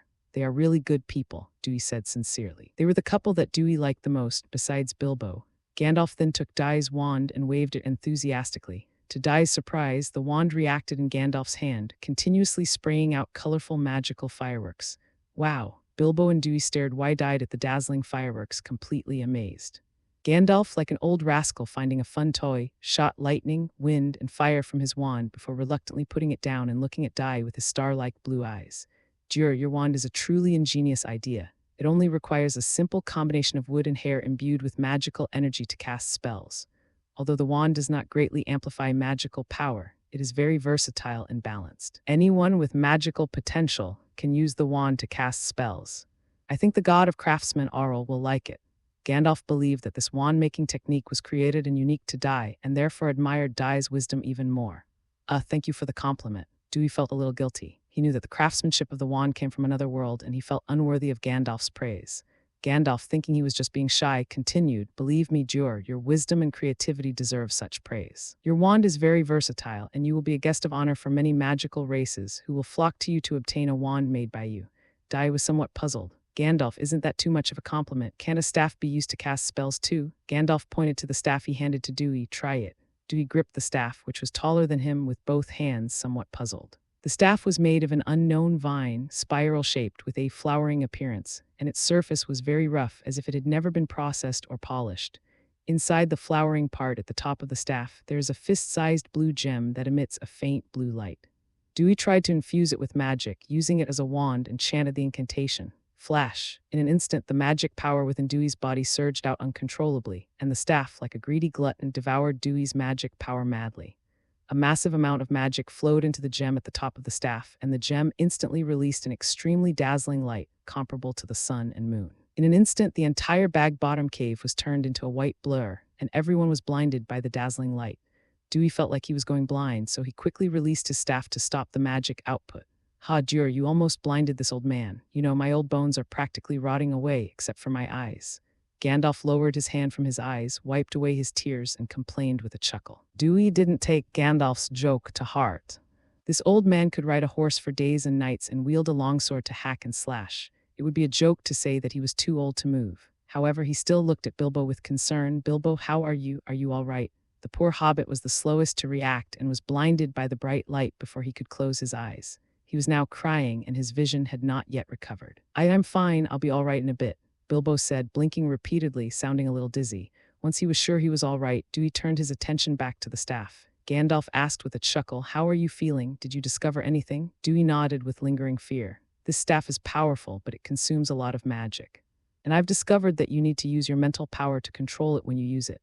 He looked at Gandalf with a puzzled expression. Gandalf nodded approvingly. Indeed, using a staff requires not only powerful magic but also strong mental guidance and control, so the conditions for someone to use it are extremely demanding. More importantly, the crafting of the staff is extremely demanding.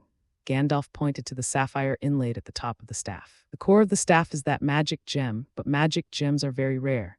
I obtained it from an elf friend so that I could create my own staff. Unlike your wand, which is why I say your wand is a genius creation, because you give those who don't have strong magic the possibility of casting spells." Upon hearing Gandalf's words, Dai suddenly realized that his wand-making skills were of such great value in Gandalf's eyes. However, Dewey was also very interested in the staff. Although using the staff consumed a lot of magic power and mental energy, the power it could unleash was incomparable to that of the wand. More importantly, the staff could influence and mobilize the magical elements in the surrounding environment to produce a wide range of magical effects. You could say that wands and magic staffs go in two different directions. Wands are broad and large, pursuing the powerful force of magic. Magic staffs are refined and delicate, pursuing the ultimate changes in magic. Dewey is an adult and wants both, just as Dewey was beginning to be captivated by the staff. Gandalf, however, made the request first. "Jur, please grant my request and make me a wand." Dai was somewhat surprised and asked in confusion, "Gandalf, you already have a staff. Why do you need a magic wand? A wizard always needs to have a backup plan, right?" Gandalf winked mischievously at Dai. "If I ever lose my staff, having a wand in hand will always be safer.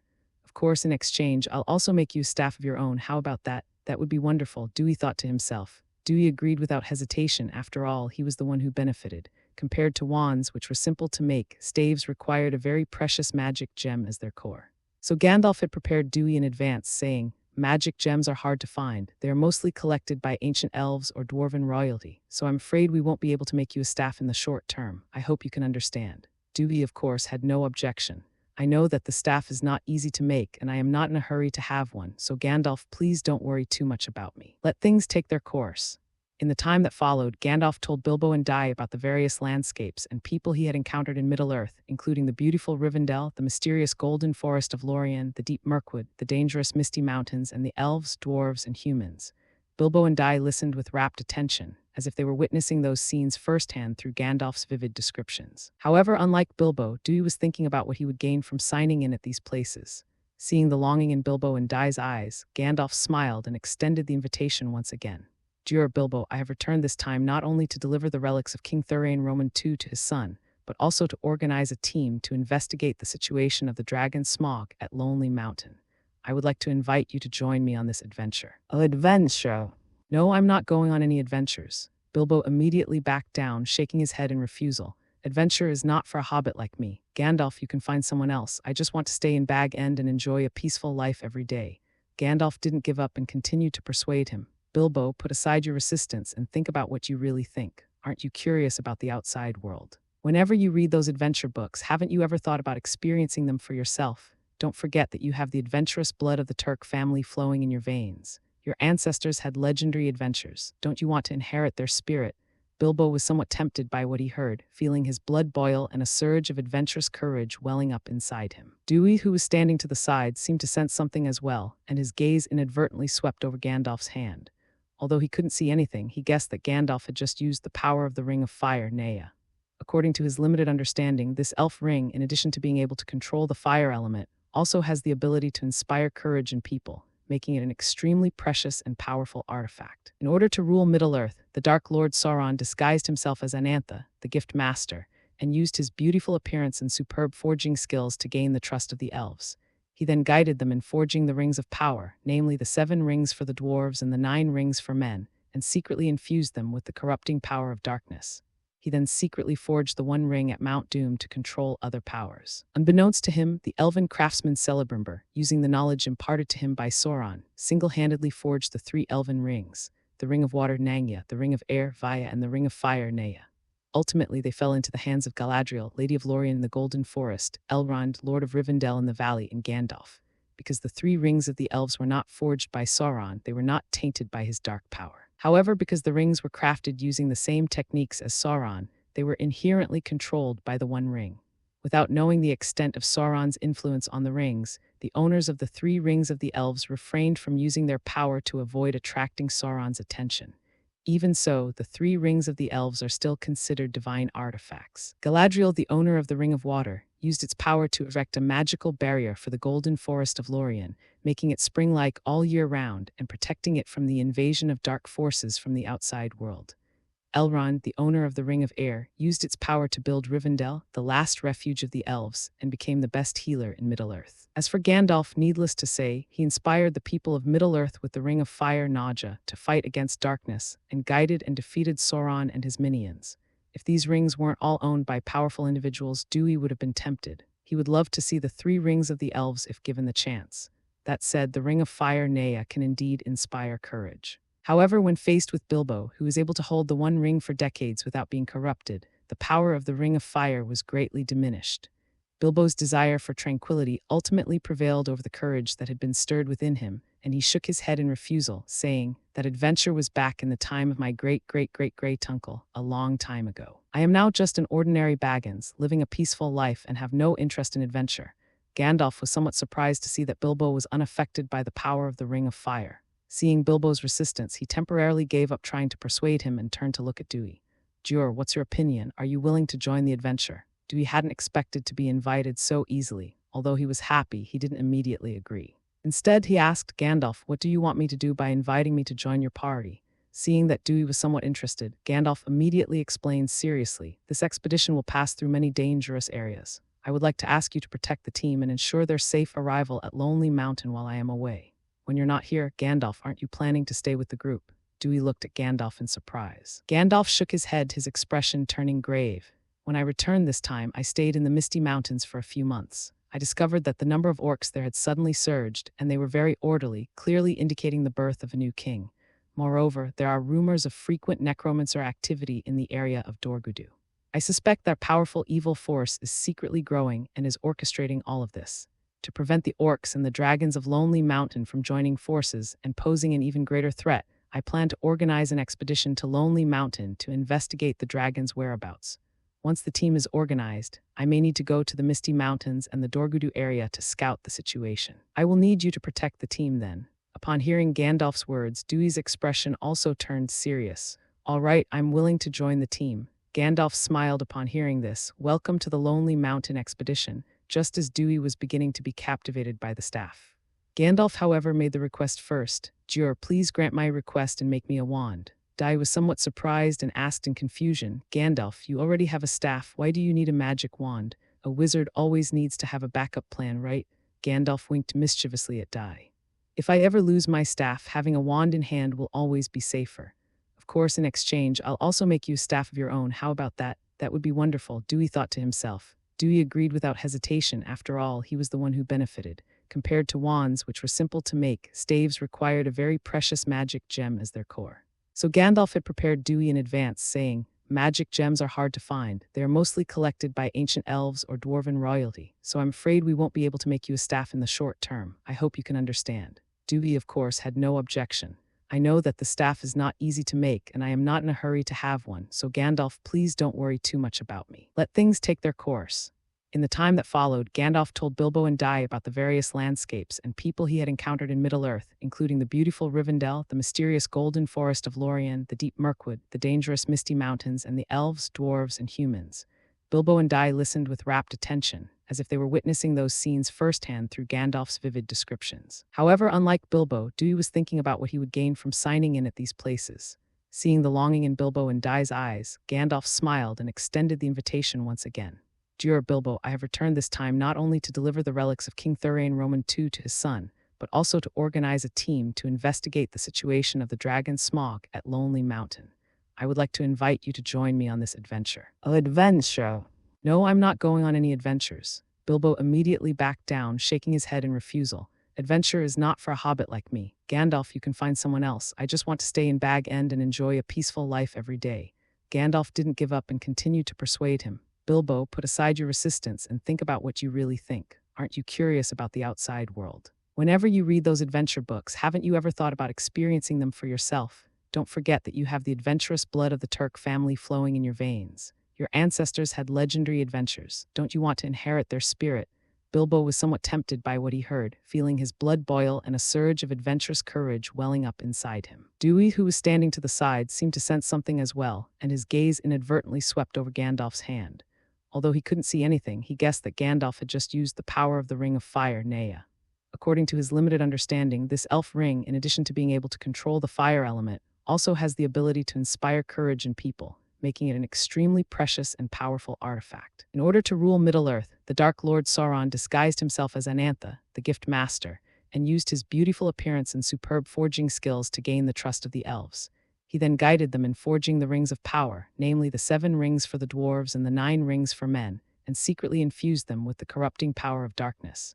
He then secretly forged the 1 ring at Mount Doom to control other powers. Unbeknownst to him, the elven craftsman Celebrimbor, using the knowledge imparted to him by Sauron, single-handedly forged the 3 elven rings, the Ring of Water Nanya, the Ring of Air Vaya, and the Ring of Fire Naya. Ultimately, they fell into the hands of Galadriel, Lady of Lorien in the Golden Forest, Elrond, Lord of Rivendell in the Valley, and Gandalf. Because the 3 rings of the elves were not forged by Sauron, they were not tainted by his dark power. However, because the rings were crafted using the same techniques as Sauron, they were inherently controlled by the 1 ring. Without knowing the extent of Sauron's influence on the rings, the owners of the 3 rings of the elves refrained from using their power to avoid attracting Sauron's attention. Even so, the 3 rings of the elves are still considered divine artifacts. Galadriel, the owner of the Ring of Water, used its power to erect a magical barrier for the Golden Forest of Lorien, making it spring-like all year round and protecting it from the invasion of dark forces from the outside world. Elrond, the owner of the Ring of Air, used its power to build Rivendell, the last refuge of the elves, and became the best healer in Middle-earth. As for Gandalf, needless to say, he inspired the people of Middle-earth with the Ring of Fire Naja to fight against darkness, and guided and defeated Sauron and his minions. If these rings weren't all owned by powerful individuals, Dewey would have been tempted. He would love to see the 3 rings of the elves if given the chance. That said, the Ring of Fire Naya can indeed inspire courage. However, when faced with Bilbo, who was able to hold the 1 ring for decades without being corrupted, the power of the Ring of Fire was greatly diminished. Bilbo's desire for tranquility ultimately prevailed over the courage that had been stirred within him, and he shook his head in refusal, saying, "That adventure was back in the time of my great-great-great-great-uncle, a long time ago. I am now just an ordinary Baggins, living a peaceful life and have no interest in adventure." Gandalf was somewhat surprised to see that Bilbo was unaffected by the power of the Ring of Fire. Seeing Bilbo's resistance, he temporarily gave up trying to persuade him and turned to look at Dewey.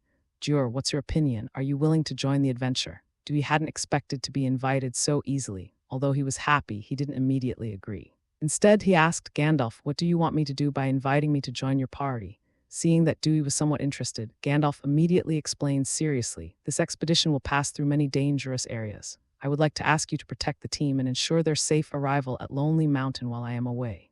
"When you're not here, Gandalf, aren't you planning to stay with the group?" Dewey looked at Gandalf in surprise. Gandalf shook his head, his expression turning grave. When I returned this time, I stayed in the Misty Mountains for a few months. I discovered that the number of orcs there had suddenly surged, and they were very orderly, clearly indicating the birth of a new king. Moreover, there are rumors of frequent necromancer activity in the area of Dor-Guldur. I suspect that powerful evil force is secretly growing and is orchestrating all of this. To prevent the orcs and the dragons of Lonely Mountain from joining forces and posing an even greater threat, I plan to organize an expedition to Lonely Mountain to investigate the dragons' whereabouts. Once the team is organized, I may need to go to the Misty Mountains and the Dor-Guldur area to scout the situation. I will need you to protect the team then. Upon hearing Gandalf's words, Dewey's expression also turned serious. All right, I'm willing to join the team. Gandalf smiled upon hearing this. Welcome to the Lonely Mountain expedition, on the main road west of the Shire. Dai and Gandalf were riding in the carriage of the short-legged horse Della, leisurely traveling westward. Their trip was to the Blue Mountains. After Smaug the dragon conquered Erebor, Thorin Oakenshield led the dwarven refugees from Erebor to settle in the Blue Mountains. Gandalf needs to deliver the relic entrusted to him by King Thorane Roman II to Thorin Oakenshield, who lives in the Blue Mountains. As for Dewey, he came with Gandalf, ostensibly to meet the heir of the Durin dwarfs, but actually to check in at the Blue Mountains. Gandalf, there are only 2 of us in the expedition now. Are you sure you can persuade Thorin Oakenshield to go to Lonely Mountain?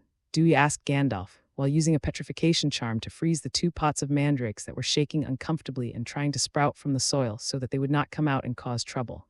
Gandalf, puffing on his pipe, smiled confidently and said, I'm quite confident in my eloquence. Besides, Lonely Mountain is the homeland of the dwarves of Durin. After being occupied by dragons for so many years, I believe they, who have been wandering and suffering, would be willing to reclaim their homeland. After saying that, he looked at the 2 mandrakes that had been petrified by Dewey and shook his head with some sympathy. Poor things, why did you bring them here? Wouldn't it have been better to leave them in the greenhouse and let Bilbo take care of them? Dewey looked at him speechlessly. I dare not entrust the mandrake to Bilbo's care, otherwise I'm afraid when I come back I'll find his corpse. The mandrake will mature at any time, and the sound it makes when it does will be deadly. Even he has to be careful with it, let alone entrust it to Bilbo. The Blue Mountains, where Thorin's Oak Shield is located, are not far west of the Shire. Gandalf and Dai traveled for a week to reach the foot of the Blue Mountains.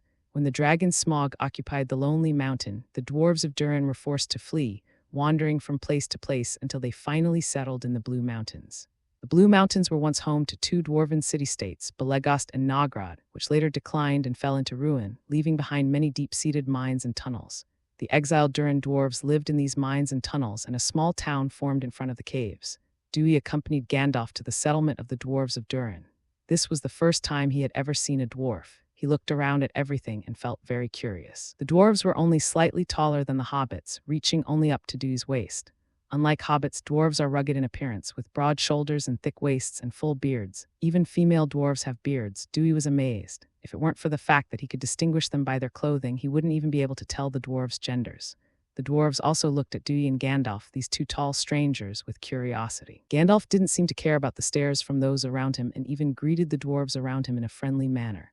We're looking for Thorin Oakenshield. Can you tell me where he is now? Gandalf asked a dwarf. The dwarf gave Gandalf and Dai a strange look, then casually pointed behind him. He's in the blacksmith shop at the very back right now. If you're looking for him, go there.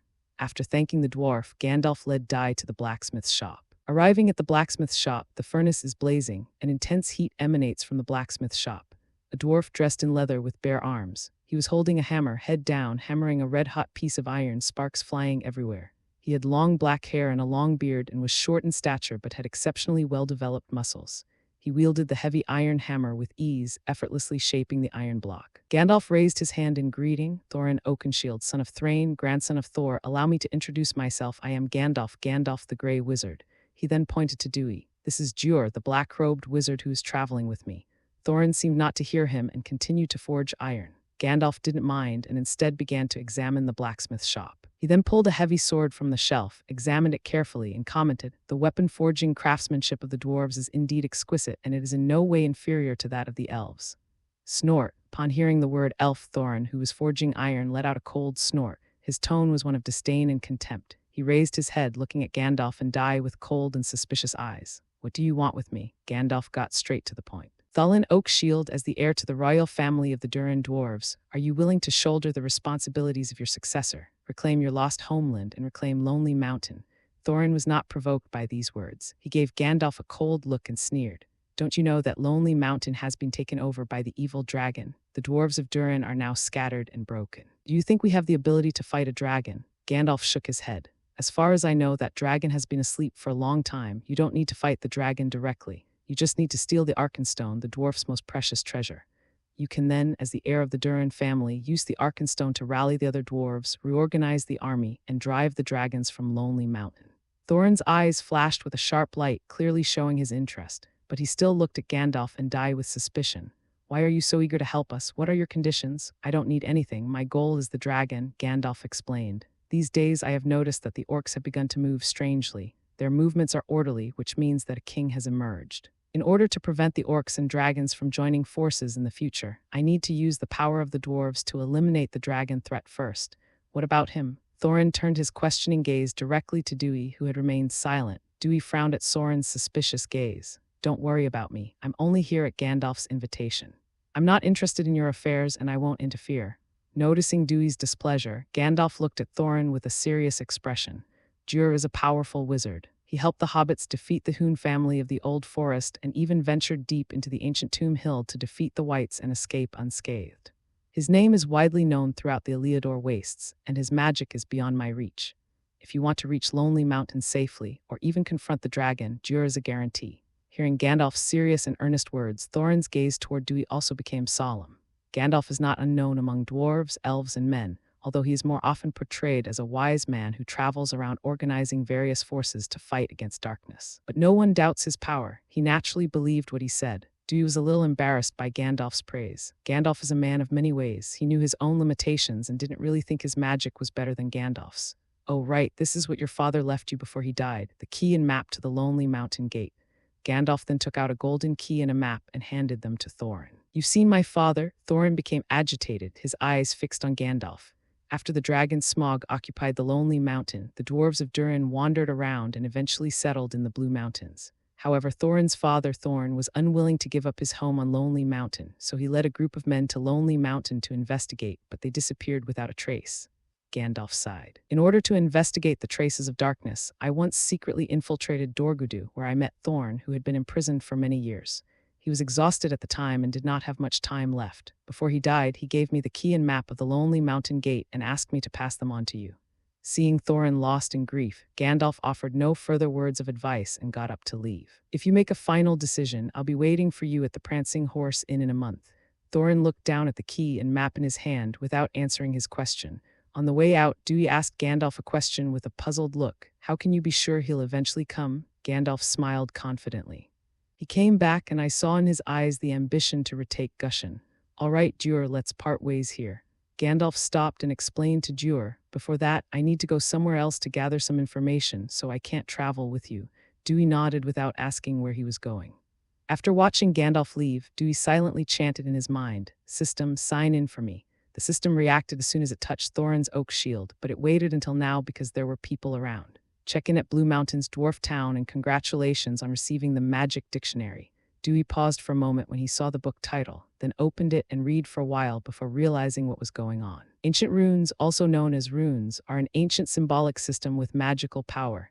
Each symbol corresponds to a specific magic or concept, and when combined, they produce different effects. When crafting alchemical items, inscribing runes on the items can enchant them, enhancing their magic and efficacy. Therefore, ancient runes can be considered a prerequisite for learning alchemy. Hogwarts only offers an elective course in ancient runes in the 3rd year and alchemy in the 6th or 7th year. Alchemy differs from other forms of magic, such as spells and transmutations, which have limitations. Once the spell is interrupted or the magic is dispelled, the object being enchanted will revert to its original state. However, the effect of alchemy is like solidifying magic. Even after the magic is dispelled, alchemical products still retain magical properties. In the magical world, everything from small items like the memory ball, the golden snitch, shorthand quills, wizard chess, and the peeping mirror, to large items like the night bus, the Hogwarts Express, the mirror of Erebor, the pensieve, the time turner, and even the philosopher's stone, is a product of alchemy. It can be said that alchemy permeates and is applied to all aspects of the magical world. Dewey naturally had a great longing for alchemy, especially the philosopher's stone, which was hailed as the highest achievement in alchemy and was a treasure that could turn stone into gold and grant immortality. As a wizard, Dewey's lifespan is longer than that of ordinary humans. But in Middle-earth, not to mention the elves who possess eternal life, he might not even outlive the Dunedain. If you want to live longer, the Philosopher's Stone is one way. However, this is too far off for Dewey right now. He only wants to learn alchemy to deepen his magical foundation. Therefore, learning and mastering ancient magic script became his task for the next period of time. The Rune Dictionary is a very thick ancient rune dictionary that records the meanings and explanations of rune symbols. The content is very dry and requires great patience to study carefully. After checking in, Dewey did not leave the dwarf town immediately, but instead wandered around the town. Dwarves are skilled at mining and forging ores. They dig tunnels to extract various ores from the mountains, smelt them, and then forge them into exquisite weapons, armor, and handicrafts. As Dewey wandered around, he discovered that some of the weapons and armor sold in town were not made for dwarves, but rather were designed for human height and build. Upon seeing Dewey's arrival, the dwarf shopkeeper warmly stepped forward and asked, "What kind of weapon does the guest need? Whatever you need, we can make it for you, and we absolutely guarantee the quality." Dewey pointed to a piece of silver armor in front of him and asked in confusion, "Why do you sell human armor here? Do humans come here to buy it?" Upon hearing this, the dwarf shopkeeper immediately puffed out his large belly and said with great pride, "Our dwarf forging skills are unmatched. Many humans dream of having a weapon forged by us. We have a dedicated sales channel with humans, and these weapons are all custom-made for them." "I see," Dewey understood. "I never imagined that dwarves were not only skilled in forging, but also so good at business." No wonder it accumulated such a vast fortune as Lonely Mountain, which attracted the covetousness of the dragon Smog, who then seized it for himself. Dewey picked up a longsword forged by dwarves and examined it closely. It was just an ordinary weapon made for humans, but its sharpness and hardness were indeed far superior to those forged by humans. He put down his sword and asked the dwarf shopkeeper, "Sir, I have an ancient sword here that needs repair. I wonder if you have any way to restore it to its former sharpness." Of course, price is not an issue. The dwarf shopkeeper's eyes lit up when he heard the last sentence, but he didn't give a guarantee right away. Instead, he said, "If you want the ancient sword repaired, we need to see the extent of its damage before we can determine if it can be repaired." Then his gaze swept over Dewey, and he asked in confusion, "Guest, where is your sword?" Dewey waved his hand, and a great sword flew out of a carriage on the street behind him, hovering in front of the dwarf boss. "This is the ancient sword. Can you take a look and see if it can be repaired?" The dwarf shopkeeper was startled. Looking at the great sword floating in front of him, he hesitated to take it. His original intention to fleece the shopkeeper vanished instantly, and his attitude towards Dewey became respectful and cautious. "So you are the wizard, sir. Please forgive me for not recognizing you earlier." Dewey didn't notice his change in attitude and said, "Take a look, see if you can restore this ancient sword." The dwarf shopkeeper turned his gaze back to the rusted and corroded greatsword in front of him, carefully took it, and examined it closely. The blade is made of bronze, a sturdy and durable material with superb forging techniques, and it's quite large. "Is this the forging technique of the Numenor people?" The dwarf boss looked up with a surprised expression. A flash of appreciation crossed Dewey's eyes, and he nodded. "This sword was previously corrupted by the dark power of the corpse demon. After being purified, it lost its former sharpness and power. Do you see if there's any way to restore it?" The dwarf shopkeeper looked troubled and shook his head. "Simply repairing the exterior is easy, but to restore its former sturdiness and sharpness, it would have to be reforged in the furnace." "Then let's reforge it in the furnace," Dewey said directly. "My lord wizard, please listen to me. The Numenor people's swords are made of a very heat-resistant material. The temperature of my furnace here is probably not high enough to melt them. We need a large furnace, but we only have one here. If we want to use it, we need the master's permission."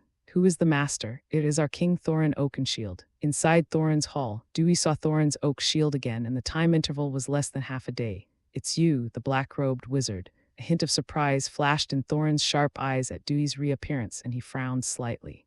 "So the customer who commissioned Bondi to reforge the ancient sword was you." Dewey didn't have much affection for Thorin, but now that he wanted to use Thorin to reforge the corpse demon ancient sword, he had no choice but to go to him in person.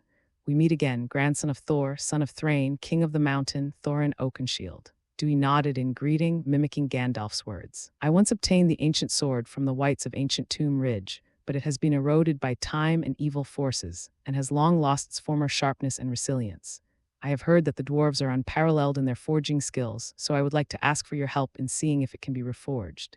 Even the dwarves had heard of the terrifying reputation of Kazuka Hill, and the Kazuka corpse demon was even more fearsome. Thorin had previously heard Gandalf mention Duer's solo adventures at Ancient Tomb Hill, but he never imagined Duer would actually seize the ancient sword from the wights. This gave Thorin his first clear understanding of Duer's strength. Even Thorin, with his arrogance, would treat such a person with caution. So he got up from his seat and said to Dewey, "Forging is as simple as eating and drinking for us. You'll take your job, but before that, could I see the ancient sword? Dewey handed the corpse demon ancient sword he had brought to the other party. Thorin took the ancient sword. The heavy sword, which was longer than him, seemed weightless in his hand, and he held it with just one hand. He examined the ancient sword closely, his regal seriousness fading from his face, replaced for the first time with the earnestness and professionalism of a craftsman. The sword-making process is complex. The blade is diamond-shaped, suitable for thrusting and slashing. The hilt is designed for one hand, the guard is a bronze crescent shape, and it also bears the white tree symbol. Is this a sword belonging to the royal family descended from the Numenor people? Thorin asked Dewey with certainty. Dewey nodded and explained, it once belonged to the last prince of the kingdom of Catalan. Thorin suddenly realized that the dwarven history recorded the kingdom of Cadoran, which was a split from the kingdom of Arnor, and naturally knew that this kingdom, founded by the descendants of the Numenor, was eventually destroyed by the Witch King of Angmar. The Numenor people were taught the craft by the Noldor, the most skilled forgers among the elves, and mastered superb forging techniques.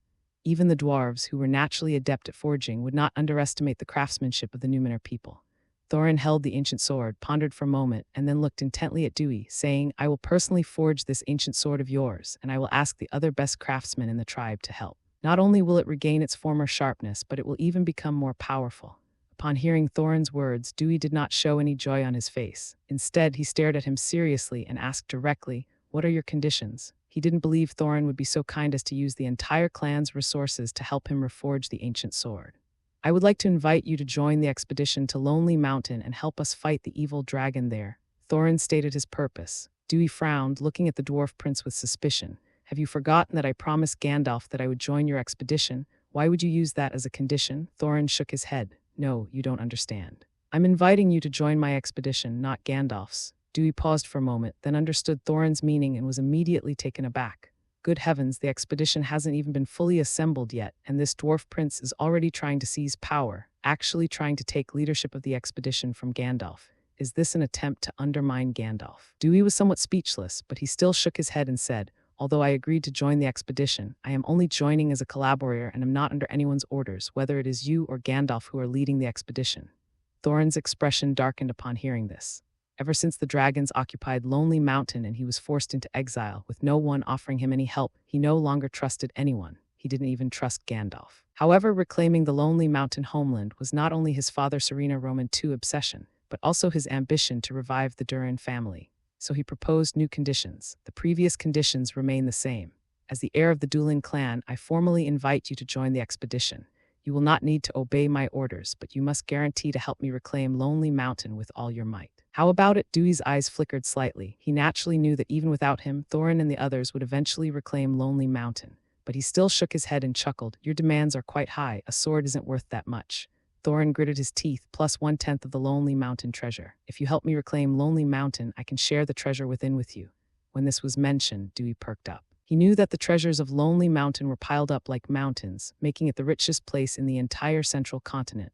Even if it was only 1/10 of that, it would still be a fortune that could rival that of a country. Okay, but we have to sign a contract. Dewey agreed, but also set conditions. After all, he remembered that this guy had a family-inherited dragon disease. Whenever he came into contact with the treasure of Lonely Mountain, he would lose his mind and become crazy and paranoid, filled with greed and possessiveness for the treasure.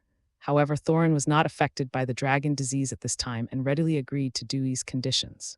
Moreover, he believed that with the contract in place, Dewey would be more dedicated to helping them reclaim Lonely Mountain, rather than giving up halfway. Thus, with both parties' consent and witnessed by a group of dwarven relatives and elders, Dewey and Thorin signed a contract. The contract stipulated that Dewey would join the expedition and help the dwarves reclaim Lonely Mountain.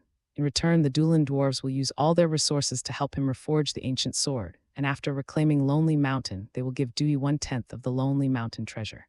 After that, Dewey stayed in the dwarven territory. Thorin and the other dwarven craftsmen began to reforge the sword for Dewey. The sword was not forged in the dwarf town, but deep inside the mine tunnels of the Blue Mountains, thousands of meters underground, where the temperature of the underground magma was used to melt the corpse demon ancient sword. When the dwarves were forging, they did not avoid Dewey. So Dewey was fortunate enough to ride the dwarves' cable pulley minecart to a depth of several thousand meters underground. Here the temperature soars, and beneath the ground lies a fiery red magma.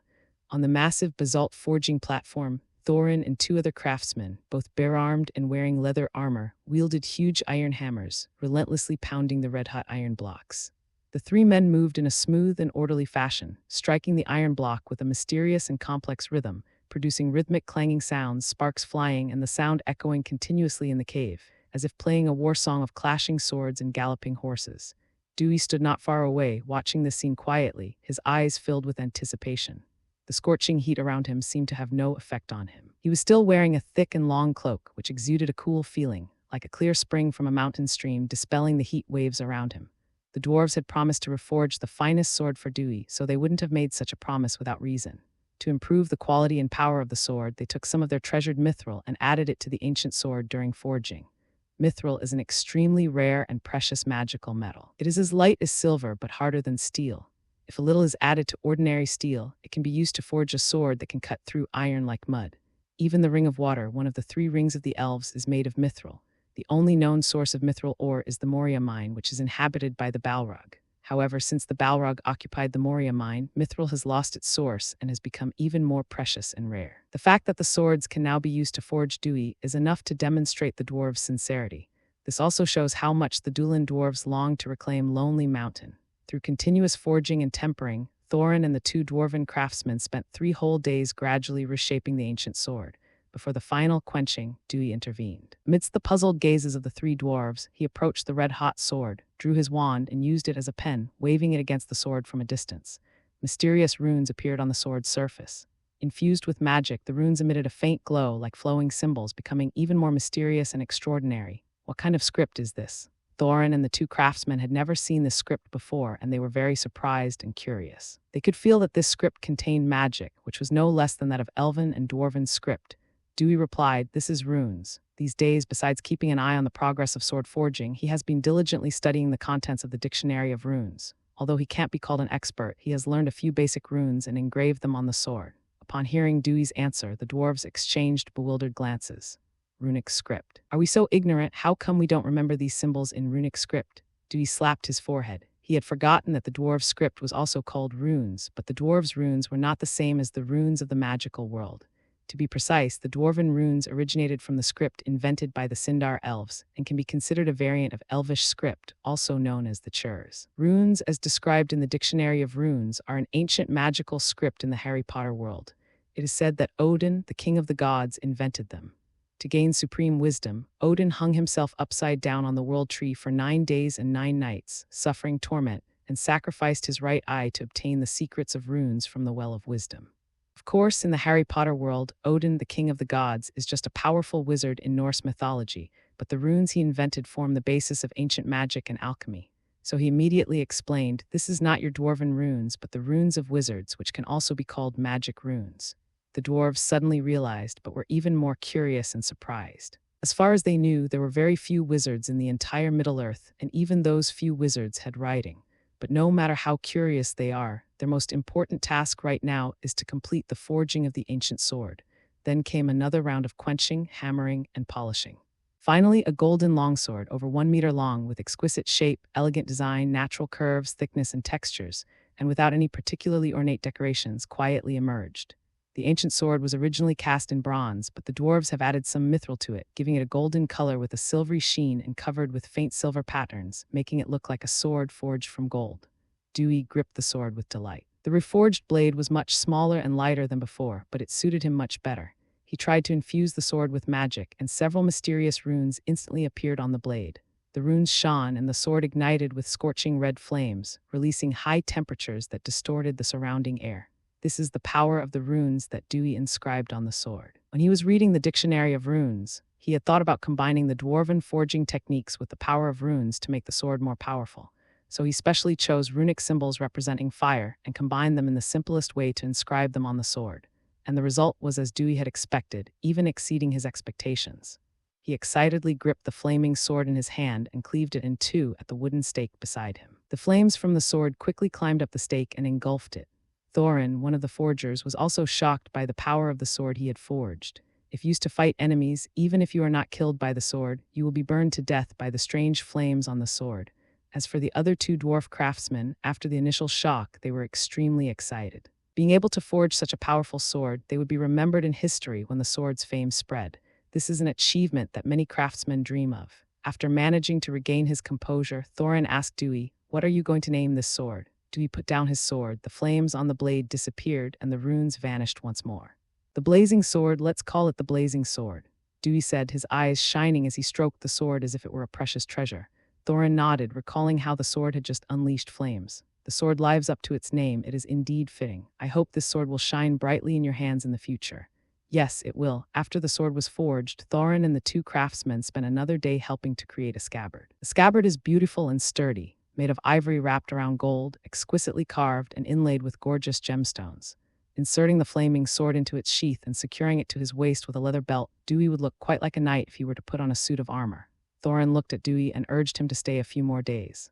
He had already sent a message to his distant relatives, and once they arrived, the expedition team would be complete. It wasn't that he had developed a deep affection for Dewey these past few days, but rather that he wanted to win Dewey over to his side so that he could take a dominant position in the expedition alongside Gandalf. Dewey naturally guessed Thorin's thoughts and secretly shook his head. Over the course of their time together, he had come to realize that Thorin Oakenshield was an extremely stubborn and arrogant person, and also suspicious and distrustful, probably not trusting anyone except the dwarves. Although it is not obvious now, these traits will be amplified and made more obsessive once the dragon disease is triggered by the Lonely Mountain treasure. These days, Dewey and I seem to be getting closer, but their relationship is still purely transactional and nothing has changed.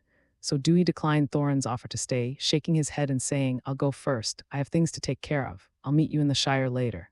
Then, under Thorin's silent gaze, Dewey, carrying his newly acquired sword, drove his carriage away from the dwarf town. In fact, Dewey wasn't lying. In the past 2 days, he had noticed that the 2 pots of mandrake in the carriage had become somewhat restless, and the pimples on their faces had disappeared, indicating that they were about to mature. He couldn't handle the mandrake in the dwarven territory, so he planned to process it further after returning to the Shire. It takes about 7 days to travel from the dwarf town to the Shire. When we were halfway there, the 2 pots of mandrakes had matured and had sprouted a small flower bud. Mature mandrakes are extremely dangerous. Their calls can be deadly. Therefore, Dewey needs to periodically apply petrification spells to them to prevent them from suddenly emerging from the ground and making a fatal sound. Carefully tending to the 2 pots of mandrake, Dewey finally returned to the Shire, arriving at Hobbiton on the afternoon of the 7th day. Bilbo was overjoyed to see Dewey return and quickly ran out of the yard to greet him. With a warm smile, Dewey said, "I'm back." He then waved his hand, causing the items on the carriage to float down, and picked out a dwarf-forged dagger and presented it to Bilbo. "Is this for me?" Bilbo asked in surprise. Dewey nodded. This was a gift he specially chose for Bilbo. Although it couldn't compare to real divine weapons, it was still carefully crafted by dwarven artisans. He remembered that Bilbo would find his own thorn sword in the troll forest, but in the meantime, this dagger would be fine as a substitute. "Thank you, I love it." Bilbo was very excited, stroking the dagger repeatedly as if it were a precious treasure. "I'm glad you like it. Oh, by the way, could you prepare a darker room for me?" "I need it," Dewey said. "A dark room?" Bilbo asked, puzzled, but did not press the matter. Instead, he replied, "Then the only place is the cellar at the deepest part of the cave. There's nothing there except some wine. You can go there." "Okay, thank you, I understand." Dewey nodded. He then placed the petrified mandrake back into the glass greenhouse and used several layers of glass to isolate and block out sound. Then he took another pot of mandrake into the cellar, along with a pot of black mud, 13 bats in cages, a large bag of sea salt, and a ceramic pot. The cellar was indeed dark. Apart from a small skylight that let in light, there were no gaps for ventilation. But as soon as Dewey arrived, he sealed off the last small skylight, preventing any light from getting in. Dewey then pulled the mandrake out of the pot and replaced it with the black mud he had brought. The black mud was dug from the cemetery at midnight on a full moon night. Dewey didn't want to recall the digging process, as it would damage his image as a wizard. After replacing the mud with black mud from the cemetery, Dewey grabbed a bat from the cage, expressionlessly slit open its chest with a dagger, removed its heart, dripped the blood onto the mandrake roots, and then buried the dead bat in the black mud. The whole process looked bloody and bizarre. If someone else had seen it, they would have suspected that he was an evil wizard. Having done all this, Dewey stopped. In the days that followed, he only needed to water the mandrake with the blood of a bat every day, and he didn't need to do anything else. So in the days that followed, Bilbo would see Dewey go to the cellar every day and come out with a faint smell of blood. Although Bilbo was curious, as a good friend, he restrained his curiosity and did not ask too many questions. On the 13th day, Dewey took the last bat out of the cage, removed its heart, dripped blood onto the roots of the mandrake, and then buried the bat in the black mud. At this time, the soil around the mandrakes became foul-smelling, and the mandrakes themselves became gloomy, as if they were plants growing in the shadows, exuding an eeriness and an ominous aura. At midnight on the 13th day, Dewey pulled the mandrake from the black mud. Then pour sea salt into the earthenware pot halfway, put the mandrake in, and completely cover it with the remaining sea salt, and it is compacted to ensure that the mandrake does not struggle to emerge from the salt. After doing all this, Dewey covered the ceramic basin with a black cloth to ensure that no light would come into contact with the inside of the basin. Only when the moon comes out at night will the black cloth be lifted and the skylight open to let the moonlight shine directly onto the sea salt. After 7 days, the sea salt grew darker and darker, eventually turning completely black. Dewey retrieved the mandrakes that had been buried in the sea salt. The mandrake was dead at this moment. Its features were distorted, its small eyes were dark and eerie, and its whole body exuded an aura of darkness and misfortune. This is a cursed object made from mandrake, a voodoo doll. As mentioned in Dark Forces, the defense guide, to create cursed items with mandrake is like handing death's scythe to yourself. It reaps not only the suffering of your enemies, but also the soul of the caster. While Dewey took the warnings in the book seriously, he did not avoid them entirely. After all, black magic, like curses, if used too often, can indeed affect a person's mind and easily distort their soul, but its power and effects are unmatched by other magic. Moreover, he has now learned musical magic from Tom, which has a positive and cheerful infectious power that can counteract the side effects of dark magic. Therefore, he was not worried at all that he would be corrupted by dark magic. Thinking of this, he was very grateful to Tom. This musical magic seemed harmless, but it was of great help to him. Having finished making the voodoo doll, Dewey carefully wrapped it in cloth and placed it in a small wooden box. This thing shouldn't be handled for long periods, otherwise it could easily bring bad luck, so he had to keep it safe. After cleaning up the rest of the items, Dewey left the cellar. He has spent more than half a month making the voodoo doll. Gandalf did not visit Hobbiton during this period, and it is unknown what he was busy with. However, according to Dewey's prediction, Gandalf and the dwarves should arrive here in a few days, thus officially beginning their expedition. So Dewey spent the next few days reading the magic dictionary while waiting. That evening, just as Dewey and Bilbo sat down to enjoy their dinner, there was a sudden knock on the door. Bilbo looked puzzled and exchanged a surprised glance with Dewey. Who could be knocking so late? Dewey had some guesses that it was probably Gandalf or the dwarves who had arrived. However, he didn't voice his guess, but instead said, "We'll find out when we get there." Bilbo agreed, got up from his chair, and went to open the door. As soon as the door opened, a bald dwarf stood in the doorway. "I am Duvalin, at your service," he introduced himself. Before Bilbo could react, Duvalin walked straight into the house and prepared to scrape his muddy feet against the wooden box by the door. "That's my mother's dowry chest." Bilbo didn't even have time to stop him. However, before Duvalin's foot could even touch the box, it was moved aside by an invisible force, causing him to miss his footing and almost stumble and fall. Duvalin stared wide-eyed at the empty box he had just grabbed, then noticed Dewey sitting at the dining table in the living room. He suddenly realized, "Amazing magic. You must be the black-robed wizard Duil that Thorin mentioned. It's a pleasure to meet you." However, he was immediately drawn to the food on the table and went to the table on his own, plopping down in Bilbo's seat. "I'm starving after walking for so long." As he spoke, he reached out and grabbed the food on the table, stuffing it into his mouth repeatedly. His movements were rough and swift, and his thick beard was covered with food crumbs as if he hadn't eaten for days. Upon seeing this, Dewey frowned slightly, his appetite vanished instantly, and he put down his knife and fork. Bilbo was stunned. Before he could ask any questions, there was another knock on the door. This time it was a white-bearded dwarf named Balin. He walked in just as unceremoniously and greeted Duvalin familiarly. "Who are you? Why are you in my house?" Bilbo tried to stop them, but they acted as if they didn't hear him and started ransacking his warehouse. Immediately afterwards, there was a series of knocks on the door. A group of dwarves arrived one after another, Killy and Filly, Dori, Nori, Ori. Each of them walked into the house in a boisterous manner and then squeezed onto the small dining table. The room instantly became crowded and noisy. Bilbo stood aside, looking at these uninvited guests with a face full of helplessness and shock. His home seemed to have become a gathering place for dwarves while he became an outsider. He watched the dwarves, tears welling in his eyes, as they ransacked his storeroom of food and wine. He could only look pitifully at Dewey, pleading. Duil tilde seeing Bilbo's frustrated expression, both angry and afraid to speak up. Dewey patted him on the shoulder with a mixture of amusement and sympathy, deciding to help him vent his anger and teach these impolite dwarves a lesson. "Petrify them all, petrify them all, petrify them all."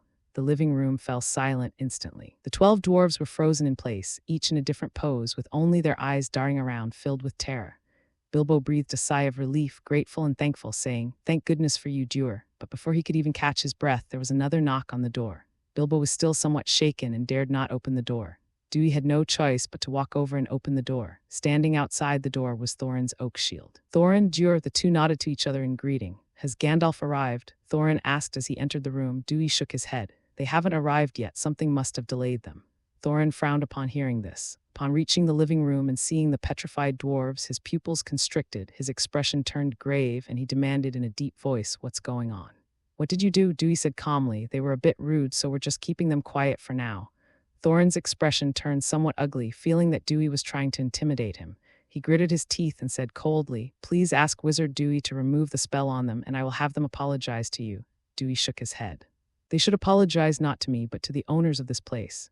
"Sorry I'm late." Gandalf's voice suddenly came from the doorway, breaking the tense atmosphere inside. Gandalf walked in, bowing slightly, and looked at everyone with a smile, asking, "Did I miss something?" "Gandalf, you've come." Bilbo greeted him excitedly as if he had seen a savior. The oppressive atmosphere had almost suffocated him. "Hello, Bilbo," Gandalf greeted him with a smile. Then his eyes lit up when he saw the group of petrified dwarves standing frozen at the table. "It seems you all already know each other, so I don't need to introduce you again." Seeing Gandalf come out to ease the tension, Dewey had no intention of completely antagonizing the dwarves and waved his hand to break the dwarves' petrification spell. The dwarves, whose bodies had been stiff for a long time, suddenly collapsed together, rubbing their aching limbs and groaning in pain. At the same time, there was a hint of awe in his eyes as he looked at Dewey. After some twists and turns, everyone calmed down again.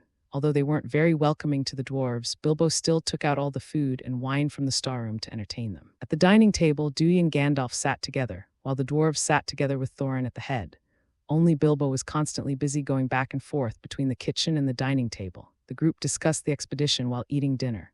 "We don't need to confront Smaug the dragon head-on. We just need one key figure, someone agile enough and difficult to spot, to sneak into the halls of the Lonely Mountain and steal the Arkenstone," Gandalf said. "With the Arkenstone, Thorin, as the heir of the Durin family, will be able to gather the dwarven army and take Erebor back from the dragons." Hearing Gandalf's words, Thorin was somewhat tempted. He looked at Gandalf and asked, "Do you have someone in mind?" Gandalf did not answer, but instead turned his gaze to Bilbo. Thorin followed Gandalf's gaze, his brows furrowing immediately. "Gandalf, are you sure?" he asked skeptically. In Thorin's opinion, this hobbit was utterly useless except for cooking.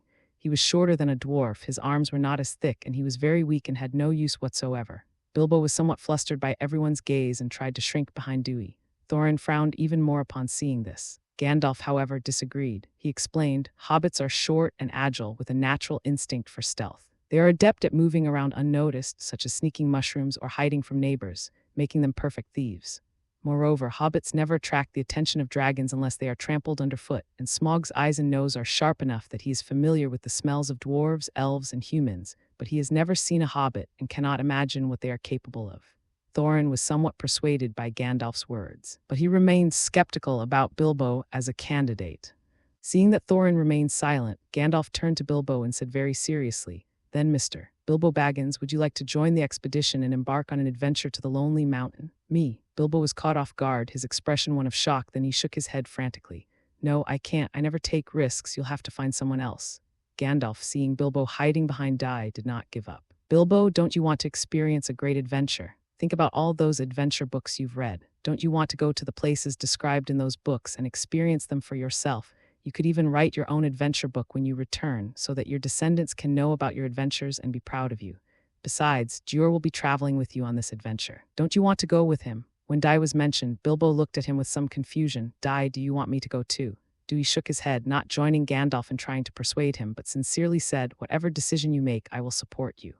Although he knew that Bilbo would leave the Shire, encounter the One Ring that was destined for him, and that his choices would determine the course of Middle-earth, making him a key figure in the Lord of the Rings symphony. But if Bilbo were content with an ordinary life and only wanted to stay in the Shire as a regular hobbit, he would also choose to support him without hesitation. Upon hearing Dewey's words, Bilbo's expression showed struggle and hesitation, his reason and courage constantly torn apart. Finally, he took a deep breath and said to everyone, "I'm willing to join." After saying this, it was as if she had used up all her courage and she shrank back again, hiding behind Dewey. Dewey was stunned by Bilbo's quick reply. Gandalf, overjoyed, raised his glass and declared, "Our Mr. Thief is back. Let us welcome Bilbo Baggins to the fold." Homage to Bilbo Baggins the thief, the dwarves cheered. When Dai came to his senses, his emotions were somewhat complicated. He hadn't expected Bilbo to agree so quickly. He remembered that Bilbo had only made his final decision to catch up with the expedition after Gandalf and the others had left. Clearly, this change originated from him. However, since Bilbo had agreed, Dewey supported his decision and immediately had Thorin and Bilbo sign a contract, specifying Bilbo's reward for helping the dwarves reclaim Lonely Mountain. He didn't want Bilbo to do him a huge favor and then get no reward at all. Thorin, in order to reclaim Erebor, was very generous and agreed to share the treasure of Erebor. He promised to give Bilbo 1/14 of the treasure if he found the Arkenstone and reclaimed Erebor. As for Gandalf, he did not ask for any payment. After receiving the contract and signing his name, Bilbo was a little dizzy. If he receives 1/15 of the Lonely Mountain treasure as stipulated in the contract, he will become the richest hobbit in all of the Shire. Late at night, after devouring all the wine stored in Bag End Cave, the dwarves lay scattered on their beds, snoring loudly like thunder. In the master bedroom next door, Bilbo tossed and turned in bed, unable to fall asleep. On the one hand, the dwarves' snoring was too loud, and on the other hand, it was for the upcoming adventure. Dai and Gandalf, on the other hand, were sitting on the sloping lawn of Bag End Roof. One gazed up at the starry sky, while the other silently smoked his pipe. I went to the wasteland recently and exchanged information with some wandering knights. I discovered that the orc army in the Misty Mountains has been making moves lately, and there have even been traces of several orc squads in the wasteland. Gandalf exhaled a puff of smoke, his voice somewhat grave. So I'll separate from you halfway through the journey to explore the Misty Mountains. The expedition team will be in your hands then. Gandalf had told him about this before, so Dewey was prepared. He nodded, then turned to Gandalf. Is there anything I can do to help? To be honest, he preferred to follow Gandalf rather than the dwarves. Gandalf smiled and pointed to the sword at his waist. I would be quite happy to have you as an assistant, but didn't you already make a deal with the dwarves to protect them? By the way, your sword is really nice. Have you named it yet? This sword is called the Blazing Sword. Seeing Gandalf's interest in his sword, Dewey, with a touch of showing off, drew it and handed it to him. At the same time, he answered Gandalf's previous question nonchalantly. I only promised to help them reclaim Lonely Mountain, not to take care of them like a babysitter. And I don't think Thorin would want to see me, or you have more prestige in the party than him.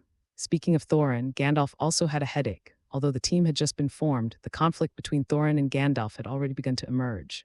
Thorin, a man with an extremely strong desire for control, has always tried to keep the expedition in his own hands. Gandalf wasn't interested in vying for leadership, and was even willing to defer to Thorin most of the time. But as the initiator and organizer of the team, his strength and prestige naturally gave him authority within the group.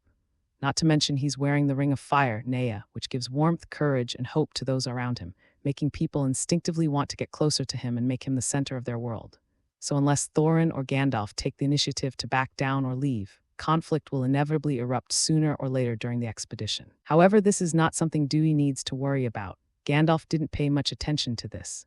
Now that Dai the wizard was in the party, he felt much more at ease and focused more on investigating the movement of dark forces. Forgetting about Thorin, that troublesome fellow, Gandalf focused his attention on the sword before him, which looked as if it were forged from gold. The dwarves' craftsmanship is truly amazing. Gandalf stroked the sword with admiration. As soon as he grasped the hilt, magic surged into the blade, and the sword instantly burst into flames of blazing gold, radiating light like the sun. The blazing sword truly lives up to its name. Dewey was astonished when he saw the golden flames emanating from Gandalf's flaming sword.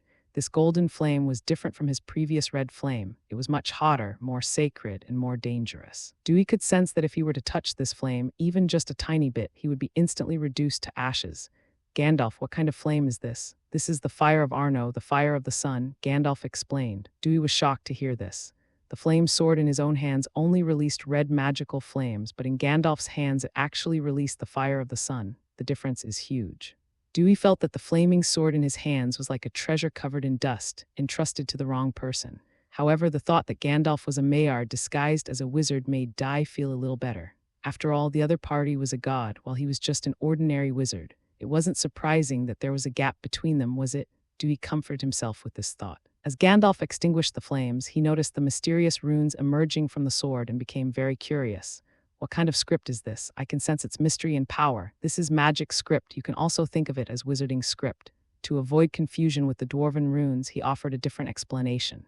Wizards' writing. Gandalf was very surprised. He had never known that wizards had any writing system. But then a guess popped into his mind, and he stared at Dewey in disbelief. Is this the script you created? He couldn't think of any other explanation besides this conjecture.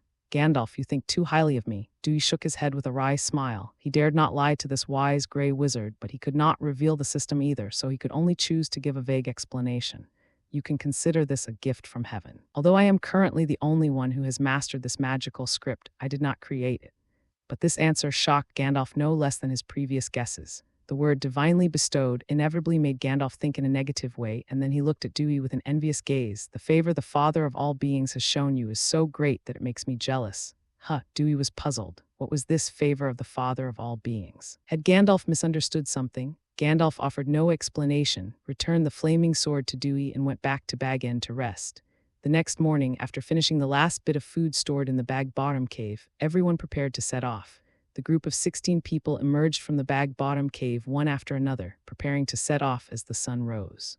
Bilbo, walking at the back, carried a bundle in one hand and the dagger Dewey had given him in the other, gazing longingly at his home.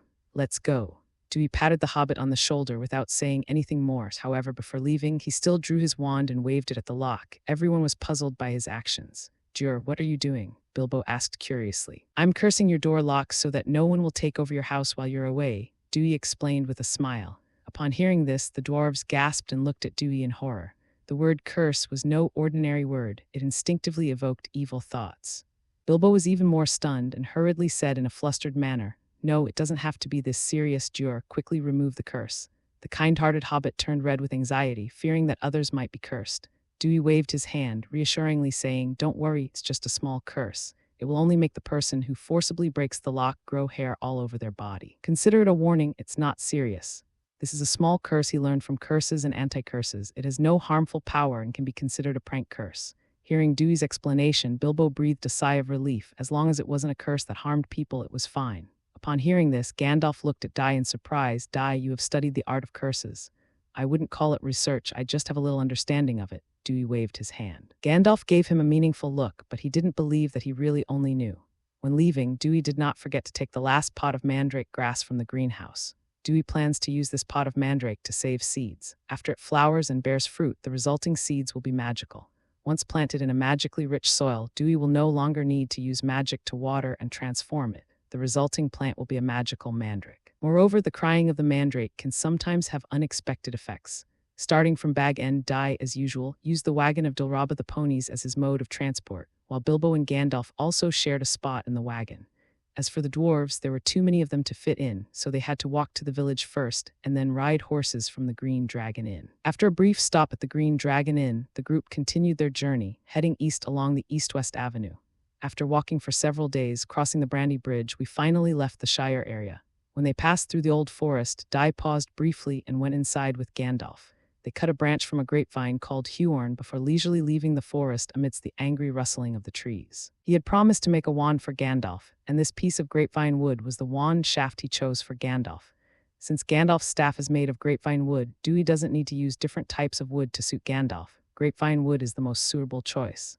Thorin was somewhat displeased with Dewey and Gandalf's departure midway through the journey, which delayed their trip, but aside from looking a little unhappy, he didn't say much. The group continued on their way and soon arrived at the area of the ancient mound. Because of the delay in the old forest, the group was unable to leave the area of the ancient mound before dark, so they had to choose to rest temporarily in an open space. "Everyone be careful tonight. Although this place isn't very close to the ancient tomb hill, we still need to be wary of the undead," Gandalf solemnly reminded everyone.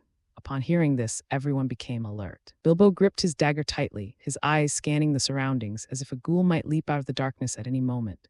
Thorin was even more dissatisfied. He glanced at Gandalf and Dai and sneered, "If you hadn't gone into the old forest halfway through, which delayed us for so long, we would have already left the old tomb hill area and wouldn't have to be so careful." Dewey frowned. If it weren't for his deal with Thorin, he sometimes really wouldn't want to deal with this guy. Gandalf was not angry at Thorin's accusation and still apologized with a smile. "I'm sorry, Dewar was so generous in offering to make me a wand, and I was a little impatient, so I dragged Dewar to the old forest to find suitable wood.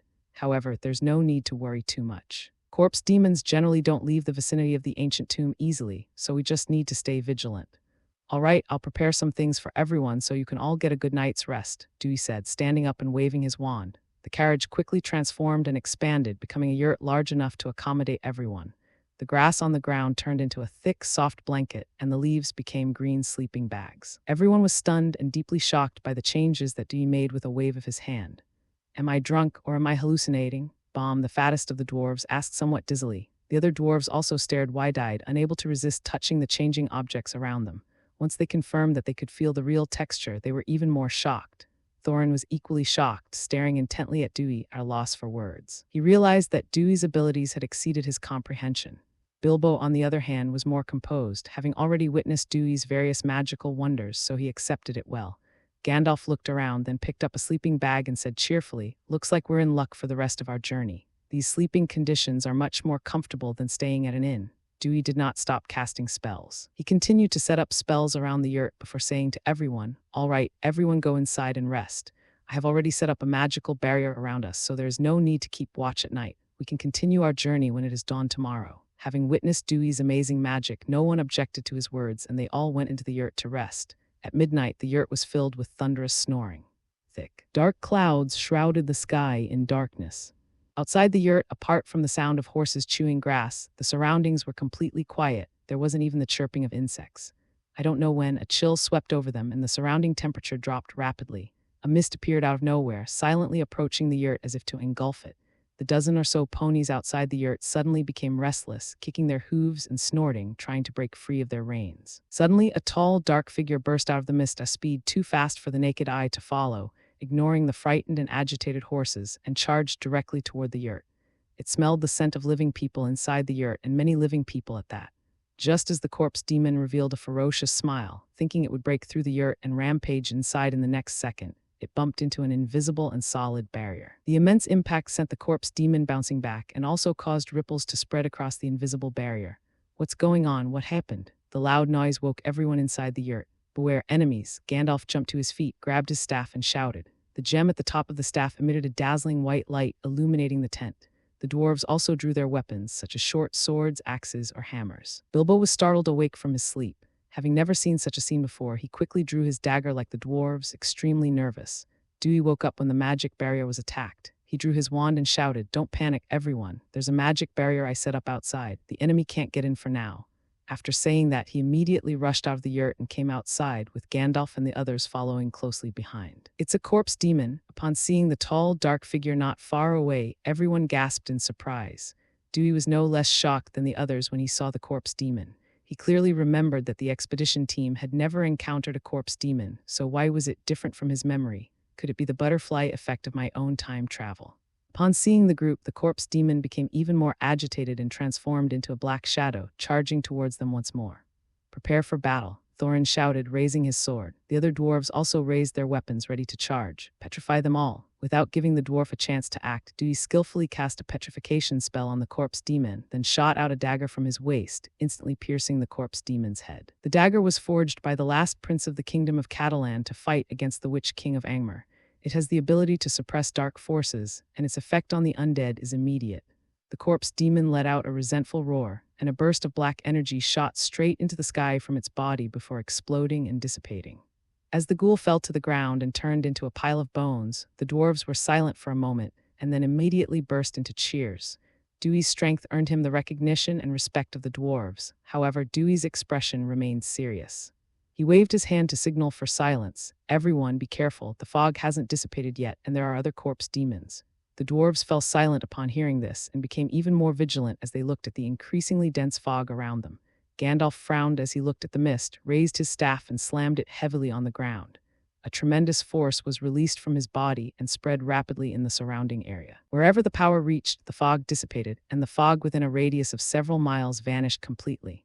As the fog dissipated, what was hidden within it was revealed. However, when everyone saw the exposed corpse demon, they immediately gasped. Because the corpse demons came in hordes, numbering in the hundreds, Dewey's pupils also contracted. There are so many corpse demons, even more than we saw at the ancient Tomb Hill last time. Has the whole horde come out?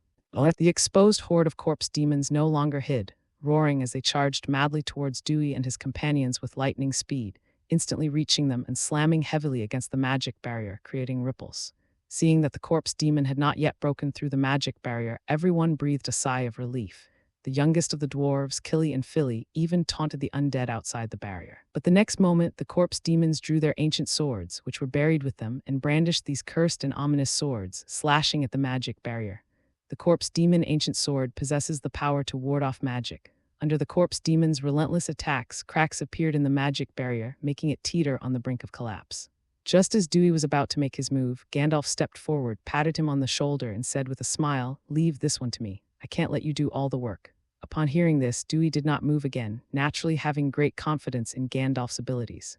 The next second, the magical barrier finally shattered under the attack of numerous corpse demons. Gandalf raised his staff and slammed it down on the ground, his voice booming like thunder. "Avoid evil." St. White's magical aura exploded like a tsunami, and hordes of corpse demons roared and pounced. Before their sharp claws could even touch the edge of his cloak, they were all blasted away by the burst of lightning power and instantly lost their ability to resist. Dewey's eyes were filled with shock. He wondered when he would be able to possess such power. But just when he thought the battle was about to end, a shadow of death suddenly loomed over everyone. Evil, dark language echoed around them, and everyone felt a bone-chilling cold. Their blood seemed to freeze, and their hearts felt as if they were being gripped by an icy hand. Instantly, they were filled with fear and despair, and their minds and consciousness were impacted by the darkness, gradually driving them mad. A tall, crowned corpse demon emerged from the darkness, its eyes burning with an eerie light and radiating a chilling aura, as if it were a deathly shadow emerging from the darkness itself. Just when everyone thought they were about to succumb to despair and madness, a force full of warmth, courage, and hope enveloped them, dispelling the fear and coldness in their hearts. Then countless cheerful and lively golden musical notes appeared, surrounding everyone. The music played by the notes was highly infectious, making everyone feel happy involuntarily and resisting the negative emotional influence brought by the corpse demon. Everyone looked at Dewey and realized that the dancing notes were flying out of his wand. But at this moment, Dewey looked at the corpse demon that appeared in the distance as if facing a formidable enemy.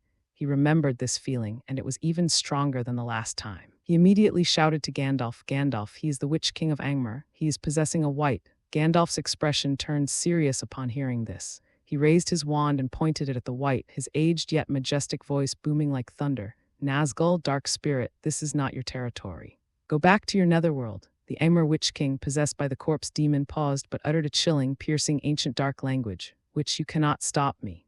Enraged, Gandalf unleashed a bolt of lightning from his staff, striking the wight. The corpse demon was blasted to ashes by lightning. But the next second, a fallen corpse demon stood up, opened its eyes burning with flames, and let out a smug laugh. "You can't kill me, wizard. I'm thousands of miles away now. What can you do to me?" Gandalf didn't say anything, and instead unleashed another bolt of lightning that shattered the undead possessed by the Witch King of Angmar.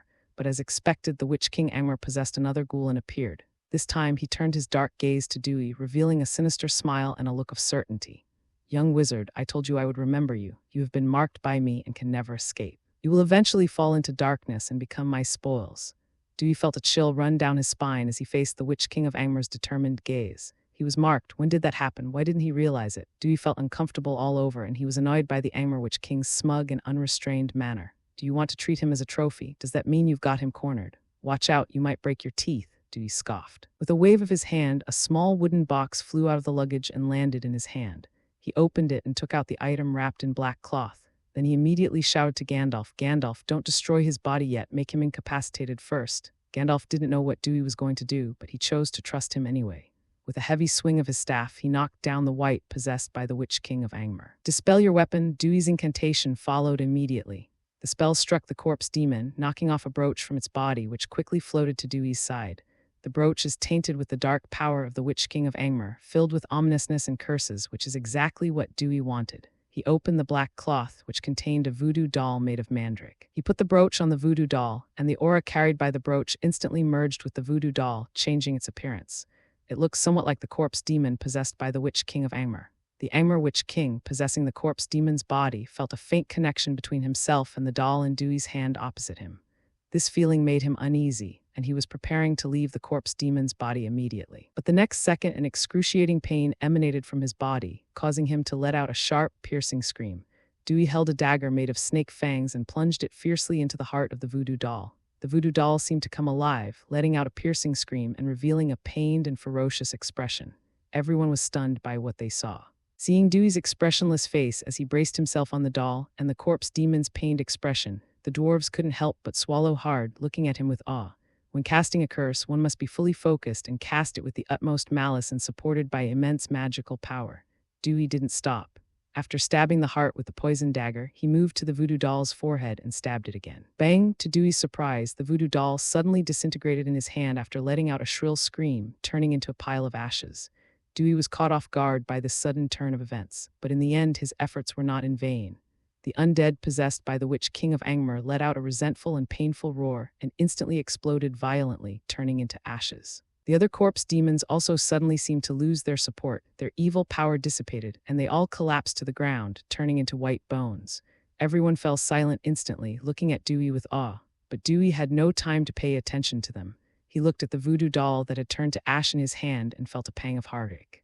He put so much effort into making the voodoo doll, only to have it completely destroyed after just one use to curse the Witch King of Angmar. It really broke his heart. After all, voodoo dolls are not disposable items, but he did not expect the Witch King of Angmar to be so powerful that a single curse would destroy a voodoo doll. Gandalf approached, looking at the ashes in Dai's hand, sensing the lingering curses and dark magic on them. He looked at Dai with some concern. Dai, please don't mind an old man's rambling, but be careful not to let yourself get too immersed in this power, or you'll easily become prey for darkness. I understand, thank you for reminding me. Dewey nodded seriously. At the same time, in the dark lands thousands of miles away, the Witch King of Angmar, the leader of the Ringwraiths, suddenly let out a painful scream. His hollow armor and mask twisted and deformed in agony, and his spirit body, severely injured, became even dimmer, as if it were about to dissipate at any moment. This sudden change startled the other Ringwraiths, but they didn't understand what had happened. Just as the Ringwraiths were in a panic, a huge, burning eye appeared. The giant eye was edged with red flames, and its pupil was a dark void like a bottomless void. A tall, terrifying, pitch-black figure appeared in the vertical pupil, exuding an incomparably powerful and dark aura. The dark eye's pupils, like black holes, sucked in the weakened Witch King of Angmar, the leader of the Ringwraiths, and when it emerged, it had regained its powerful form. A new wizard has appeared in Middle-earth. Investigate his origins. There can be no variables that could affect my return. Ancient, dark language, like that from the abyss, emanated from the demon's eye, each syllable carrying an indescribable evil power filled with seductive and corrupting influence. Yes, my master. The Ringwraiths bowed down in awe and submission before the eye of God. The expedition team was completely unaware of the darkness in the distance. Everyone was collecting the jewelry and accessories left behind by the corpse demon and burying its body in the ground. In Gandalf's words, these wights were all warriors who died in battle, but were defiled by the dark power of the Witch King of Angmar and could not rest in peace. Their bones should not be left to rot in the wilderness.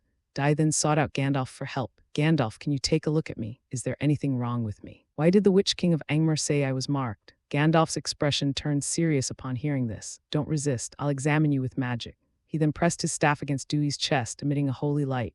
Enveloped in light, Dewey felt as if he were soaking in a hot spring, and his whole body became very comfortable. However, the next moment, Gandalf put away his staff, his expression becoming somewhat serious. Seeing his expression, Dewey became uneasy and quickly asked, Gandalf, what's wrong? Is there really something wrong with me? Gandalf shook his head and comforted him. Don't be nervous, it's just a curse. You probably picked it up when you entered the ancient tomb hill. It's not harmful, it just makes you more susceptible to dark creatures, like turning you into a more delicious meal. Dewey said he wasn't comforted, and he couldn't understand when he had been tainted by the curse, even though he had been very careful. Gandalf, do you have any way to break this curse on me? Dewey didn't want to bear such a curse, especially not in a situation like today where the corpse demons swarmed out. He didn't want to encounter that again. Gandalf nodded with a smile. This curse is difficult for others to break, but you just happened to run into me. As he spoke, he raised his right hand, revealing a dazzling ring set with a ruby on his finger. The ring shone with a fiery and warm light as if he were wearing a sun on his hand. This is Naya, the Ring of Fire. Dewey stared wide-eyed in amazement at the ring on Gandalf's hand. This was the first time he had seen Naya, the Ring of Fire, in person. She was absolutely stunning. Gandalf gently patted his shoulder with the hand wearing the ring, and a surge of energy like the sun swept over his body, easily sweeping away the trace of curse power hidden within him. Dewey instantly felt a sense of clarity, as if the accumulated toxins in his body had been removed, and he felt completely relaxed. All right, Gandalf withdrew his hand. Thank you, Gandalf, Dai said gratefully. I'm glad I could help. Gandalf shook his head, hiding the ring on his finger again. Seeing Dewey's gaze lingering on his hand, he winked playfully, shushed him, and whispered, It's a little secret, remember to keep it a secret for me. Dewey nodded, somewhat amused and touched. Gandalf's willingness to reveal the Ring of Fire to him and help him remove the curse demonstrates his trust in Dewey. After burying the remains of the corpse demon, everyone returned to the yurt to continue sleeping. What's wrong? What happened? The obese bombard groggily crawled out of his sleeping bag and looked at the group of people who came in with a puzzled expression. Everyone fell silent and looked at each other in bewilderment. The situation was urgent just now, and everyone thought everyone had gotten up, but they didn't realize that one person was missing. Gandalf and Dai watched the scene with smiles on their faces. Thorin looked at his simple-minded companion, took a deep breath, and said irritably, It's nothing, go to sleep. Then Bomber really did shrink back into his sleeping bag and soon started snoring loudly. Everyone fell silent again, but with mixed feelings, they all crawled into their sleeping bags. It was already very late, and they had to set off early the next day. The next morning, everyone gradually woke up from their sleep. As Dewey waved his hand and transformed the huge yurt back into a wagon, and the carpet and sleeping bags disappeared, everyone felt as if they had just woken up from a dream.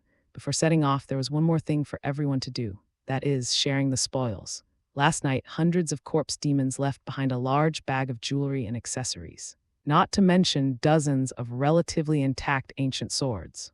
Gandalf proposed that the spoils be divided equally among all the people. Thorin refused outright, arguing that the dwarves hadn't contributed to the battle the previous night, and that Gandalf and Dai had dealt with all the whites, so there was no reason for them to share the spoils. The other dwarves agreed with Thorin. Although they loved jewels dearly, their pride wouldn't allow them to accept charity. Faced with the stubborn dwarves, Gandalf did not press the matter further. However, he himself did not have much need for treasure, so he only chose the best-preserved ancient sword as his weapon and left the rest of the spoils to Dewey. Looking at his spoils, Dewey suddenly suggested to the others, "Yesterday, I severely injured the Angmar Witch King, and his minions, the corpse demons, have also lost their power. Why don't we take this opportunity to storm the dragon's lair and seize the corpse demon treasure within the ancient tomb?" The dwarves' eyes lit up at the suggestion, and even Thorin, who was only eager to reach Lonely Mountain, did not object. Their refusal to share Dewey and Gandalf's spoils does not mean they were not eager for the treasure. Especially now that the dwarves are not wealthy, Thorin Oakenshield, in order to support the Durin people, once made a living by blacksmithing and trading resources with nearby humans. He even had to offer the treasure of Lonely Mountain as payment to get Dewey and others to join the expedition. Although Gandalf had no interest in the white treasure, he supported Dai's proposal. So the group did not continue forward, but turned around and headed deeper into the ancient mound. The sky above Khazad-dûm is always so gloomy, and the mountains are shrouded in mist all year round, creating a silent and desolate landscape. However, compared to his last visit to Khazad-dûm, Dewey noticed that the mist in the mountains had dissipated considerably, and the clouds in the sky had thinned out. The group proceeded smoothly without encountering any obstacles and arrived at the ancient tomb complex. Perhaps because the Witch King of Angmar was severely injured and the undead lost the support of the Witch King's power, there was no trace of undead activity on the ancient burial mound, and it became very quiet. Gandalf tapped the ground with his staff, constantly using magic to detect the danger. After sensing something, he reminded everyone, "The undead are asleep and won't wake up anytime soon, but we still need to be careful not to disturb them." Upon receiving the information from Gandalf, the dwarves were immediately excited. Without the threat of the whites, the jewels buried in the ancient tomb would all be theirs, so the dwarves began their tomb raiding work. Dwarves are naturally skilled at digging mine tunnels, so digging a tunnel to a tomb is no problem for them at all. The ancient burial mounds were mostly for the kings and nobles of the Dunedain people, and the burial goods were naturally priceless treasures. However, the dwarves looted all the burial goods from the tombs. As for the ghouls sleeping in the tomb, they were usually dealt with by Dewey and Gandalf whenever they encountered them, preventing them from ever reviving. Dwarves stayed at the ancient tomb site for 3 days, visiting hundreds of tombs. In the end, they reluctantly gave up their tomb raiding work because they were running out of food. The final harvest satisfied everyone. Except for Gandalf, who gave up his share, everyone else's pockets were stuffed full of gold and silver jewels, even Bilbo. The dwarves were all overjoyed, and even Thorin, the most serious of them all, had a much gentler expression on his face. With a bountiful harvest, the group left Khazad-dûm Hill. Before leaving, Gandalf gave Ancient Hill a purification gift, purifying and suppressing the evil power that the Witch King of Angmar had placed on Ancient Hill to a minimum. In any case, the corpse demon sleeping in the ancient mound has no chance of reviving in the short term. As for why they didn't simply banish the evil power of the Witch King of Angmar, in Gandalf's words, the power he exerted on Ancient Hill would never disappear unless the Witch King of Angmar was destroyed. Back on the main road, the group continued their journey and finally arrived in Barry Town around noon. Bree is a small town inhabited by humans, located in the middle of the Eliadorian wasteland. The main east-west road and the north-south road intersect here, making it a convenient place for travelers, merchants, and wanderers to stop. Even occasionally, elves would pass through here, traveling along the east-west road to Linton Grey Harbor in the west, and then taking a boat across the sea to the west. The group stopped briefly at the Leap Horse Inn in Barry Town to replenish their supplies. The dwarves, now rich, were eager to indulge themselves and waved their hands, saying, "Boss, bring up all the wine, we're going to drink our fill today." Besides their love of money, dwarves also love drinking, especially strong, spicy liquor. Upon hearing the dwarves' words, the innkeeper immediately became very enthusiastic.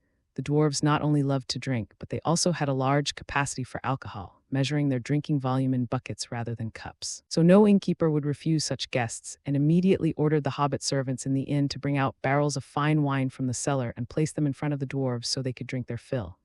At the same time, Dewey's check-in system also responded.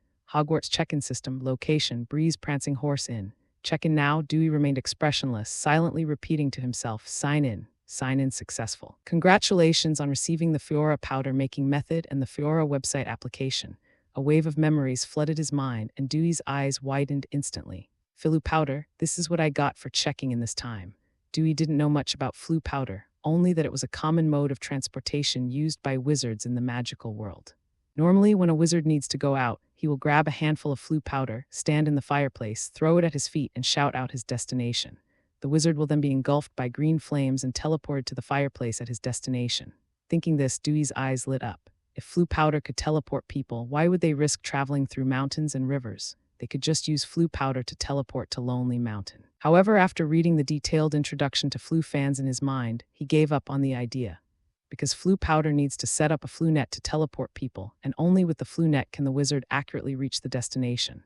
Otherwise, flue powder alone cannot be located at all, and the distance is random, so it will be randomly teleported to other fireplaces, making it impossible to guarantee safety and accuracy. Furthermore, to set up a flue network, you need to go to the destination first, use a spell to locate and connect the fireplace at the destination with the fireplace at the starting point, and then you can use flue powder to teleport. Therefore, his plan to use flue powder to teleport everyone to Lonely Mountain is completely unfounded. Even if that doesn't work, Dewey plans to set up a flue network and make flue powder during the expedition, which will make his future travels much more convenient. Inside the Leap Horse Inn, while the dwarves were still drinking, Dewey went to the counter and asked the innkeeper, "Sir, do you know if there are any moonstones for sale nearby?" The innkeeper, a man of wide experience, immediately became respectful and polite upon seeing Dewey in his wizard's robes. "Sir Wizard, if you wish to buy moonstone, there is a jewelry store in town that should have moonstone for sale." Dewey shook his head. "I need ordinary moonstone, not the kind used for jewelry, and I need a lot of it." He needed moonstone to make phyllo powder, not to be so extravagant as to use expensive moonstone jewelry as a material. Upon hearing Dewey's words, the innkeeper shook his head, indicating that there was nothing he could do. After all, aside from making jewelry, no one would collect ordinary moonstone. However, he glanced at the dwarves who had come with Dewey and suggested, "Why don't you ask the dwarves, Master Wizard? They are born to mine. Perhaps they will know something about moonstone." Dewey suddenly realized that he had almost forgotten about the dwarves. "I understand. Thank you for your suggestion," Dewey said gratefully, then asked, "By the way, could I borrow your fireplace for a moment?" Borrow the fireplace? The innkeeper was puzzled. What would he need a fireplace for? But no matter how he thought about it, he wouldn't refuse a guest, especially a wizard, so he said, "Please feel free." He thanked the shopkeeper again, then went straight to the fireplace, took out his wand, and began casting spells and incantations over it. Gandalf noticed Dewey's movements, came to Dewey's side, and watched curiously as Dewey cast a spell. "Dewey, what are you doing?" "I plan to set up the flue network in Central Continent, and I've chosen this place as a node so that I can teleport here directly using magic in the future," Dewey explained, introducing the concept of the flue network to him. Gandalf's eyes grew brighter as he listened, and his expression became excited as he stared intently at Dewey. "That's a brilliant idea. Dior, you've really surprised me. Once you establish the flue network, the distances between different parts of Middle-earth will be shortened, and the connections between the people of Middle-earth will be much closer. Moreover, if any place is attacked by the forces of darkness, other places will receive the news quickly and respond swiftly to provide support. This is a great invention that could change the entire situation in Middle-earth." Can he say that he just wanted to make it easier to go out and didn't think about these things at all? Faced with Gandalf's praise, Dewey felt somewhat unworthy of it.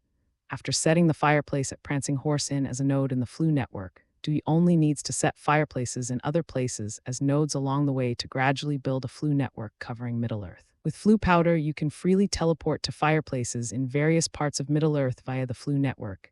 Gandalf was very interested in the flue net concept and offered to help him complete its construction. His only request was that, once the flue net was set up, Dewey allow others to use it for teleportation. Dewey readily agreed to this. Not to mention that he controls the method of making phyllo powder. Anyone who wants to send it through the phyllo network must first get his permission. If he wanted to profit from this, he could earn far more wealth than the Lonely Mountain dwarf treasure by monopolizing flue powder and flue network. Flue powder is made from moonstone, a translucent milky white mineral with a moonlight effect. It is usually used to make jewelry, and in the magical world, it is used as an ingredient in many potions, such as tranquilizers and love potions. Since its invention, flue powder has been strictly controlled by the Ministry of Magic. Only Flue Boom has been granted a production license. Its headquarters are located in Diagon Alley, but the location of the entrance has never been known, nor has anyone known who made it. The materials have also been kept secret. Moreover, the price of flue powder has remained unchanged for a century, with 2 scoops per spoonful, which is quite inexpensive. But after Dewey obtained the recipe for flue powder, he realized why this monopolistic business of flue powder had never raised its price.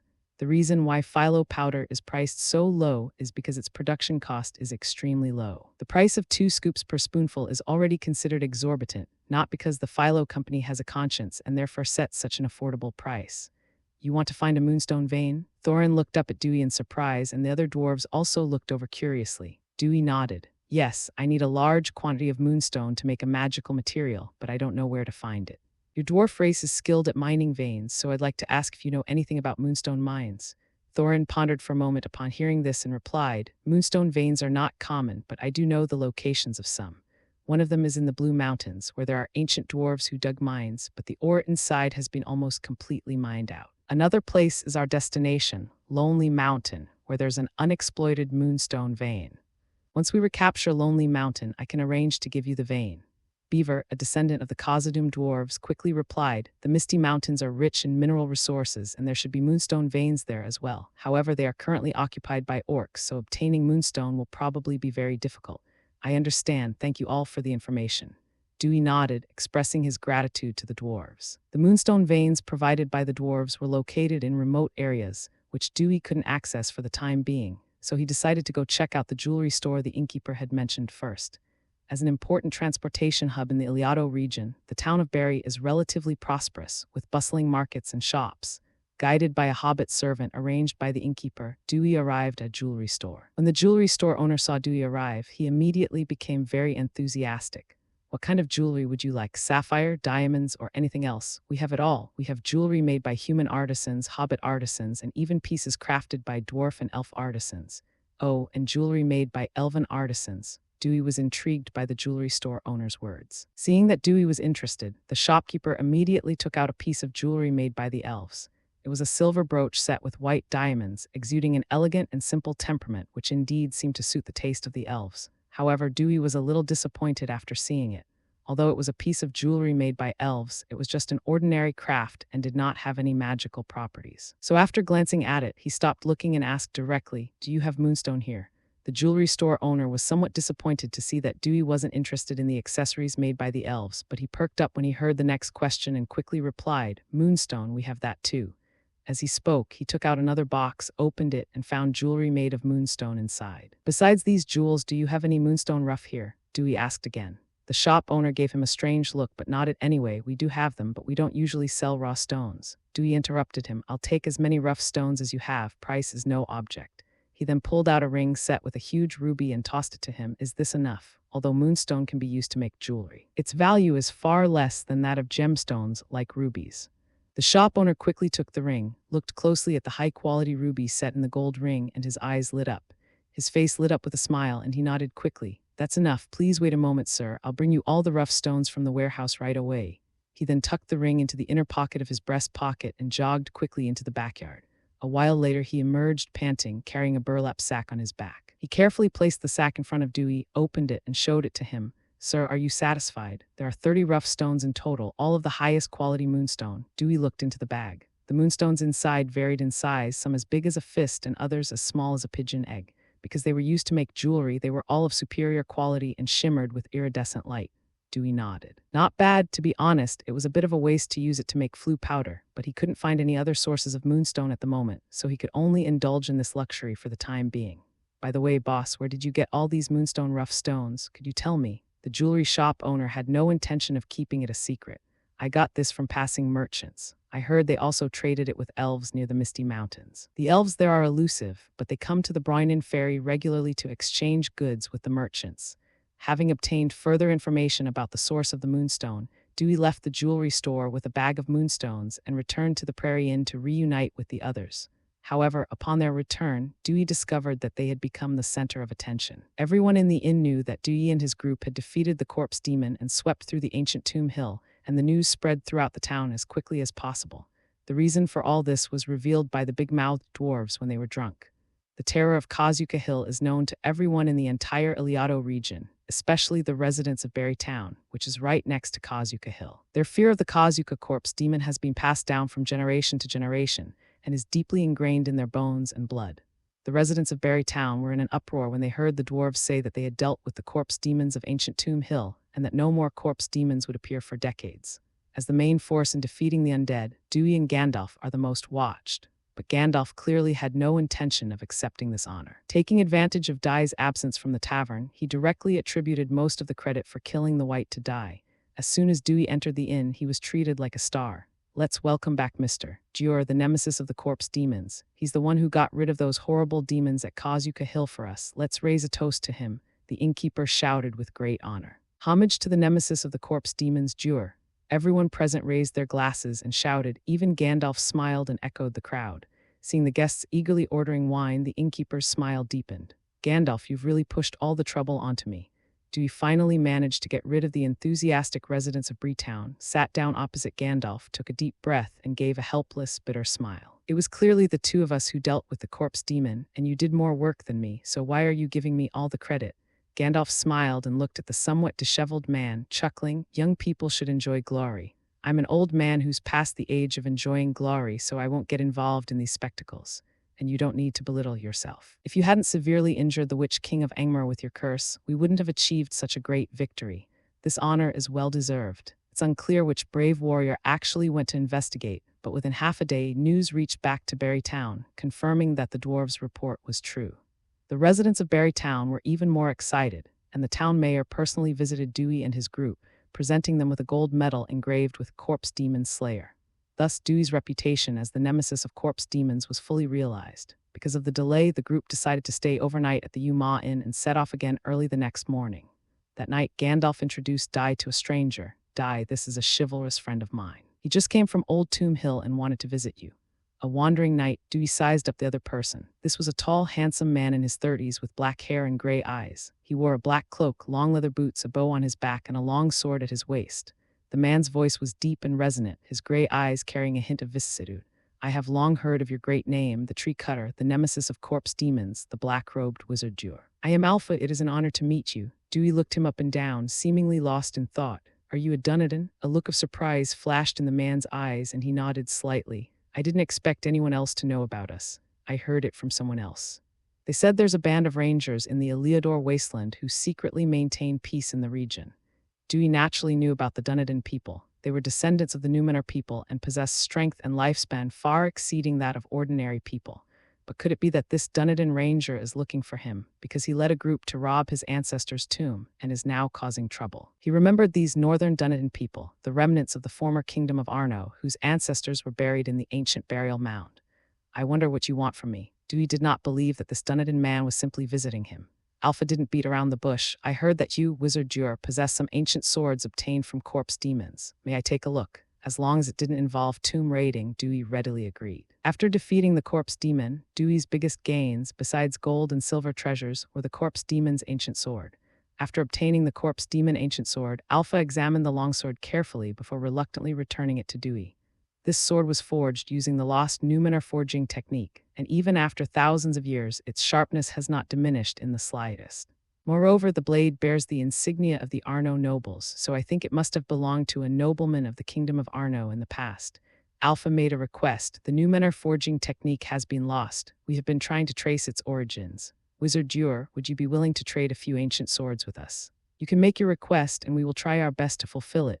Dewey had been struggling with how to deal with these ancient swords of the corpse demons these days, and now Alpha's request was exactly what he wanted. He thought for a moment, then nodded and said, I have dozens of ancient swords that I can give to you. Alpha was overjoyed upon hearing this. He had originally hoped to get a few ancient swords from Dewey, but he was surprised that Dewey was willing to give them all up. He quickly replied, Wizard Dewar, whatever your request, we will fulfill it as long as it is within our power. You Dunedain people travel far and wide. You must be very knowledgeable. I would like to ask you to help me collect various herbs from Middle-earth, especially those that contain magical power, preferably alive. Hearing Dewey's request, Alpha was somewhat surprised and hesitated before saying, Wizard Dewar, please rest assured, we will do our best to collect the herbs for you, but these things may take some time. Dewey waved his hand. It's okay, I'm not in a hurry. As long as you can help me collect as many herbs as possible. Upon hearing this, Alpha breathed a sigh of relief and immediately agreed, and so a deal was struck in the inn. Both sides were overjoyed. Alpha obtained enough ancient swords from the corpse demon to have the opportunity to trace the lost Numenor forging technique from the ancient swords and restore the glory of the Dunedain people in the past. Dewey, on the other hand, was able to leverage the power of the Dunedain people to obtain more herbs from the Middle Continent. Herbs are the foundation of potion making, but many of the magical herbs in the Harry Potter world do not exist in Middle-earth. Dewey plans to first collect herbs from Middle-earth, and then, once he has accumulated enough knowledge of potions and herbalism, he will find substitute herbs to replicate all kinds of magical potions. Having completed the transaction, Alpha, carrying the dozens of corpse demon ancient swords he had just acquired, left the town overnight. Dewey and his group stayed overnight at the Prairie Inn and set off again early the next morning. To Dewey's dismay, alcohol made up almost half of the supplies the dwarves received. It's another moonlit night. The group camped out in the wilderness, and Dewey once again used his shape-shifting magic to conjure up a tent and sleeping bags. While most people were asleep, Dewey came outside the tent and poured out a bag of moonstones, placing it in the moonlight. Then he drew his wand and, as if counting points, tapped each moonstone with it. As the wand continued to strike, magic was continuously channeled into the moonstone. Moonstone is a good medium for storing magic. After being infused with magic, moonstone emits a pale blue fluorescence and begins to slowly absorb moonlight. In the days that followed, every night, Dewey would take out the moonstone and place it under the moon to dry. This will continue until the next full moon. The others in the group naturally noticed Dewey's behavior, but since Dewey didn't explain, they didn't feel comfortable asking him directly. The group arrived at Fengyun Peak without incident.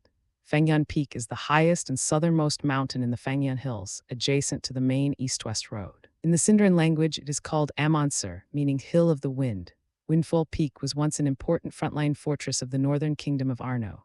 The Numenor people built a huge watchtower on Windfall Peak to house the largest and most powerful knowledge crystal, the Amansur crystal, in order to monitor the entire Iriado region and to communicate with other knowledge crystals. However, as the kingdom of Arnor split and weakened, in 1409 of the Third Age, the Witch King of Angmar besieged Windrise, and the Tower of Amanthal was destroyed and razed to the ground. The true knowledge crystals stored in the tower were unfortunately lost and sank to the bottom of the sea during the war. For more than 1,000 years afterward, the Tower of Amansur was never rebuilt, leaving only a ring of stone walls that tell the story of its former glory. Dewey wanted to try checking in at the top of Fengyun Peak, so he suggested that they stay there for the night first. No one objected to Dewey's suggestion. Arriving at the ruins of Amansurthar, Gandalf gazed at the crumbling walls, his eyes filled with memories, and sighed. The grandeur of Amansurthar is still vivid in my mind, but time flies, and now we can no longer see what it once was. Upon hearing Gandalf's recollection, Bilbo asked curiously, "Gandalf, have you seen the Tower of Amanthal?" Gandalf nodded and recalled. The Tower of Amanthal was very majestic and tall, a full 1,000 feet high. Soaring into the clouds, it was the tallest tower in the entire Iriado region, and the Crystal of Wisdom placed inside could be seen even from the edge of the wasteland 1,000 miles away. 1,000 feet. Dewey was astonished. That was equivalent to a height of over 300 meters, which was about the height of a 100-story building in his previous life. The dwarves were also very surprised, as such a tall building was a huge undertaking even for them, who were skilled in construction. However, Dewey quickly lost interest in marveling at the system as it finally responded. Hogwarts check-in system, location, wind and cloud peak check-in required. Sign in, Dewey silently repeated to himself. Sign in successful. Congratulations on receiving the Invisibility Book of Invisibility. Looking at the magic book that only he could see, Dewey was able to examine it without any emotion in front of others. However, Dewey couldn't help but feel a surge of joy upon seeing the contents of the book. Invisibility of Invisibility records various invisibility spells, including invisibility spells that make objects transparent, illusion spells that blend into the surrounding environment like a chameleon, concealment spells that hide one's form or even one's aura and magical fluctuations, confusion spells that interfere with the thoughts and perceptions of others, and shielding spells that include muggle banishment spells, etc. The book records various aspects of invisibility, from visual interference to interference with thought perception, making it an encyclopedia of invisibility techniques. Dewey glanced briefly at the table of contents and then put the book away. Now is not the time to study the contents of the book. Jur, quickly use your magical powers to conjure up a tent and a comfortable bed. I want to sleep. The sleepy and obese dwarf bomber yawned, interrupting Dewey's thoughts. The others also looked at him expectantly. With Dewey's transformation magic at work these days, the people haven't suffered much. It's hard to go from luxury to frugality, and no one wants to sleep in the wilderness under the open sky anymore. With everyone staring at him expectantly, Dewey smiled and was about to agree. But looking at the surrounding ruins, he suddenly had a somewhat improbable idea. He wanted to try and see if he could use a restoration spell to repair the damaged tower. The more he thought about it, the more eager he became, and he immediately shouted to the crowd, "Everyone, get out of here." No one understood what was going on, but under Dewey's guidance, they left the area of the tower ruins and stopped after traveling some distance. Then they looked at Dewey with puzzlement and curiosity. After making sure that no one would be affected, Dewey stood in front of the broken wall and waved his wand. Restored to its original state, magic kept gushing out of the wand. To everyone's astonishment, it was as if time had reversed and the surrounding ruins began to repair and grow automatically under an invisible force. Dewey didn't know if his magic had the concept of a health bar, but at this moment he felt he had overestimated himself. Restoring such a magnificent building requires a strong enough will to unleash even greater magic. But at that moment, he was like an ant trying to move an object that was 100 or 1,000 times heavier than himself. Before the tower, which was over 1,000 feet high, was even half repaired, he was already exhausted and could no longer continue casting spells. Just when Dewey thought he was about to give up halfway, a familiar and powerful force surged into his body, instantly restoring his exhausted spirit to its peak and making him full of energy. "Don't get distracted, keep casting." Gandalf's voice came from behind. He appeared behind Dewey at some point, one hand on Dewey's shoulder, the ruby ring on his finger, visible only to Dewey and him, gleaming with a warm light. Dewey's spirits lifted, his eyes became even more determined, and a surge of magic flowed continuously from his wand, being applied to the tower that was being repaired. The tower's restoration progressed rapidly, and to the astonishment of the crowd, the tower's layers stacked upon each other, soaring straight into the sky. Finally, a colossal tower, 1,000 feet tall, stood atop Fengyun Peak. From a distance, it looks like a giant standing atop a mountain peak, gazing down over the entire Iliado plain. "Ha, the Tower of Amonthel has been reborn. What a magnificent magical feat." Gandalf looked up at the magnificent tower and exclaimed with great joy, "Jur, you have created a miracle." Dewey shook his head. "Without your help, I simply couldn't have finished it." Gandalf disagreed. "Don't be so modest, Jur. I only helped you regain your spirit. Everything else was achieved on your own. All right, enjoy your success. This tower has been reborn because of you. Have you decided on a new name for it?" Dewey hadn't originally intended to do this, but after hearing Gandalf's words, he had an idea. "Then let's call it Hogwarts." "Hogwarts, does it have any symbolic meaning?" Gandalf asked curiously. Dewey shook his head. "There's no hidden meaning, I just thought it was appropriate." He naturally wouldn't mention the Hogwarts story, and so the name of the magic school belonging to another world was bestowed upon this tall tower. Looking at the tower he had personally repaired and named Hogwarts, Dewey felt a great sense of accomplishment. At first, he just wanted to test the limits of the restoration spell, but now, looking at the magnificent tower in front of him, he felt that it wouldn't be bad to use this place as his base. Fengyun Peak is the southernmost peak of the Fengyun Hills, adjacent to the east-west main road. To the east lies the boundless Iliado Plain, to the south the Water Mosquito Marsh, and to the west the town of Barry and the Shire. It enjoys a superior geographical location. Although he has to sign in daily and inevitably has to travel around, having his own base always makes him feel more at ease. Dewey arrived at the tower entrance, bowed to the crowd, and greeted them with a smile. "Welcome to Hogwarts, please come in." Gandalf was very obliging, nodding to Dewey with a smile. "Gandalf, at your service." Thorin, with a serious expression, said, "Thorin Oakenshield, at your service."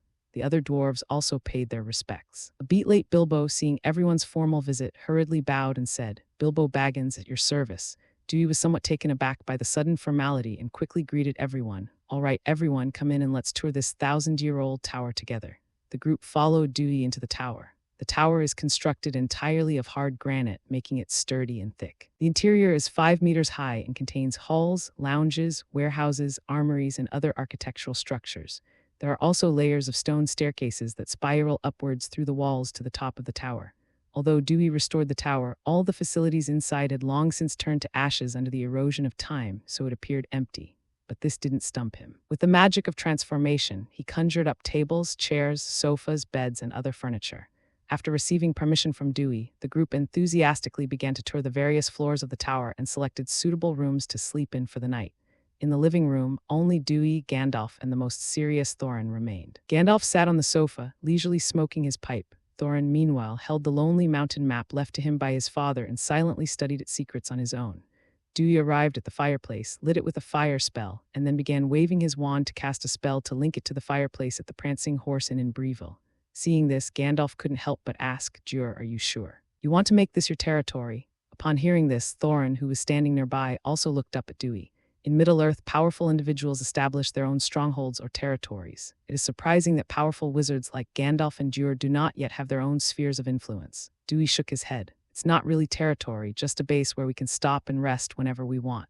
Then you need to be mentally prepared. When the news of the reappearance of the Tower of Amonthel spreads throughout the wasteland, many forces will be watching you, some with good intentions and some with malice. At the same time, many people will come to you for refuge. These are all things you will have to face in the future. Gandalf earnestly reminded Dewey. Upon hearing Gandalf's words, Dewey frowned.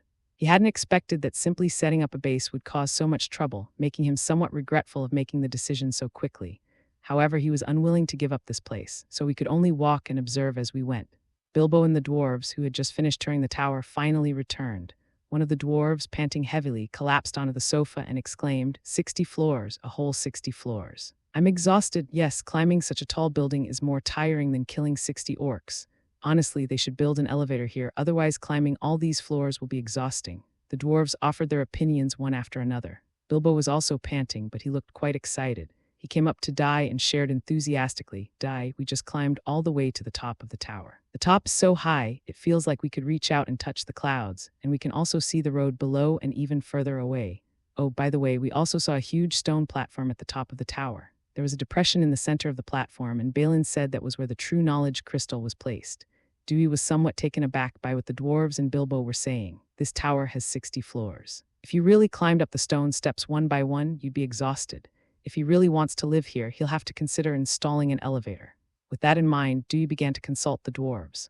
After all, he had seen the dwarves' very complex elevators and pulley systems when he was in the Blue Mountains, which could reach depths of thousands of meters underground, and were no less impressive than the elevators in his previous life. The dwarves did not disappoint Dewey, saying it was a minor issue and that they could help design and build an automatic staircase for the tower after the Lonely Mountain mission was completed. However, Dewey had another plan. He intended to install a fireplace on each floor and then link all the fireplaces together to form a local philo network. This way, you can go directly to a floor by using the fireplace. The only downside is that it uses up a lot of flue powder. Late at night, the full moon shines brightly. Dewey arrived at the top of the 1,000-foot-high tower for the first time. This is a semi-enclosed lookout tower. Standing on the tower to the east is an endless expanse of desolate plains. To the south are the Mosquito Marsh and the east-west road. To the west are the Chet Forest and the town of Barry, and to the north are rolling hills.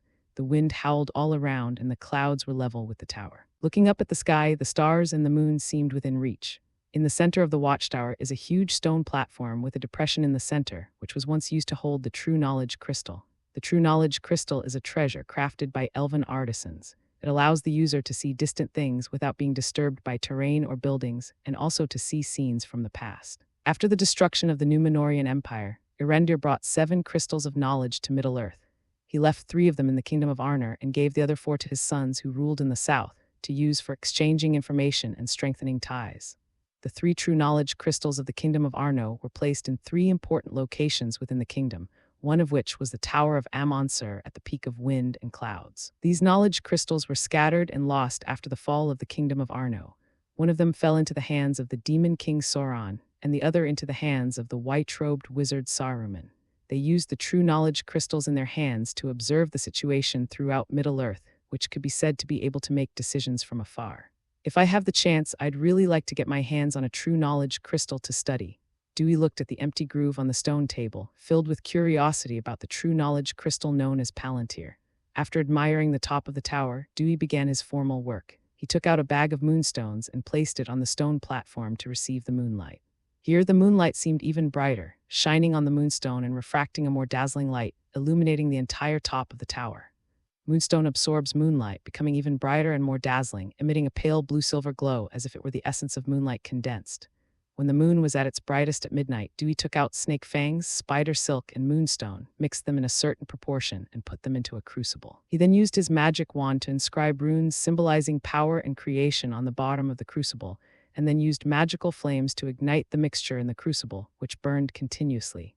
Under the scorching heat of the flames, the snake fangs and spider silk were burned to ashes, and the dazzling moonstone shattered into countless tiny particles, losing its brilliance. Once the fire was almost burned out, Dewey extinguished the flames and used a mortar and pestle to grind the mixture of snake fangs, spider silk, and moonstone into powder.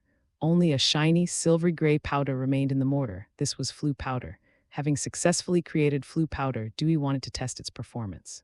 There happened to be a beacon tower at the top of the tower, which looked similar to a fireplace, so Dewey simply cast a spell to connect it to the fireplace downstairs. With a wave of his hand, Dewey lit the beacon tower, grabbed a handful of flue powder, and sprinkled it onto the flames, which instantly turned green. Looking at the burning flames, Dewey tried to reach out his hand. He wasn't burned by the flames, instead he felt a cool sensation. Seeing this, Dewey no longer hesitated and stepped into the flames.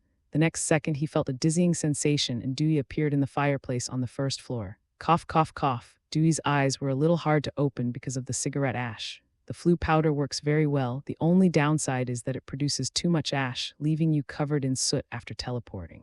Looks like you've successfully made flue powder. Gandalf, his blue eyes gleaming, sat chuckled on the sofa in front of the fireplace, puffing on his pipe. He seemed to have known all along that Dewey would succeed tonight and was waiting here specifically for him. Dewey pulled a bottle of flue powder from his pocket and invited with a smile, "Gandalf, how about taking a long trip?" Gandalf's eyes lit up at the words and he stood up eagerly. "I can't wait." Leaping horse in. Leaping horse in. Two green lights flashed one after the other, and the living room on the first floor, now empty and quiet, fell silent. Hello, everyone! As we wrap up this video, I want to share a quick note. I have a Patreon account. If you'd like to support me and enjoy on-demand audiobooks, you can become a Patreon member. Alternatively, you can check out my Google Drive link, which has 500+ novel audiobooks available through my Ko-fi or Patreon shop. I appreciate your support.